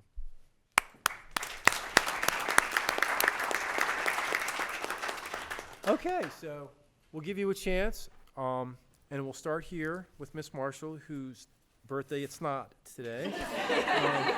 Wow, I'm not going to live that one down for a while. So please, if you have some things to say. Okay. Dr. Navarro and our wonderful board members and other special guests, thank you for having me today. Like Ms. Roberts said, I'm a proud Westlake alum. It's nice to see the school I graduated from in a teacher and a coach's perspective. I don't know many people that say they work with their besties, but a lot of my teacher besties are at my school, and it definitely makes my day very smooth. My coworkers in the building are very inspirational, they're supportive, and we feel like a family all the time. Each day is a new experience. The students are truly my why, and they keep me going. The Westlake leadership has always had my back. I remember Ms. Capel and Ms. Benson being one of the people that looked out for me as a long-term sub. Even when I was ready to run out the class, they came back and got me. Mrs. Fenwick encouraging me to go into education and to embrace the victories and challenging of teaching, and not only teaching, but being a special ed teacher as well. And a special thanks to Ms. Roberts. She believed in me since day one. Just when I was ready to give up from the pressures of getting my certification, Ms. Roberts told me to keep going. And she checked in with me weekly to make sure that I was keeping up what I said I was going to do. And I want to give a special thanks to my parents and my family, because they are the people that are special to me, and they make me who I am. Thank you. Awesome.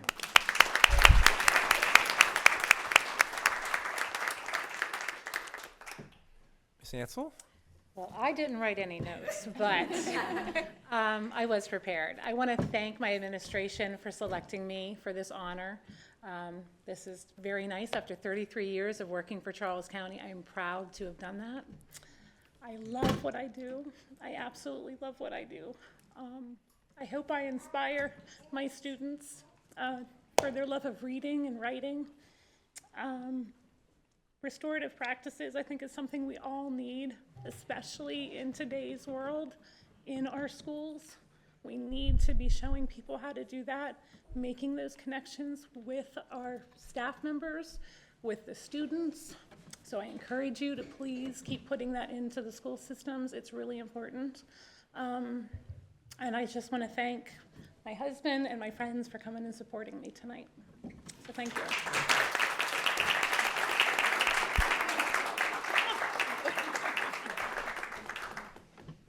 Ms. Mileto? So I wouldn't be the math leader or a decent math leader if I didn't say Happy Pi Day. Yeah. If you forgot to celebrate, I brought a little something for you so you could celebrate. So during the break, I'd like to thank Dr. Navarro and the board members for this honor. I'd like to thank Principal Taylor, Assistant Principal Hawkins, and the amazing staff at Billingsley Elementary with whom I have the pleasure to work with each and every day. Opening Billingsley over the past 4 years has been quite the journey and a highlight of my career. Bringing an instructional resource teacher allowed me the opportunity to help teachers offer exemplary math instruction and allow students at Billingsley to begin their education with a positive math experience. I cannot say enough about the people I work with daily. I must mention Melinda Jakowski. She's our reading resource teacher. She was also nominated by our staff for this award, and I'm thankful to work with such an amazing educator every day. The staff and administration at Billingsley Elementary is always willing to jump into whatever I have up my sleeve, from instruction to dance, and they're laughing at me. My Billingsley family put children first, and I'm thankful every day I get to work with them. Finally, I would be remiss if I didn't thank my own family. Wow, I'm sorry. Teaching is not a job you can leave at the office, and they are very supportive of the extra time. So thank you again for this honor. I'm truly humbled. Thank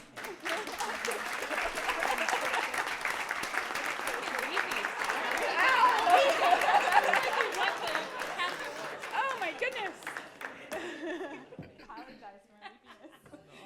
No apologies necessary.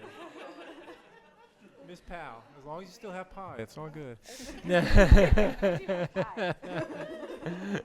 Miss Powell. Okay. So first, I'd like to thank my principal, Shane, and Vice Principal, Robin, she's still here, for always being very supportive and for nominating me for this. And then, of course, I have to thank my mother. Please stand up.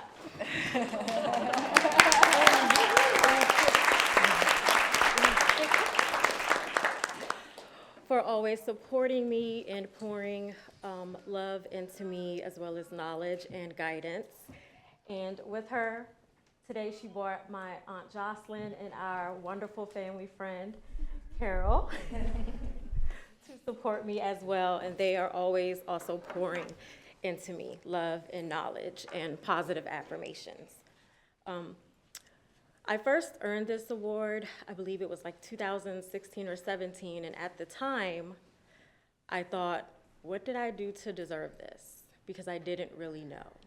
And so it was a bittersweet moment. It was nice to feel recognized, but at the same time, I felt so like a fish out of water.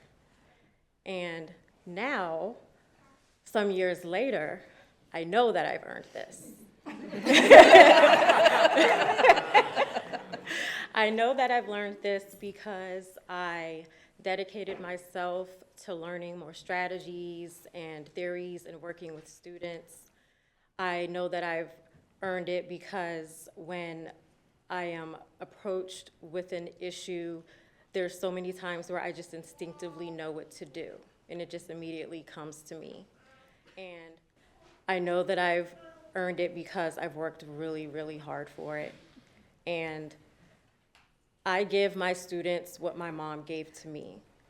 She was an educator in Prince George's County, Maryland. She was a music teacher, and then she was a school counselor, and then she was hired as a PPW. So I had lots of advice and inspiration.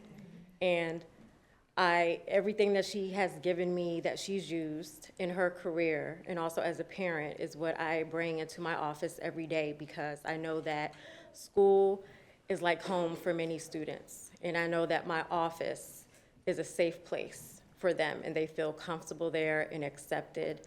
And that is exactly what they are owed and what they deserve. And I'm very happy to be here.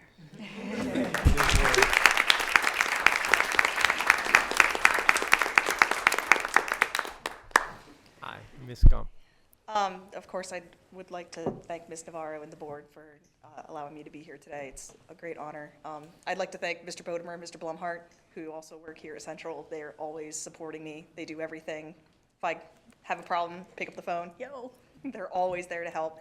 So I really appreciate everything they've done for me. And of course, I need to thank Mr. Hoffman, Ms. Spinner, and the administrators at my school. Good administration is gold. It is gold. And I have really, really good administration. I couldn't do what I do without them. And I would really be remiss if I didn't thank my school.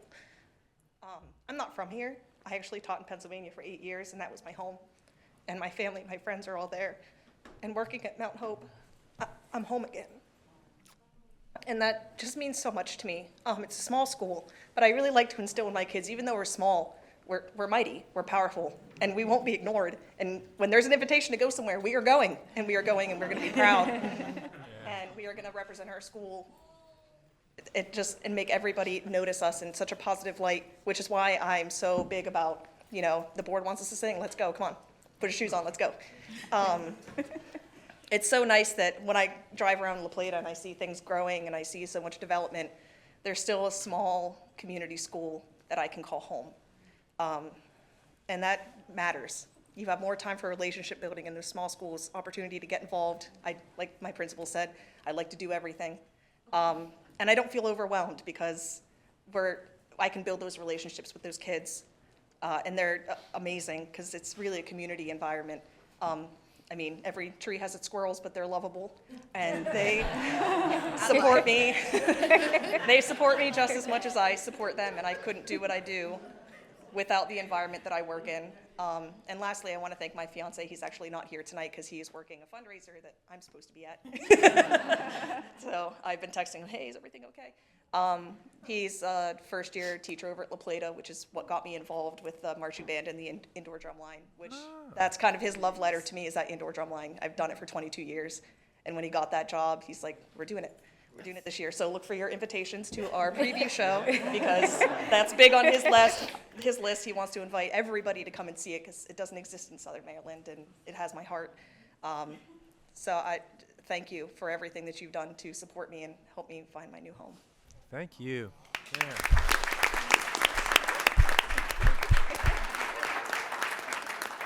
All right, stay right there. We got some gifts, and we're going to take some pictures. And, I was confused. It was Albert Einstein's birthday, so two great people. That's why.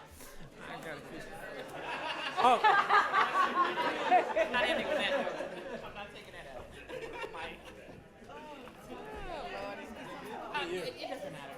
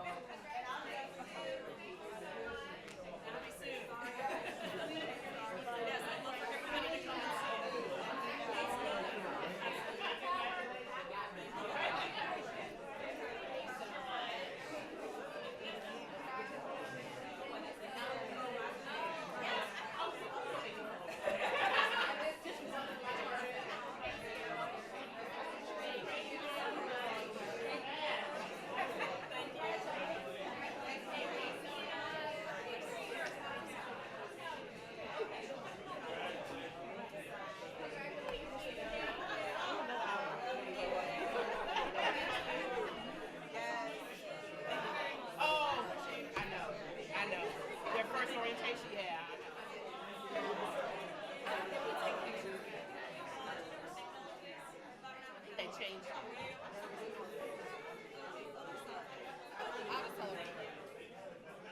didn't set it.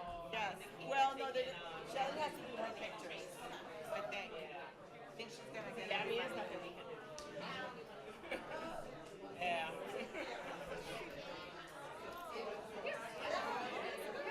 You want to be a guest speaker? We're always looking for guest speakers. Yep, it's always on credit.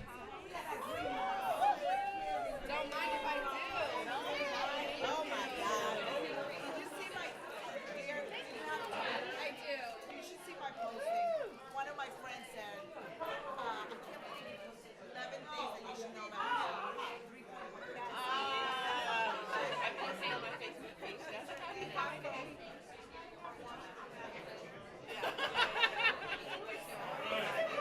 so much. This is just what I needed at this time again.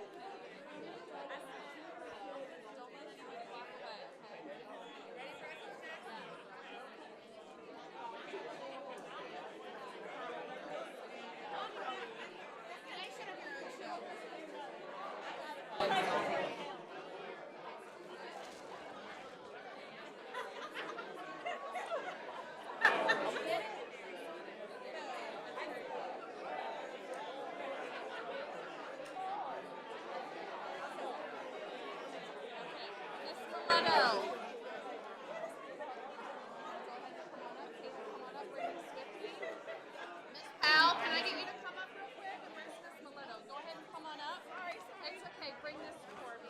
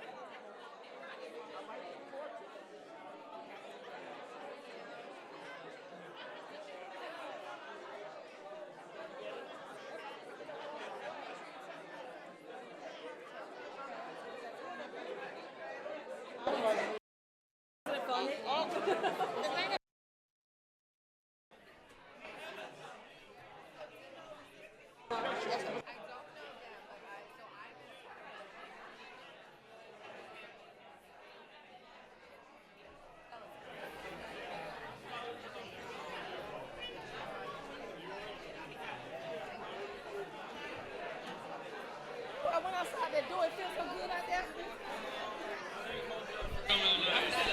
I went out there too.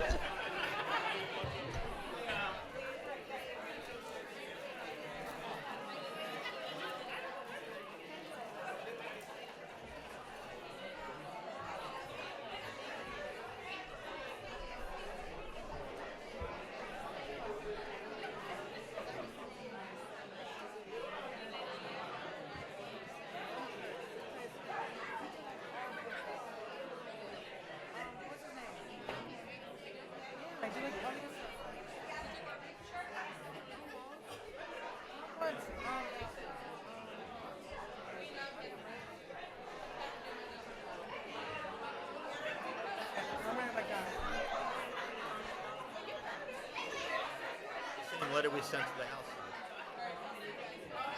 Because the House bill's over on the Senate side. Yeah, the same, right, Mr. Lucas signed it.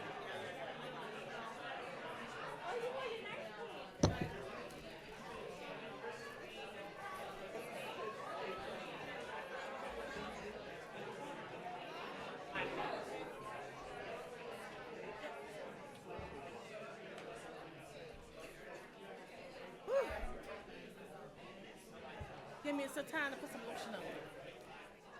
Let me put some lipstick on. Because I was bare.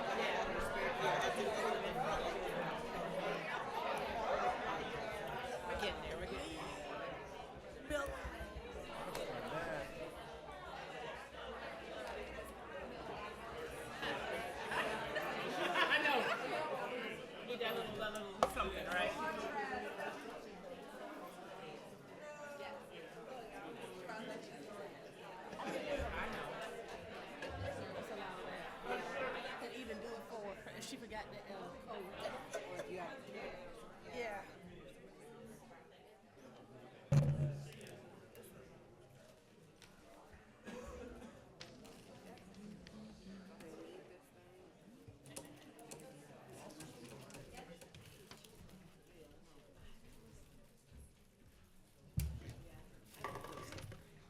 All right, good.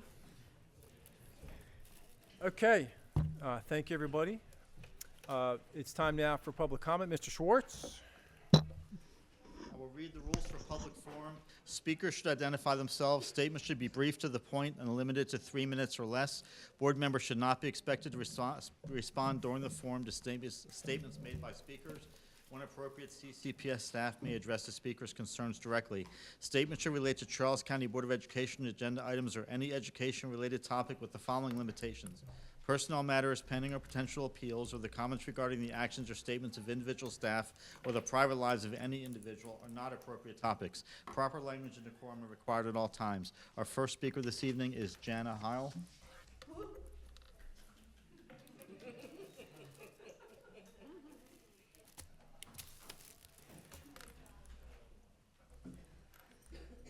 Good evening again. I'm Jana Whitlock-Heil, the drama teacher, performing arts chair at McDonough High School, and the lead theater teacher for CCPS. First of all, I'd like to welcome our new board members. It's good to see you all. I'm here today because the arts matter. I want first to thank CCPS and the Board of Education for the continued support of the arts in Charles County, from fully staffing teachers from elementary to high school, which not all Maryland counties do, to supporting our students who qualify for national competitions, again, which not all Maryland counties do. CCPS has been a great supporter of arts education throughout the years. Your most recent decision of providing extended day programs to help those students without the extra electives of a 4-period day school, it's to be noted. This helps the arts programs immensely by staying strong, by giving our students who are not in those 4-period day schools a way to stay in that theater and orchestra and choir class. I truly appreciate that forward thinking. I'm also excited to hear the discussions of pathways in the arts. While Mr. Bodemer and Mr. Blumhout have done a great job making sure all the high schools have really strong arts programs, it would be really nice to make sure that there's a little more training beyond the current curriculum to give them that option, just like CTE, STI, and Project Lead the Way curriculums do, because the arts matter. We in the Performing Arts Department at McDonough High School are incredibly excited to see the new addition coming along and can't wait to move into it this summer. I wanted to take a moment to thank CCPS for pushing forward for renovation so many years, because 1999 was the first year we were slated to be renovated. It took 24 years because the state said, nope, gonna have new buildings only, no renovations, after when it was our turn to be renovated. and that's when North Point came along. So to finally get McDonough renovated and the theater facilities upgraded is a dream coming true. The new addition is beautiful. The front of the school, actually being the front of the school, is amazing. And to have an elevator is beyond words for someone with ADA issues like myself. Still a little more work to do in the auditorium, but we are working on it. So thank you. Finally, I want to just take a few minutes to remind you how theater and all of the arts can help students work on social and emotional learning. In this new normal of a world where we have students still catching up emotionally and developmentally, the arts can help students have a safe place to express their feelings and to give them a voice. The arts keep kids in school. Over a dozen students have told me that theater has saved their lives. The number of parent emails and conversations I've had over 33 years of teaching telling me how their child has changed and grown and become confident, found a home and a family, is in the hundreds, and I'm sure every other program has the same. The arts matter. Thank you for your support of the arts, and I ask that you please keep it strong under this board's term in office. Thank you. Thank you, Ms. Hahn. Our next speaker is Theodore Baker. Good evening, board Good members. evening. Good evening. My name is Theodore Baker, and I speak as a parent, as an employee, and as an EACC board member. It is my desire to share with you reasons why Charles County Public Schools would benefit from a collaborative push to emphasize its already standing arts programs. Picture it. Sicily, 1922. A time when we had to milk the goats before we went to school. Oh, wait a minute, that's the Golden Girls. Let me get back on track. I am before you to share why I strongly support an increase in emphasis on the county's arts programs. Picture it, CCPS in the year 2033, and former students of Charles County Public Schools have grown up, moved on, and achieved greatness in various fields across this great nation. Picture it, the numerous alumni sharing how their lives have been impacted, enriched, and blessed because of the foundational skills, trade skills, and arts programs that among them birthed prolific authors, majestic dancers, phenomenal artists, composers, instrumentalists, actors, singers, comedians, and future instructors to continue the legacy. We owe it to our students, our legacy, to not only equip them to be outstanding thinkers and creators, but to allow them to have access and the ability to explore numerous pathways to greatness. Let us be inspired and inspire them to go beyond and to go above and beyond, to live in and outside of the box, to be the wonders God predestined them to be before gracing the world with each one of them. By further developing and raising the bar in the arts, we will not only achieve this, but far exceed it. Thank you for your time.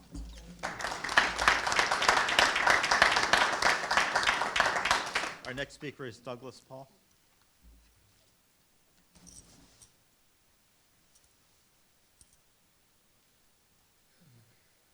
Good evening.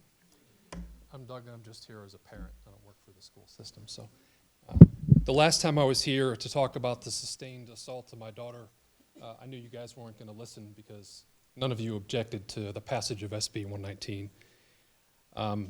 So I started looking into who you guys are listening to. There's a group in this county that is, quote, anti-law enforcement, end quote. And when they talk about our schools, they are, quote, dedicated to tearing them down, end quote. The same group brags about doing secret work at the state level designed to impact all families in CCPS. Your equity task force wants to hire teachers primarily based on skin color, according to their statements. And one of the members of this board considers those individuals as key to her work. I don't know what county HR thinks about this, but I suggest you not follow Commissioner Coates' approach to employment decisions. Since you won't listen, I started listening to teachers. These are the people that during COVID were held up as the standard of bravery, who seem to be now pushed to the side by the superintendent in this body in the interest of finding new uses for the term equity. To be clear, I support diversity, I support inclusion, and I support equality. Teachers tell me about being afraid to speak up for fear of reprisal, have highlighted disciplinary actions taken against them when they raise concerns about student behavior, and repeatedly told me stories about they can't engage or discipline specific students, even in the light of alleged vicious sexual assaults. I know this kind of thing doesn't move the needle for you, and now that you didn't listen to me, a number of other families know as well. I hear of your social promotion program that accelerates kids at least through middle school that can't read at the 1st or 2nd grade level when they refuse to do their work, skip school, or both. Teaching kids that hard work shouldn't be a staple of how they approach life is probably one of the most detrimental things I can think of. Teachers say they are subjected to vulgar and racially explicit language, are accused of being racist for not honoring innocuous requests by students as fast as they would like, and I hear a lot about your injection of critical race theory into the curriculum, specifically poems that tell students of color to resist cops because of their skin color. It's not very inclusive. While several of you did make decent public statements recently about the spike in violence and threats we see in schools, you can't have it both ways. At home, I made sure that our kids are good. I don't need anything from you at this point, but I'm here to advocate for families and teachers that are not in that place. This is all I can do to try to prevent any more damage to our diverse and vibrant student population. I understand why you have abandoned the concept of equality, but in doing so, you mirror the pathway to the Parkland shooting. And until anyone that's working in secret decides to tell the citizens of this county what they're doing, perhaps you can define fascism for us in the meantime. Thank you. Our next speaker is April Payne.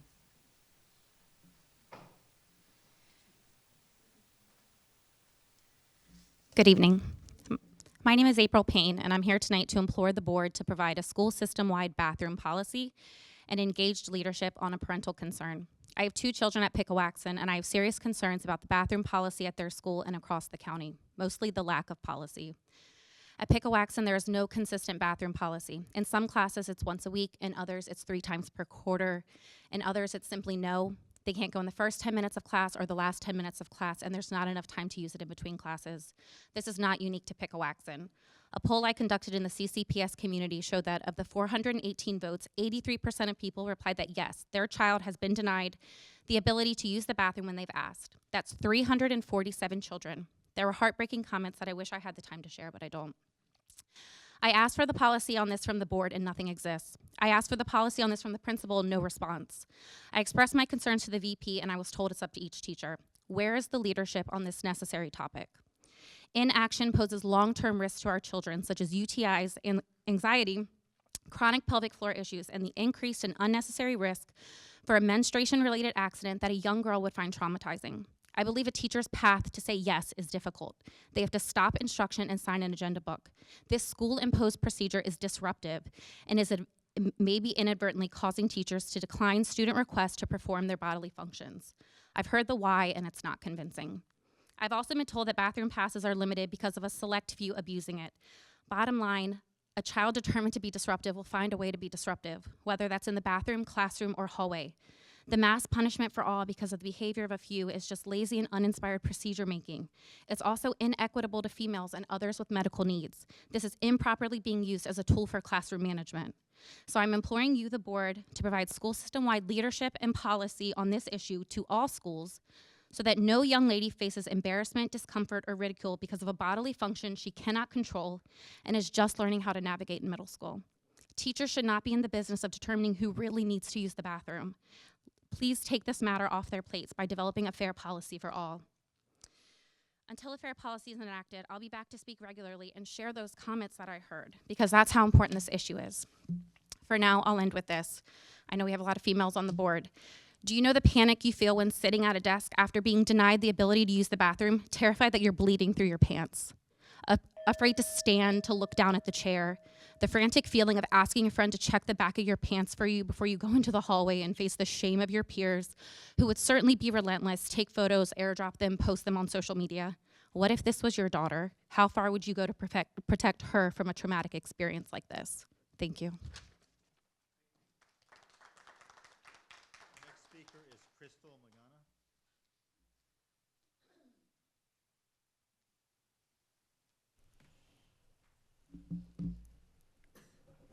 Good evening. My name is Crystal Magana. I'm a lifetime resident of Charles County. I graduated from La Plata High School in 2005, and I currently have 4 children in the Charles County Public School System. and I have been active in their school community since 2015. I come before you today to say that our schools are in a state of emergency when it comes to the safety of students and staff. I, along with many others, believe this is due to the Board of Education's attempt at restorative discipline and the failure to follow the code of student conduct that you have issued.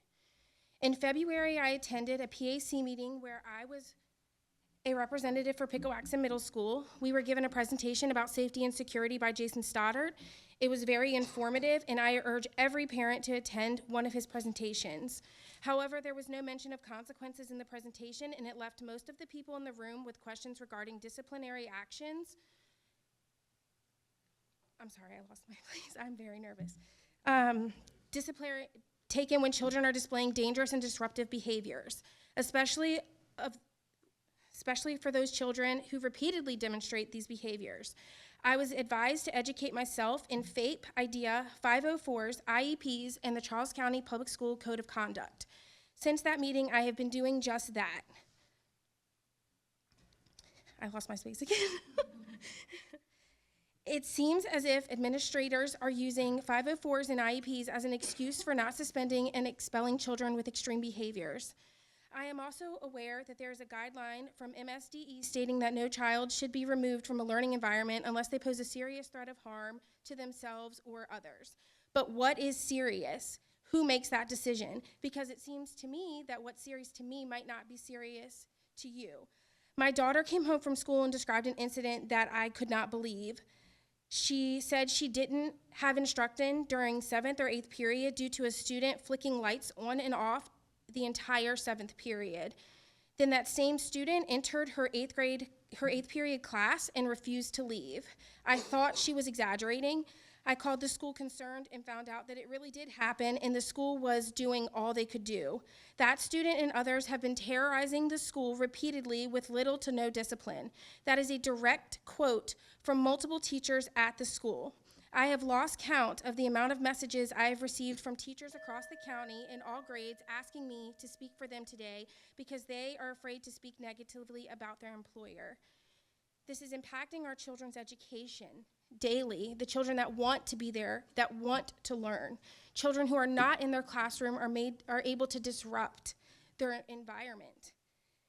My daughter comes home every day with a different story. It's different students. And I feel sorry for these children that are disruptive, and I'm not angry with them. I'm sorry. Thank you. Thank you very much for your time. Our next speaker is...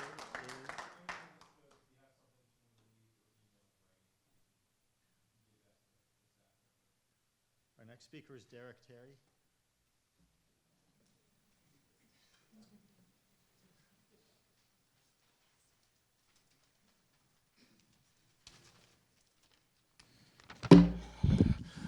Good evening, good evening, everybody. No worries today, no worries.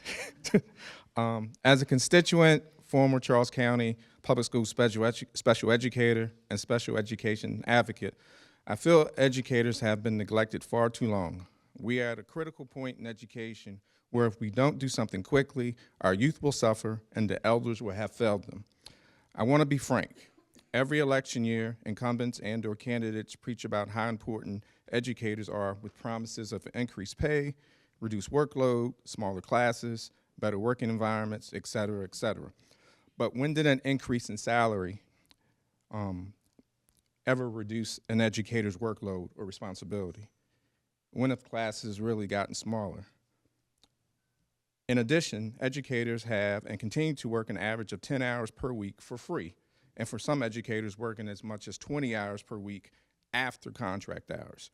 Under the current Maryland Blueprint, there's an emphasis on college, career readiness, governance, accountability, early childhood education, student resources, and teacher recruitment and retention, which includes increased pay.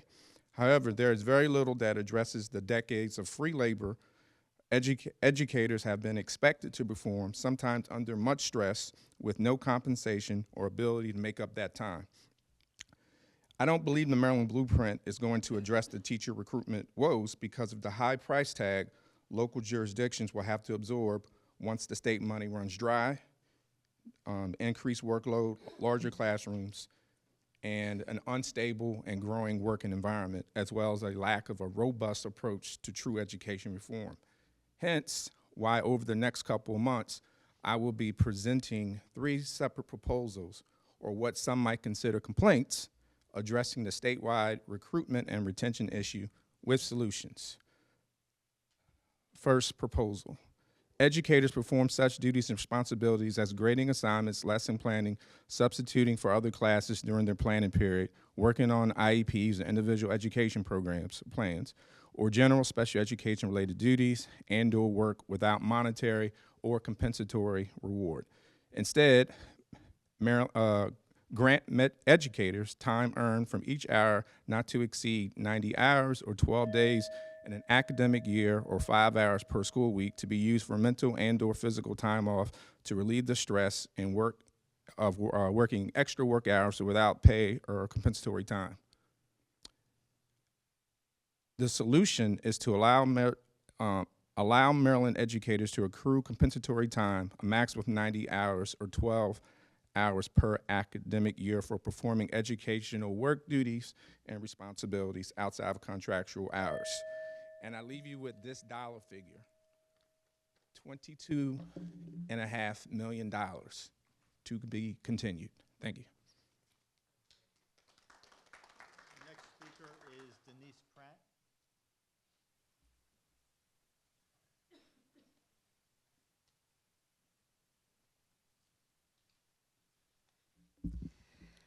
Hello, my name is Denise Pratt, and I'm the general music and orchestra teacher at Dr. Brown Elementary School. Since March is Music in Our Schools Month, I want to highlight the importance of music education for everyone. For some students, music becomes the thing that motivates them to come to school. It can become their place to gain confidence.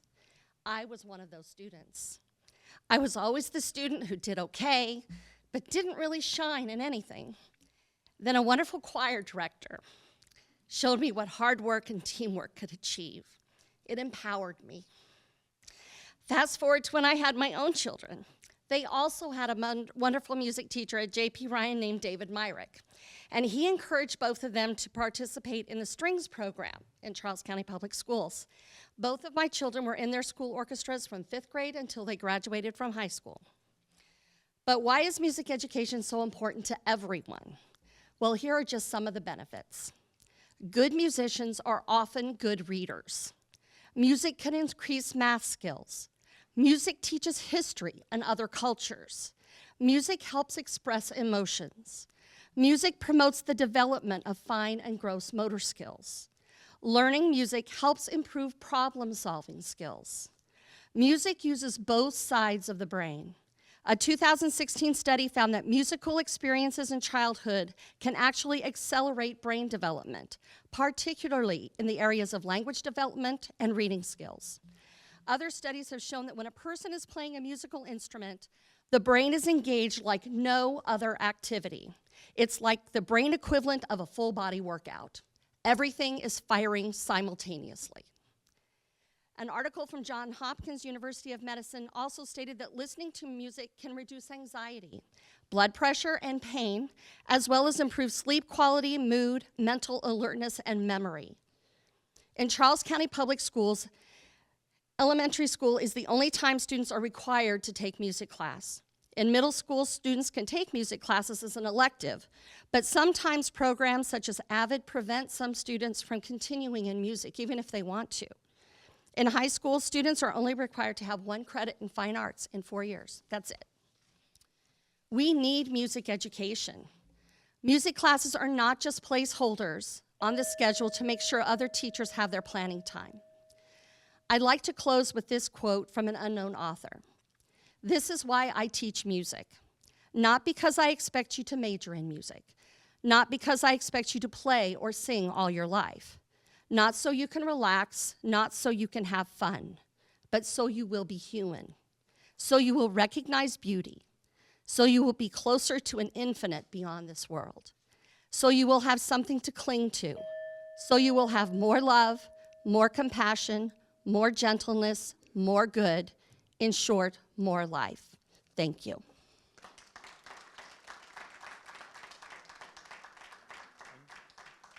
speaker is Cynthia Bovette, sorry.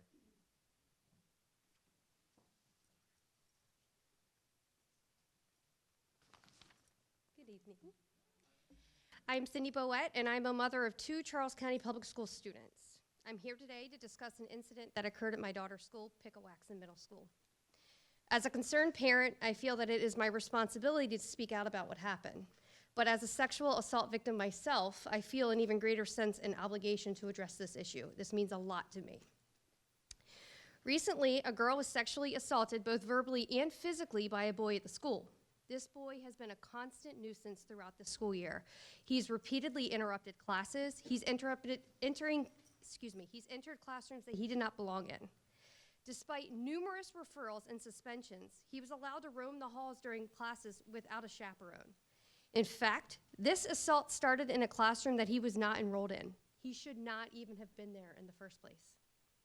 Being a mother of a daughter is a huge responsibility. From a young age, we have to teach our daughters the importance of being safe. We say things like, don't go to the bathroom alone, avoid dangerous situations, speak up if you feel uncomfortable, don't go shopping after dark. All of those things, we constantly have to teach them. And we teach them everything to be safe, and a school should be a very safe place for our girls. I find it deeply troubling that this boy was able to assault this fellow student repeatedly that afternoon without any intervention from the school. The way that the school administration dealt with this troubled student's behavior was neglect, kind of like ignore the problem and it will go away. Teachers were literally told not to engage with the student, leaving him completely free to cause havoc and trouble throughout the entire school all day, every day. I believe that we need a full investigation into Pickawaxen's administration to uncover the truth about what happened to prevent this from happening at Pico again. My confidence in the school is completely shattered, especially with the principal, Mrs. Thinstead. I asked my 6th grade daughter if she knew of the boy, and she said, yes, he roams the hall. I understand. Sorry. Yes, he roams the hallway during school, and I don't think the school actually cares about him. So that's how our students are viewing the situation. Hindsight, of course, is always 20/20, and looking back, it's clear that if the teachers had been empowered to intervene in his disruptive behavior, it could have been prevented well before it escalated to sexual assault. This is not to say that we should blame the teachers. I'd rather acknowledge the school's policy of not engaging with disruptive students. It was a mistake. I have complete faith in the teachers at Pickawaxen Middle School. They were doing what they were told. I want to emphasize really quick that incidents like this can have a lifelong effect on the victim. Sexual assault can cause physical and emotional trauma that can last a lifetime. It's absolutely critical that we take these incidents very serious, and I know all of you do take these incidents very, very serious. So it's my understanding that the student will be removed from the school, but this assault could have been prevented, and that is my number one thing. It could have been prevented. Thank you. The next speaker is Veronica Golden.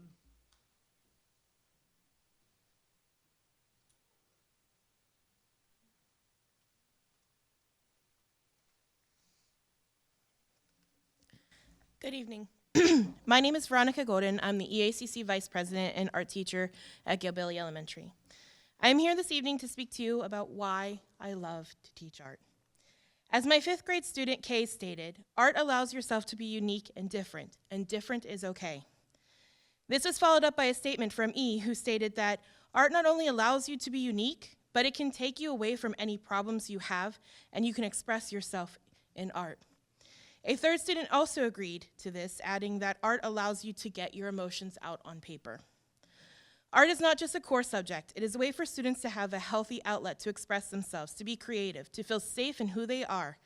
A 4th grade student told me that when she does art, it helps her concentrate better in her other classes. Art is connected to everything. Art accents other academic subjects. When I teach color, I teach fractions.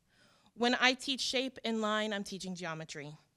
Through art, my students learn social studies, they learn about diversity, civil rights, and women's rights. They learn to be accepting of others because in an elementary art room, we teach everyone. That includes our students with physical disabilities, to students with profound intellectual disabilities, and everyone in between. I love what I do as an art teacher, but I'm also finding it increasingly and frustratingly challenging. I know that I'm not alone in this, as I have had many conversations with other art teachers across our county. The cost of materials has skyrocketed, but our budgets remain stagnant. In January, I, along with 20 other art teachers, sent district leadership a letter about funding for the arts. The reply was straightforward about the need to collect data and understand how arts funding is actually allocated and spent. I am confident that a solution will be found. But there are other things that can be done free of charge to show that art matters. At the elementary level, students who receive time in the office for their behavior should not be allowed to attend specials, especially if they are returning to the office afterwards. Another thing that can be done is to stop referring to the arts as specials. At my level, this implies that art is something fun and not academic or not to be taken seriously. That plays over into a lack of respect that we art teachers often face from our fellow colleagues, from parents, and the community. Arts teachers that are in this room, how many times do you hear from your colleagues, "It's just art," or "It's just music"? But according to 10-year-old EB, art means so much more than art. Art allows me to draw what I like. Without art, I feel like I am nothing. The world is a blank canvas, and art allows me to paint it the way I want to see it. Dear Board of Ed, please believe me when I say art is important, and I urge you to get to know our programs, our arts programs, and make the fine and performing arts a priority, both personally and fiscally. Thank you. Our next speaker is Jerome Ned.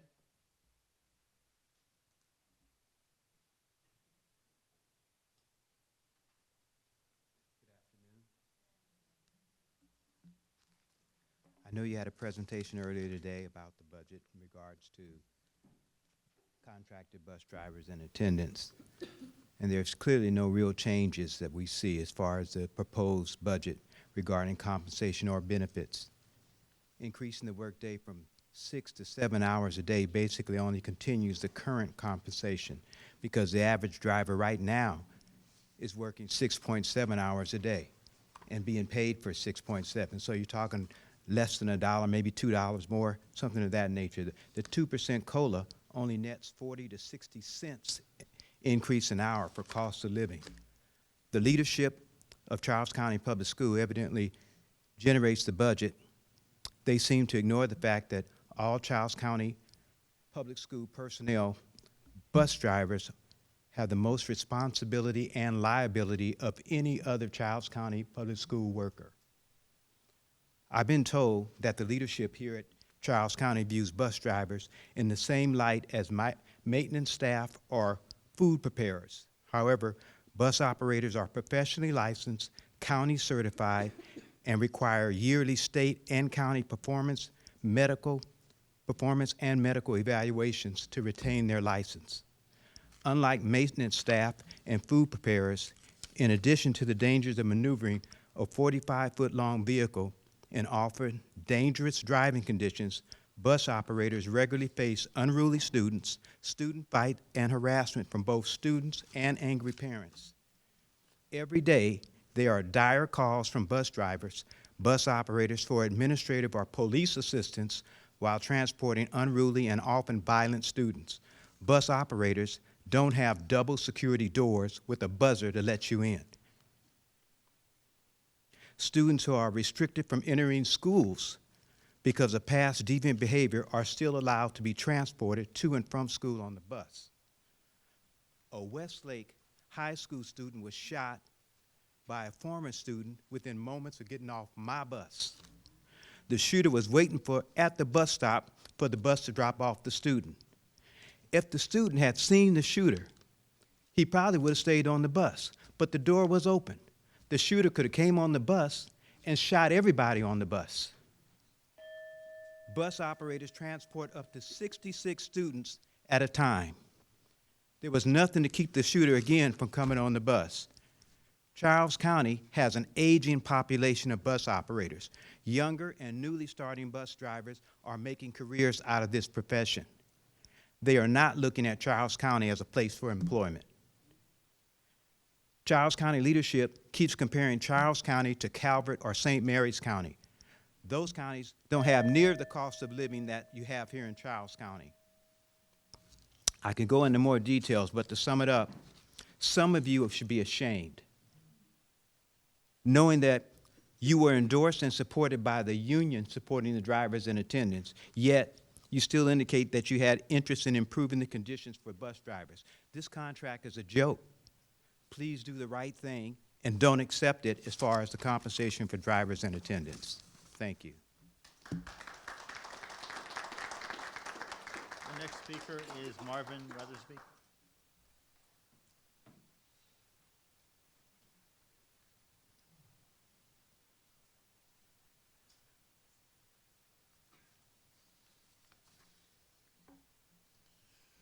Good evening. Pleasure to see you all again. The title of what I have to say is, do you really care? The school day begins and ends with school bus drivers and attendant each and every day. 4 points of order. School board members, I am deeply disappointed in what this school board has done, or should I say, has failed to do.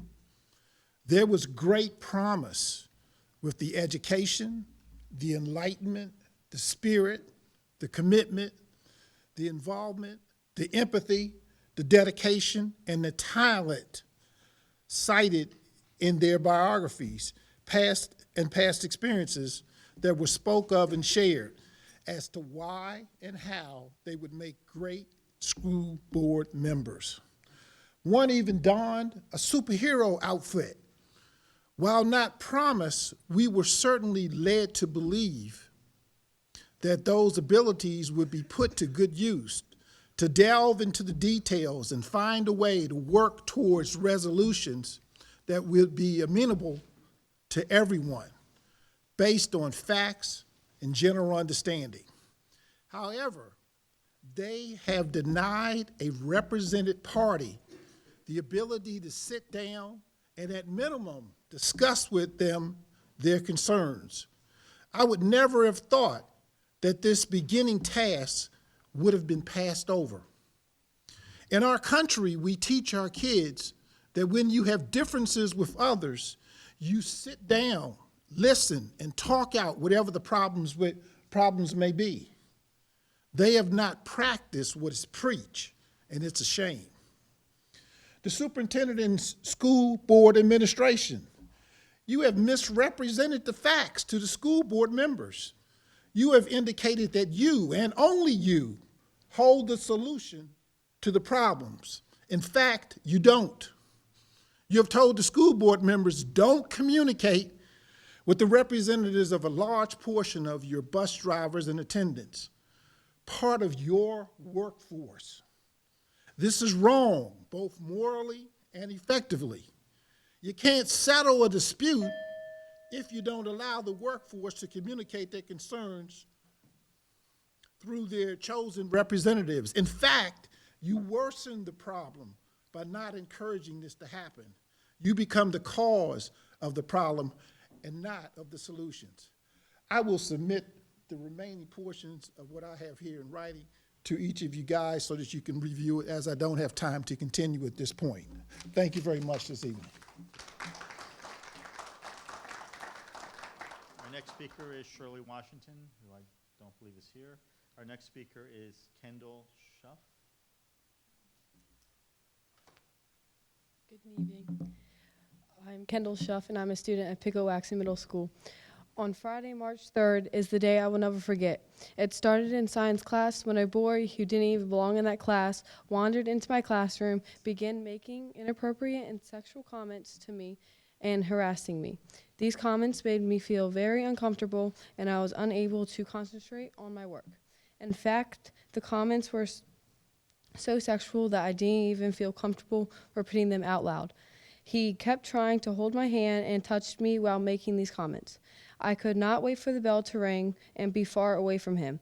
When in class finally ended, as I was exiting the class, he threw something at my butt. I turned around and told him to stop. Then he smacked my behind. I was very uncomfortable and unsure of what to do and just wanted to get away. It did not end there. He found my locker. He found where my locker was, and he came up to up to me at my locker and smacked my behind again and also grabbed my breast. At this point, I was scared and shocked and felt completely violated. From this moment on, I have felt scared and anxious to come to school. I thought he was going to be suspended, but he was there the day after this happened, as if everything was normal. I did not feel safe. The thing that frightens me the most is that the fact that he walks around freely and could do this again to other girls, that he has no shame and boundaries. School is supposed to be a safe place for students to come and learn. Students should feel safe and protected at schools instead of being in fear. Thank you.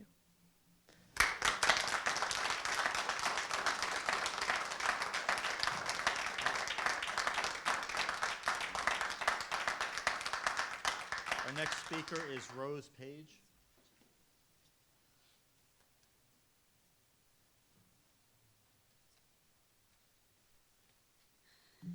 Hello. Thank you for letting me speak today. I'm here advocating for my daughter, who also attends Pickawaxen Middle School. In October, the end of October, I have 5 kids, all have attended Pickawaxen and have had better experiences. She attended private school up until 7th grade, begged me to go to school, and I knew it was Pickawaxen. I said, okay, it's been a good school for the other kids, you can go. She went, and it's probably been the worst year. She stood up for this girl at a dance from 5 bullies that were arguing with this girl or, bullying her. And after that, the girls started bullying my daughter. So we filed a complaint with the counselor. So the counselor knew about it. The following Monday, Ashley, my daughter, came to me and said, I don't want to go to school. The girls have been saying stuff. And I said, it's fine. It's Pickawaxen. It'll be fine. We talked to the teacher, and it's fine. Well, she went to school that day, and the girl came up from behind her, yanked her down, and just started punching her. My daughter was hysterical. And so they were going to send her home on the bus, which just breaks my heart, and I just found out about this last month. Anyway, she was terrified to go to school for a week after that, didn't want to go to school. And it took her months to recover from this, being afraid to go to school. We finally had a meeting with the girl, and then the other girl started harassing her, giving her looks and all this other stuff, so they had a meeting with that girl.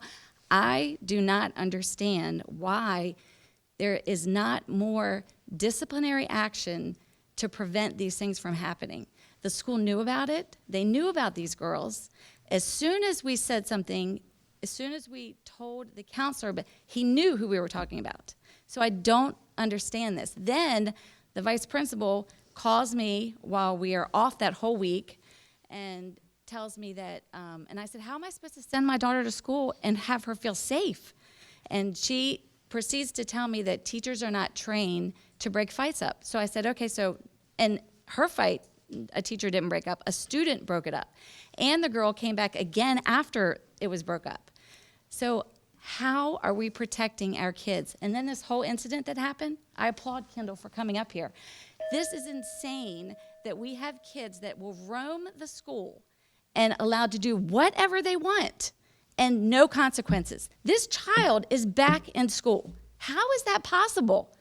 How? I don't understand that. How are you protecting our children? I want to know. Thank you.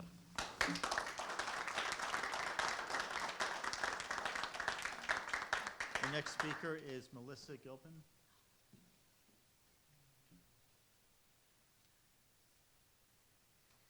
Good evening. I'm Melissa Gilpin, and I'm a Charles County Public Schools parent, and my kids have had a pretty good year this year.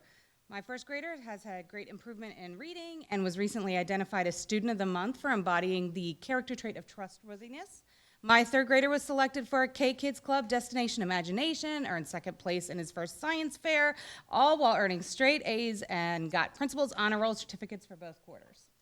I'm sharing those accomplishments with you because you probably haven't heard about them, because I didn't hear about them. I learned about my children receiving these honors through crumpled up certificates in the bottom of their backpacks, slipping out of a Tuesday folder. I am here today to express my disappointment about discontinuing student award ceremonies for elementary age children at my kids' school. For many children, receiving an award is a major milestone that boosts their self-esteem and encourages them to continue to strive for excellence. It's a moment they'll cherish for years to come and motivates them to work harder and achieve more in the future. Certainly did for me when I was a student at CCPS. I even remember attending events where other people received awards that made me want to push harder. Furthermore, award ceremonies are an opportunity to acknowledge the hard work and dedication of the teachers and staff who work tirelessly to support our children's education. It's important to show our appreciation for their efforts and recognize the positive impact they've had on our children's lives. When parents are able to attend events and ceremonies, it helps foster a stronger sense of community within the school. We can get to know other families and teachers and build relationships that benefit our children's education and social development. I understand that the decision to discontinue award ceremonies may have been made in the interest of fairness to ensure that every child feels valued and appreciated. However, I believe we can still recognize the achievements of students without diminishing the accomplishments of others. Perhaps we could consider alternative approaches that promote inclusivity and celebrate diverse talents and interests. For example, we could recognize students who show leadership skills, creativity, kindness, perseverance, celebrate achievements in music, arts, sports, and community service. I was recently invited to an elementary school in St. Mary's to see my nieces earn an Excellent Bus Behavior Award.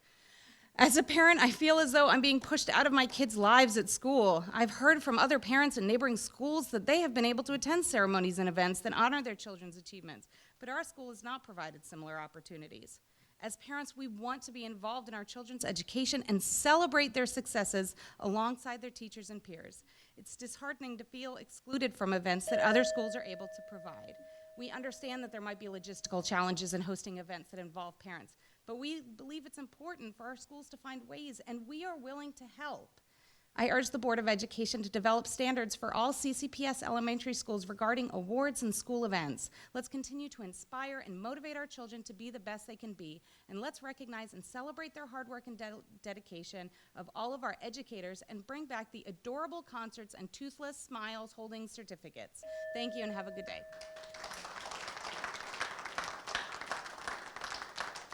That was our last in-person speaker. We have several people who are here virtually. I'll turn it over to Ms. Mackey.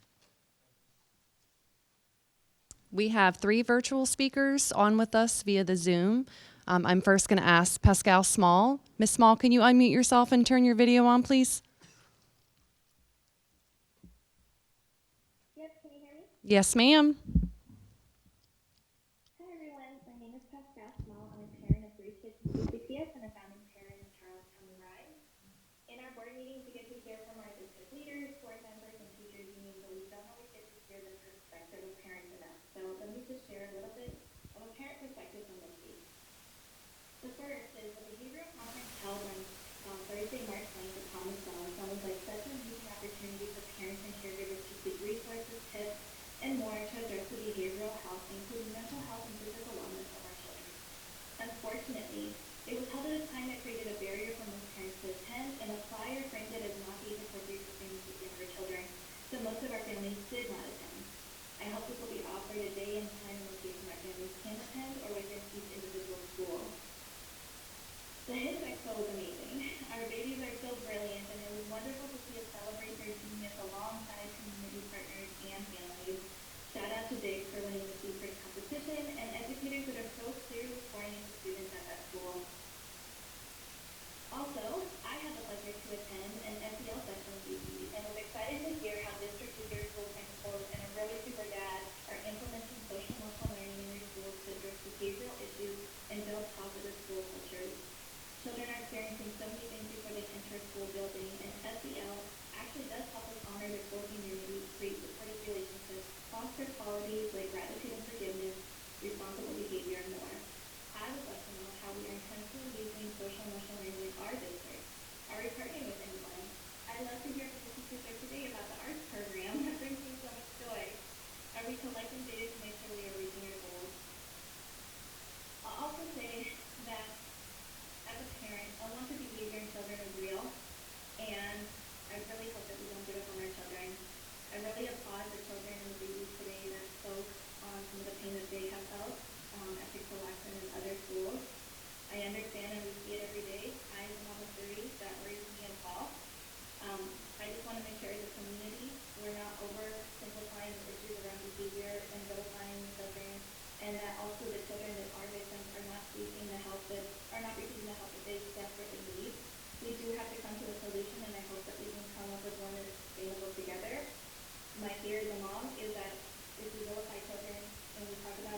superintendents and we talk about locking them up, that we're going to end up with a community of broken young adults, of uneducated community members, and of children that have been left behind. So there does have to come up with solutions for the behavior that we're seeing in our schools, the unwanted behavior, but I do believe in our children that we can try to know that behavior before they feel that way. So, thank you again. Thank you, Ms. Small. Our next speaker for the evening is Shauna Marks. Ms. Marks, can you unmute yourself and turn your video on, please, if you'd like? Good evening. How's everyone doing? Thank you for the opportunity to speak.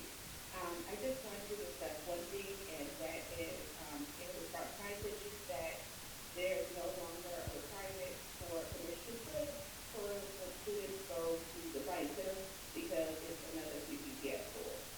As a parent of 3, I would be completely upset that my kids were put on a bus, taken to another place to go on a field trip without my knowledge or permission, unless it was an emergency.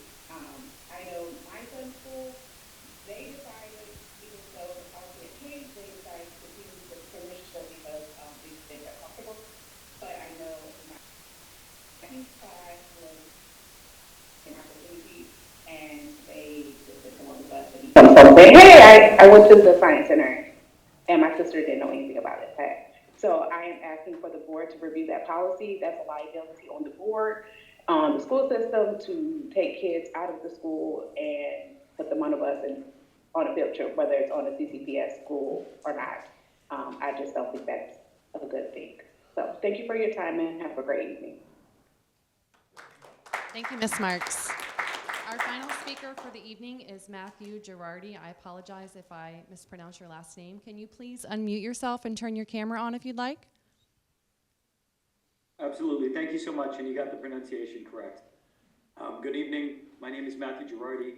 I'm the Political and Communications Organizer at ATU Local 689. I speak to you tonight on the continuing problems facing bus drivers and attendants here in Charles County. As we have explained many times before, the vast majority of school bus workers in Charles County are facing serious challenges due to the system of contracting. The CCPS school bus system is fairly unique in this region. Most school systems either provide transportation in-house or contract with either a single provider or a small number of larger providers. Charles County utilizes a Byzantine system of 17 different contractors. Moreover, the system of negotiations between the Contractors Association and the school board has cut out workers. Negotiations between CCPS and the Contractors Association have set specific wage rate tables, benefit amounts, and even workplace rules and regulations for the contracted workforce. And these are all without the input and participation of employees and our members. In a generous reading, this is a joint employers situation with both parties effectively unable or unwilling to negotiate with the union. In another reading, this is a company union. Either is unacceptable, and this union is not the only actor that believes so. School bus workers and the unions that represent them should have a seat at the table for any negotiations that affect their wages and working conditions. That is decency, that is logic, and most importantly, it is federal law. In fact, as of Friday, a bill unanimously passed the state Senate to create a task force with various representatives of state government to study the mess we find ourselves here in Charles County. The legislative scrutiny of this situation will, more likely than not, confirm the board's status as a joint employer. So, we urge CCPS to immediately recognize the circumstance for what it is, an unfair repudiation of the legal rights of many of its school bus drivers. Those in our membership that work for the private contractors in this county should no longer be denied the right to collectively bargain over the terms and conditions of their employment. That is what they won last year through the NLRB elections. We sincerely wish to collaborate with CCPS and the Contractors Association to negotiate fair contracts for our members. Doing so would finally mean that the hardworking school bus drivers and attendants in the county would get wages, benefits, and dignity they so thoroughly deserve. For this reason, we urge this board to reject the current budget proposal, as the wages, benefits, and other terms and conditions of employment, such as retirement and health care, are inadequate.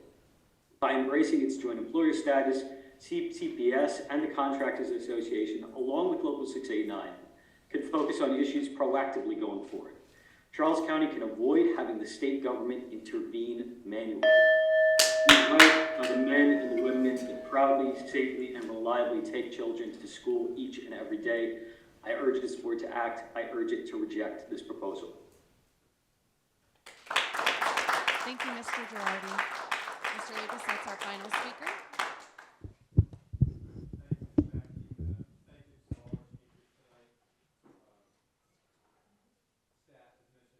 The opening comments, staff may follow up, and if you'd like to leave any copies of your written statement or email them, you're certainly free to do that.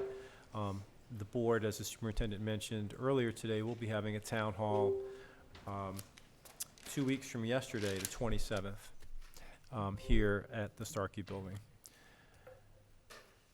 Okay, we need to resume our agenda item, and I believe next up is Mr. Schwartz.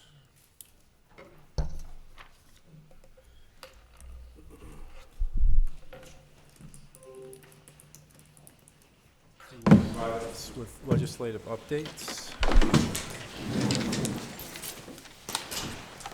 Good evening. I've posted the legislative report on board docs if you want to refer to the bills I'm discussing. There are links to those bills as well. The first bill I'm going to bring up is Senate Bill 491. This was a bill that was introduced in one form but has been amended by the Senate to create a task force to study school bus operators' contracts and wages. The task force will include one Charles County Senator, one Charles County Delegate, a Charles County Commissioner, a Board of Education member, the Superintendent or designee, 3 bus contractors, and 3 members of ATU. The work group will study issues related to the student transportation, bus driver wages, and contracts for bus contractors in Charles County. Bills passed the Senate. It is now in the House. Next bill is House Bill 119, the bill concerning curriculum guides and courses of study. This is the bill we discussed at our meeting last Thursday. The bill passed the House on a Republican-Democrat divide. Bill's now in the Senate. We have contacted our senators as well to express our concerns that we brought to our delegates' attention last week. House Bill 85, Senate Bill 206 concerns bargaining class size. This is a bill I mentioned at the last board meeting. I only bring it up to mention that the bill is still sitting in committee on both the House and Senate side. It has not moved yet. Next bill is another one I brought up last board meeting, House Bill 1219, Senate Bill 893, Maryland Educator Shortage Act of 2023. This is a bill proposed by Governor Moore, and the bill has not yet moved, but we're expecting it to start to move quickly. The bill should be coming out of the House and Senate committees this week, and we expect it to pass over to the opposite chamber by next week. Next Monday is the crossover date, which is the date that the bills have to pass out of one house to get to the other side, so that deadline is coming up quickly. And the last bill I'm going to bring up just very briefly is House Bill 294, Senate Bill 926, concerning due process proceedings for students with disabilities, the burden of proof bill. This bill also has not yet been voted on in the House or Senate, so we're keeping a close eye on it. We've heard there may be some amendments coming, but nothing has moved yet on that bill on either side. That's my very brief legislative update. I'm here for any questions you may have. Any questions or comments? All right. I've got, yeah, I have a couple, Ms. Butler Washington. Are we expecting the bill that passed in the House to pass on the Senate? Concerning the curriculum? Yes. I've heard mixed news about that. If I had to make a prediction, I don't think it's going to pass the Senate this year. I know that there have been a lot of concerns raised on the Senate side. There is a Senate companion bill to the original House bill that's still in committee, but we've heard that bill is going to be amended to match the House bill, which is a signal that the committee may be considering passing the bill out in the same form the House passed it. So that's the big sign we're waiting for, to see what the Senate committee does with that bill. I hate to put money on it. I'm not a gambling man, but if I had to make a prediction, I'm thinking that the Senate is going to put up some roadblocks to it. Okay. And then the transportation bill. it passed in the Senate, you said, so it's over at the House? Correct. So is that, so it's gonna pass on that side? Again, I hate to make predictions. We have not heard from our delegates concerning if they have any concerns about the bill. It's difficult to kill task force bills if it's just to study the issue. So we're seeing if the Senate bill does get approved by the House, but we have not heard from our delegation about that. And we're hoping that if they have any concerns, they will reach out to us as well. Okay. Ms. Schwartz, hate to put you on the spot, but in a comment that one of the speakers made tonight, and this was a bill from last year that you might have still been familiar with, Senate Bill 119. Yeah, that's a bill from previous, a previous so session. I think if you could just expound on that, because that isn't so much, I mean, it's not really something that local LEAs would consider, although it affects them. If you could just comment on that. Sure. There's a law right now that says that anybody who disrupts school activities and educational activity is subject to a misdemeanor. It's a crime. That law applies to anybody. Anybody who's related to the school, anybody who's within the school system, any student, for example. That law applies across the board. There is an effort in Annapolis over the last several years to decriminalize the student behavior. So if a student causes a disruption, it would not be a crime. It would be dealt with as a student discipline matter, which it would be as well. That bill has not passed the General Assembly yet. We've seen that move in previous sessions from one side or the other in the House or Senate, but it hasn't passed both houses yet, and we haven't not seen that bill move this year. Okay. And I think, again, that refers to criminalization, which is a law enforcement or district attorney issue. School systems still have the right to impose discipline in accordance with their standards on a local level, correct? Correct. And whether that bill passes or not, we would still have a disciplinary matter to deal with as a school system. One of the concerns about the bill is it applies to students from other school systems or college students. If they were to come on the school property in Charles County and just cause a disruption, that bill, if it were to pass, were to say that could not be a crime for those students either.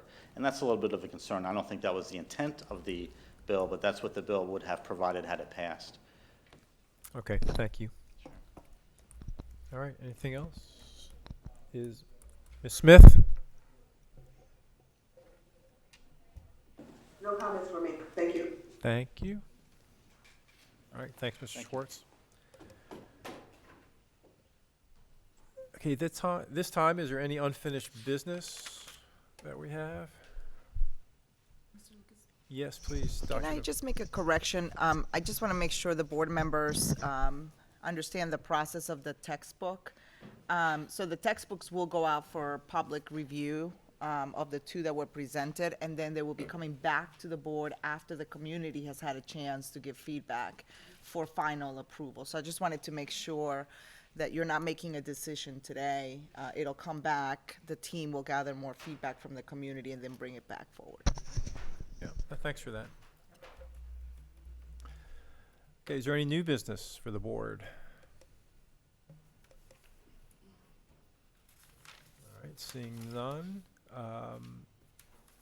Any agenda items, future agenda items? Mr. Hancock. Thank you, Chairman. One of the ladies, Ms. Payne, that spoke at the public forum, she actually brought up something in regards to there being no policy on bathroom. And she made a very good point, especially as it pertains to adolescent young ladies. That may be something we want to consider. As a man, I've never thought about that, but I can understand the need for something to address it. A lot of issues, but especially that issue. So if it's the will of the board, maybe it's something we can at least get some thoughts around at some point. Can we ask the superintendent then to do some research and come back to us? See if there's any precedent in other school systems? Is that okay with everybody? That'd be great. All right. All right, good. Ms. Butler Washington? I would like to have us to revisit the student code of conduct, the So- part of the discipline part of it. So, Because yeah. right now, Yep. it seems like it's not working. There's a lot of stuff going on, and we might need to like revisit it, because I think the last time it was revisited was 2015, I think. A little after that, and it's a good point, because I believe at our next board meeting, we're getting a presentation, and Vice Chair and I will work with the superintendent to include a bunch of things regarding safety and discipline. The discipline matrix, and I'm looking at Mr. Heil because he was part of that. I believe that was 2019 when the previous. Way pre-COVID. Maybe 2018 then. So 2019 would have been just before COVID. There was a task force that was assembled, and there were some modifications made to either the code of student conduct or. If I'm allowed to speak? Sure, if you just want to do it from back there. That's fine. Yeah. The two things that were addressed there was dress code and bus behavior? Yep, that's correct. That's correct. And we'll go into it next month. But to your point, it's been at least 3 years. And so I think that is something that is worth bringing up. Ms. Thomas. Can we get a census of which schools are doing so many incidents? How many incidents from each school? That'll be part of the data okay. that we get. Okay. Yes. So Dr. Jones is convening a group to take a look at the code of conduct discipline matrix. We're going to try to get participants from a whole bunch of stakeholders in the school system, and then bring together back to you any revisions that come forward and alignment to requirements of the law, but revisions that may be made to present to you. Just one quick note, I think it's important to note that we've been looking, and we will come in April to present in detail the discipline data and school climate data that we have, and have actually school teams talk about their work in this area, because I think it's important to hear from schools and their day-to-day struggles and triumphs and how they manage that aspect. But we've seen an increase in behaviors and consequences as a result of the code of conduct. So the code of conduct is being utilized to the T today as it's written. Mm-hmm. And so I think the other thing that we're going to talk about, and we're going to talk about it with data, is that the number of incidents of behaviors have gone up because people are following the code of conduct and enforcing and so forth. So, it's a complex conversation, and I'm eager to have this as a community because it is a discussion that we need to have as a community as we try to talk through the issues there. But we'll bring a lot more information. Sure. I see your hands, but Ms. Smith? Yes, thank you, Chairman Lucas. So 2 points. One to second Ms. Butler Washington's comment as well as Ms. Thomas' comment about the school discipline and the presentation that's upcoming for next month. I would also ask the superintendent to, in addition to everything she just laid out, sort of speak to it from a parent's perspective, thinking through what is the policy from a system-wide level, and then what is the autonomy that each principal has. I think what we're hearing from parents is the policy principals or administrators aren't able to work within the current policy as established. So I think parents will be eager to hear what is our system-wide understanding of the policy, and then what do principals have the latitude to do in addition to the policy. That's one. Quickly, two, I could not get my hand up quick enough for unfinished business. I just wanted to kind of jump on, Superintendent, the point that you raised about the textbooks. The point that I was trying to raise is we have a series of committees, the equity committee, we have our, flourishing kind of ESOL group that's going on. If we can find a way of sort of pushing the links to the text materials to these groups to have them review for us, just making sure that we're not going off the if we post it, they will come, but really being intentional about getting people's comments. So the, Yes, just, absolutely. That's a great, Yeah. we're happy to do that. Good suggestion. Ms. Butler Washington. I wanted to ask about the award ceremonies. I know there's, in some schools they are, but some schools they're not. Could we kind of look at a policy where all the schools could do the same thing? Because I know I had some parents come to me and say, well, I know this school does it, why my school doesn't do it? So, and I do remember when my child went to, in the elementary school, I was happy to go and see all the accomplishment they do, and to hear that they don't do it now. I think that's it's something that we can look at to make sure that, you know, that is proud points for parents and stuff, because I don't think it should be where some schools are doing it and some schools are not doing it. Yeah, so if I may, I would request to be able to look into this. I believe it is T.C. Martin, the parent that spoke today, and I just want to make sure that because they're in a transition school, that we don't have some facility issues that they haven't been able to work through. I agree 100% that the activities and so forth. So I just want to make sure that we look into this a little bit more, and if there is an interest from the board to write policy about it, about standardizing, I want to make sure that you also take into account school dances. You know, Mattawoman does X number of school dances, Pickle-Waxen only does X number of school dances. And so I just want to, I absolutely would like to follow up and just investigate what our current state is, and then just make sure. But I think, you know, I think there's some things to investigate around the transition of T.C. Martin, specifically, that was brought up today. Yeah, that's good. And just for my board members and for the public, I said this earlier tonight, everything a school system does is time and money. So just keep that in mind when we talk about doing things in policy. Ms. Morley, then Ms. Warren. I would definitely like to echo Ms. Butler Washington's point about the student code of conduct and revisiting it, and also ensuring in that there's consistency in the application of student discipline, because I'm hearing a lot that it varies widely from school to school, and also the restorative practices, which my understanding is that that's not consistently implemented or even taught or required. And so for people to say that it doesn't work, if it varies, then you don't know whether it works or not. And also, this technically could be unfinished and new or future agenda item, to have a discussion about what our policies will be around town halls, whether we're doing them as a board or if we're doing them individually, if we're doing them by district. I'd like to flesh that out as well. Sure. To your first point about the code of student conduct, and we had this conversation before, and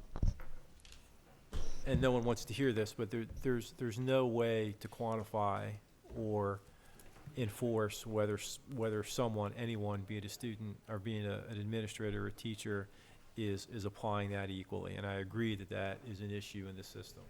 So, I mean, you could talk about, oh, we need to make sure we're doing that. The reality is there's no way to do it. And that is just a hard pill to swallow. And believe me, I and Mr. Hancock have lived that for longer than all of you combined. But to say, oh, that everyone needs to do this the same way, you're never going to know. But you hear so many anecdotal speeches by students and by staff that you know that has to be the fact.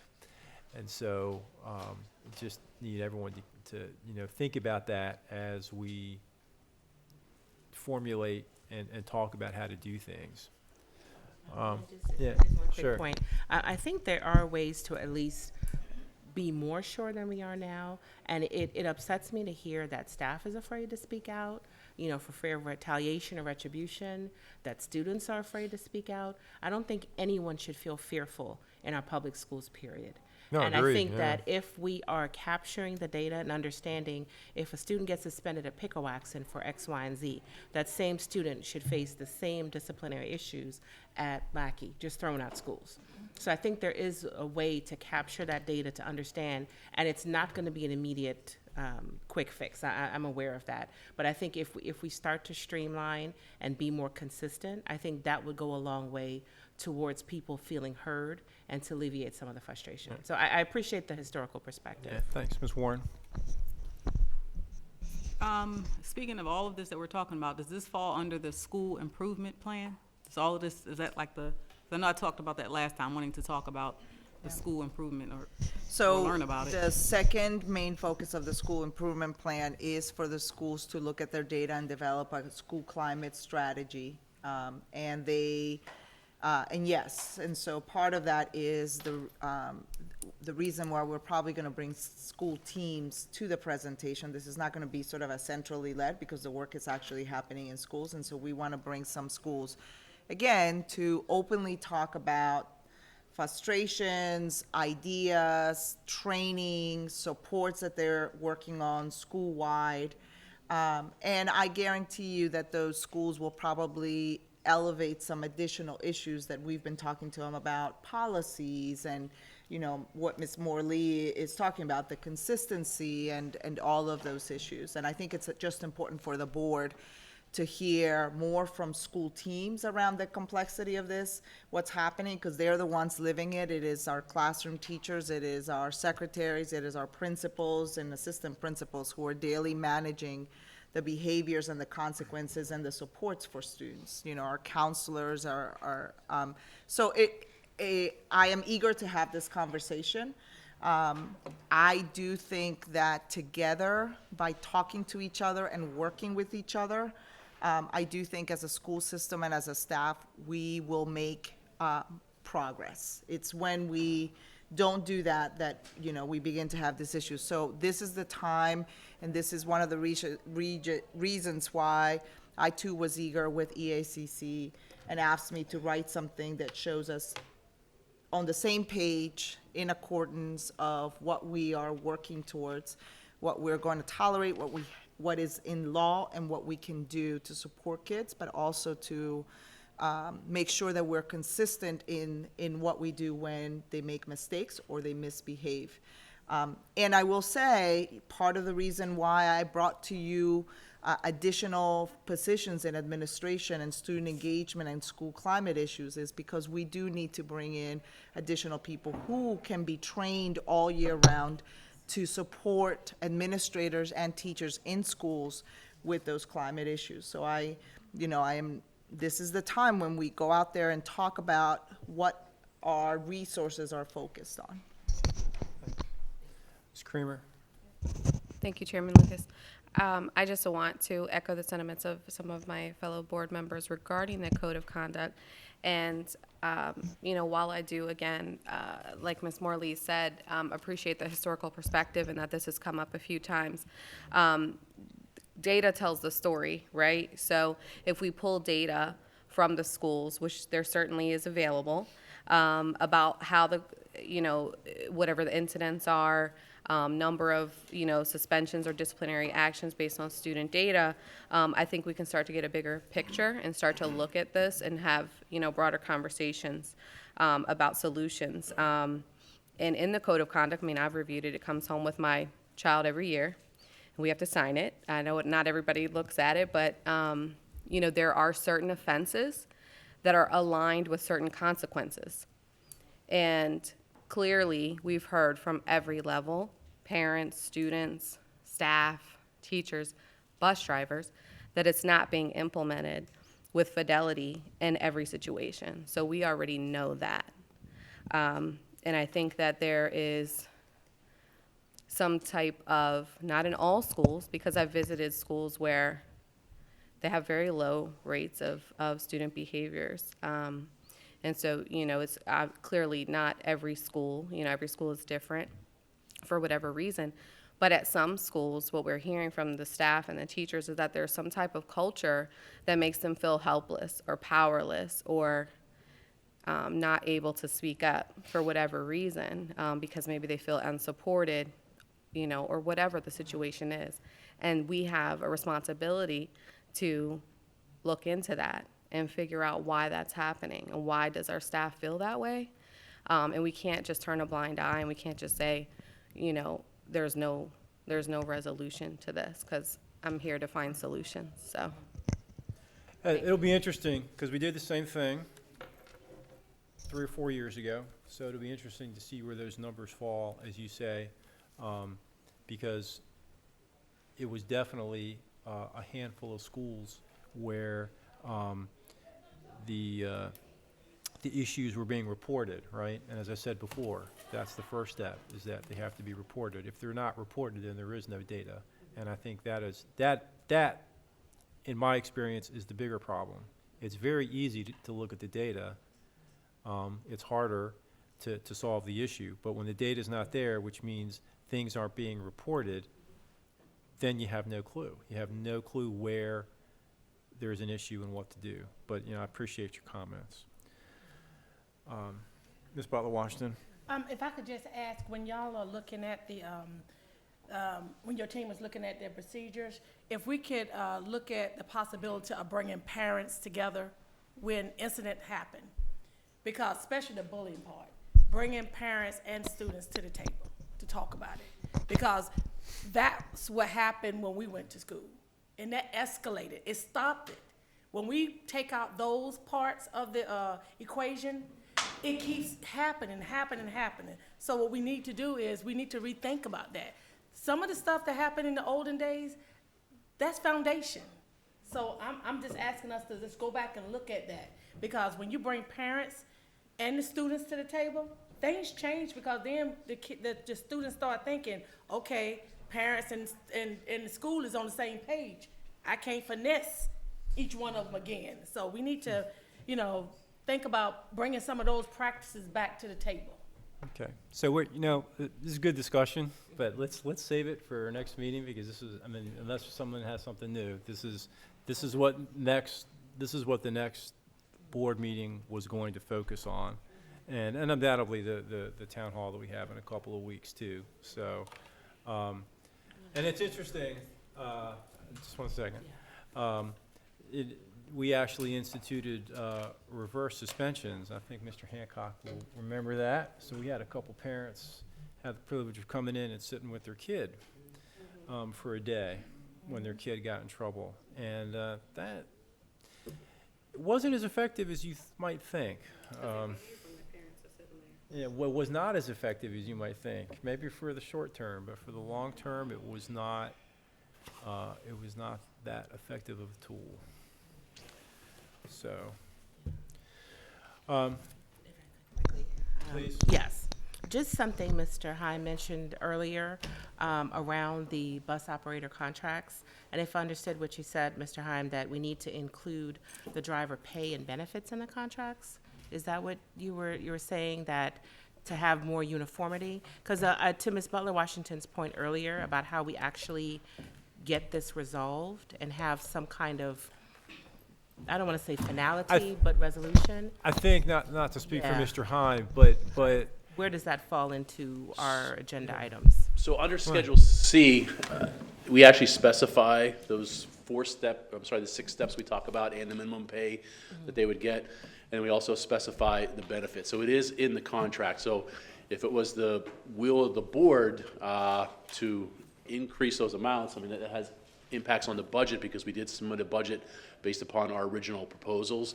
But you know, if that's the will of the board to relook at the pay and or benefits, you know, that would be up to the will of the board. Yeah, I'm just trying to. Could have potential budget implications to what we've already proposed. Right. let me interject. I'm looking at Mr. Schwartz. Yeah. We can't talk about anything specific. Okay, so Right. just Not specifics, but if there's uniformity, I guess. And is your answer that there is? So there is uniformity, yes. So if I'm a driver with contractor X and I've worked 5 years, or I'm a contractor with contractor Y, you'd be paid that the same amount based upon where you're stepped, based upon your years of experience. And then the same thing applies with the benefits. So if you're with contractor X and you have a $10,000 policy, the school system contributes $6,000 towards that. The contractor does 20%, and then the driver does 20%. The same thing with that driver with another contractor who has a $10,000 policy. Those amounts are the same. Okay, I'm just trying to figure out where the disconnect is. You know, that I think that we were on the same page with that. Yeah. So, Just one second. Wait. well, sorry. I'm not understanding you either, to be quite honest. I think someone made a comment that they weren't getting all their money in their paycheck because things were being taken out. Well, that happens to everybody. Mm-hmm. So I think I was getting the inference that they thought contractors were withholding something that they shouldn't. I'm sorry? The contractors were holding something that they should have got. That's what I was saying. That was the inference, but you know, to think that you're gonna get your complete, you know, what your hourly wage is, that you're gonna get that complete amount times your hours of work, I mean, that doesn't work for anyone, so. And as I mentioned earlier, if those things are brought to us at our attention, we'll look into it. If you go back, you know, not to talk about historical perspectives, Yeah. but around 10 years ago, we had a contractor who was not paying what they should have been, their share in terms of benefits. It was brought to our attention. We started by taking a contract away from them. Ultimately, that continued, and we separated. We no longer do business with that contractor based on the fact that they were not making the contributions that we had made and their contributions to the employees and the benefits. Okay, and that was one of the things I was asking. To your knowledge, is that still continuing? I'm not saying, I can't say that it's not, but if Okay. it's something that's brought to our attention, we will look into it, and if there is an issue, that we'll correct that in working with the contractor. Okay. And there have been some situations based upon some of the speakers who've come to public forum this year, and we've looked at some situations and have helped them with those situations. And in some cases, it was just a misunderstanding of the benefits and how they work and the amounts. Okay. As to Ms. Kramer's point about finding solutions, that is something I know is a really big deal, you know, and it appears to be continuing. So I'm just trying to get to, and I think Ms. Butler-Washington wanted to piggyback on that based on what, you know, our discussion earlier. So, to your point, I mean, when you say solutions, I mean, the issue is just, you know, there is a contract, and there are different entities in that contract that want different things. I don't think there's anything nefarious on anyone's account, all right? And let's just make that clear. It's just what certain parties want, and, you know, finding that spot that is amenable, and that the school system can afford to do. Ms. Washington. Okay, I just want to be perfectly clear, because my question in the other meeting, and Mrs. Schwartz, I had to speak it out here, is the ATA well, let me back up. The union picked the ATU to be their representative. And I asked the question, why can't they speak to you on the record, just like EACC speaks for the teachers, just like AFSCME speak for the administrators? And your answer was that you don't speak with the other ones. But what I'm saying is, since you got 17 different contractors, but these group of people who have said, I got one union person, why couldn't we speak with those people? Because the other people said they didn't want to do it. So I can understand you're talking to the owners on that piece. But the group of people who said, ATU is my rep, let me speak to them on my benefits, my retirement and all of that. Why couldn't that happen? Because I think that would solve the problem, because they are left out of the equation. And we are put in the predicament of solving this thing. It's not our job to solve this thing. It's, they have asked for somebody to do it. Let me be clear, we have met on numerous occasions with members of the ATU and have spoken with them, but again, legally, we do not have negotiations with them. So if there's a misunderstanding that we don't sit down or we don't listen to them, that is incorrect. Since that union has formed, we've met with them numerous times last school year, this school year. That includes Mr. Tompkins, the previous director, Mr. Snow, myself, and also Dr. Navarro, as referenced in her public comments, has met with members of the ATU. But we do not have formal negotiations with them because we are not contracted directly with them, with the drivers and attendants. Okay. So- So the bottom line is, at this time, with this budget that we have, the board, as Dr. Navarro said, that when we do the budget, the health and the retirement, that could be still up to the board to negotiate that. So let me jump. Let me jump at it because I'd like to add one more No, thing. We yeah. do have their formal in writing what they are asking for. So in those multiple times we have sat down to have conversations with them, we have in writing what they would like in terms of wages, benefits, holiday pay, sick leave. So we do receive that information from them, and we do take that into consideration when we sit down and try to finalize a contract. And hence, that's why we increased going from 4 steps to 6 steps. That's why you've seen, a considerable increase in wages with the drivers. That's why going from last year to this year, we did increase the amount of contribution we make towards the retirement. So let me jump in.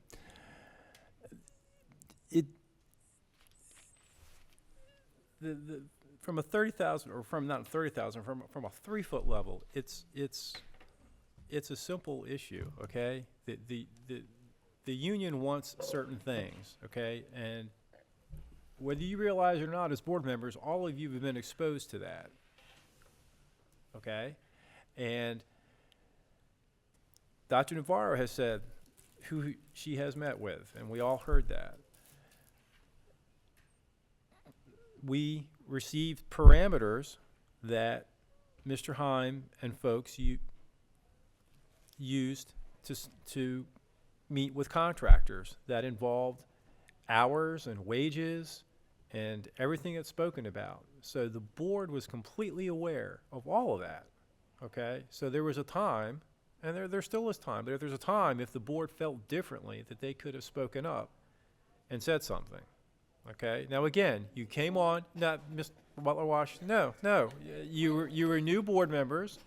Wait, you get finished, I'm gonna talk. Hold on, no. Different.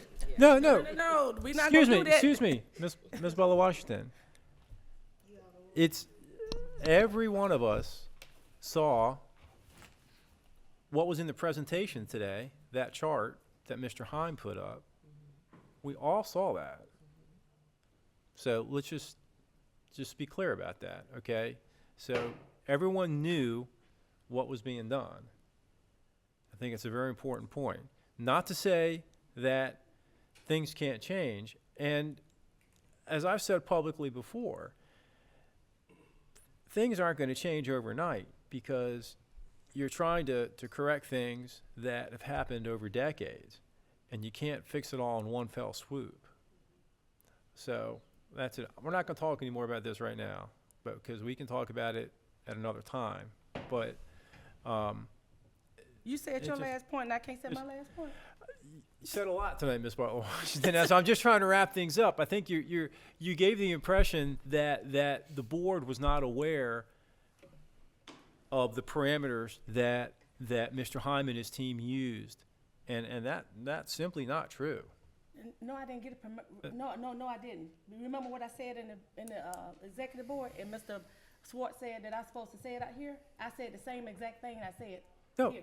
That's fine. I mean, what there's nothing wrong with what you said, but what I'm saying is no board member should be shocked or unexpected about what we saw in terms of what was being offered to as far as compensation to bus operators. We're not in dispute with that.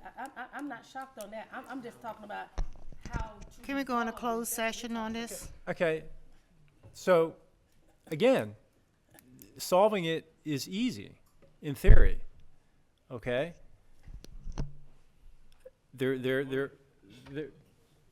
Okay. I mean, yeah. I mean, solving it is easy. It's a question of what one side wants, and what the school system is willing to give, and that's as simple as it gets. Excuse me. Got to have one conversation, please. It's very simple. You're right, but you got to have the people who is affected at the table. Okay, Ms. Butler Washington. We know what, and I don't want to use the word demands, because I don't want to say that in an offensive way, but we know what people representing ATU want. We know that. Point blank. We know it. And so it's just a question of what the board wants to do. Okay. Simple as that. I mean, I'm not, it's really that simple. Okay. It's really that simple. All right, well, we laid it out, and now we got it. Everybody got it. Okay. Okay. I mean, I'm not, does everyone understand what I'm saying? Yes, we got a solution. Okay, well, I mean, we only discussed it publicly, so that's why we raised it here. so, all right. Thank you, Mr. Heim. Thank you. Yeah.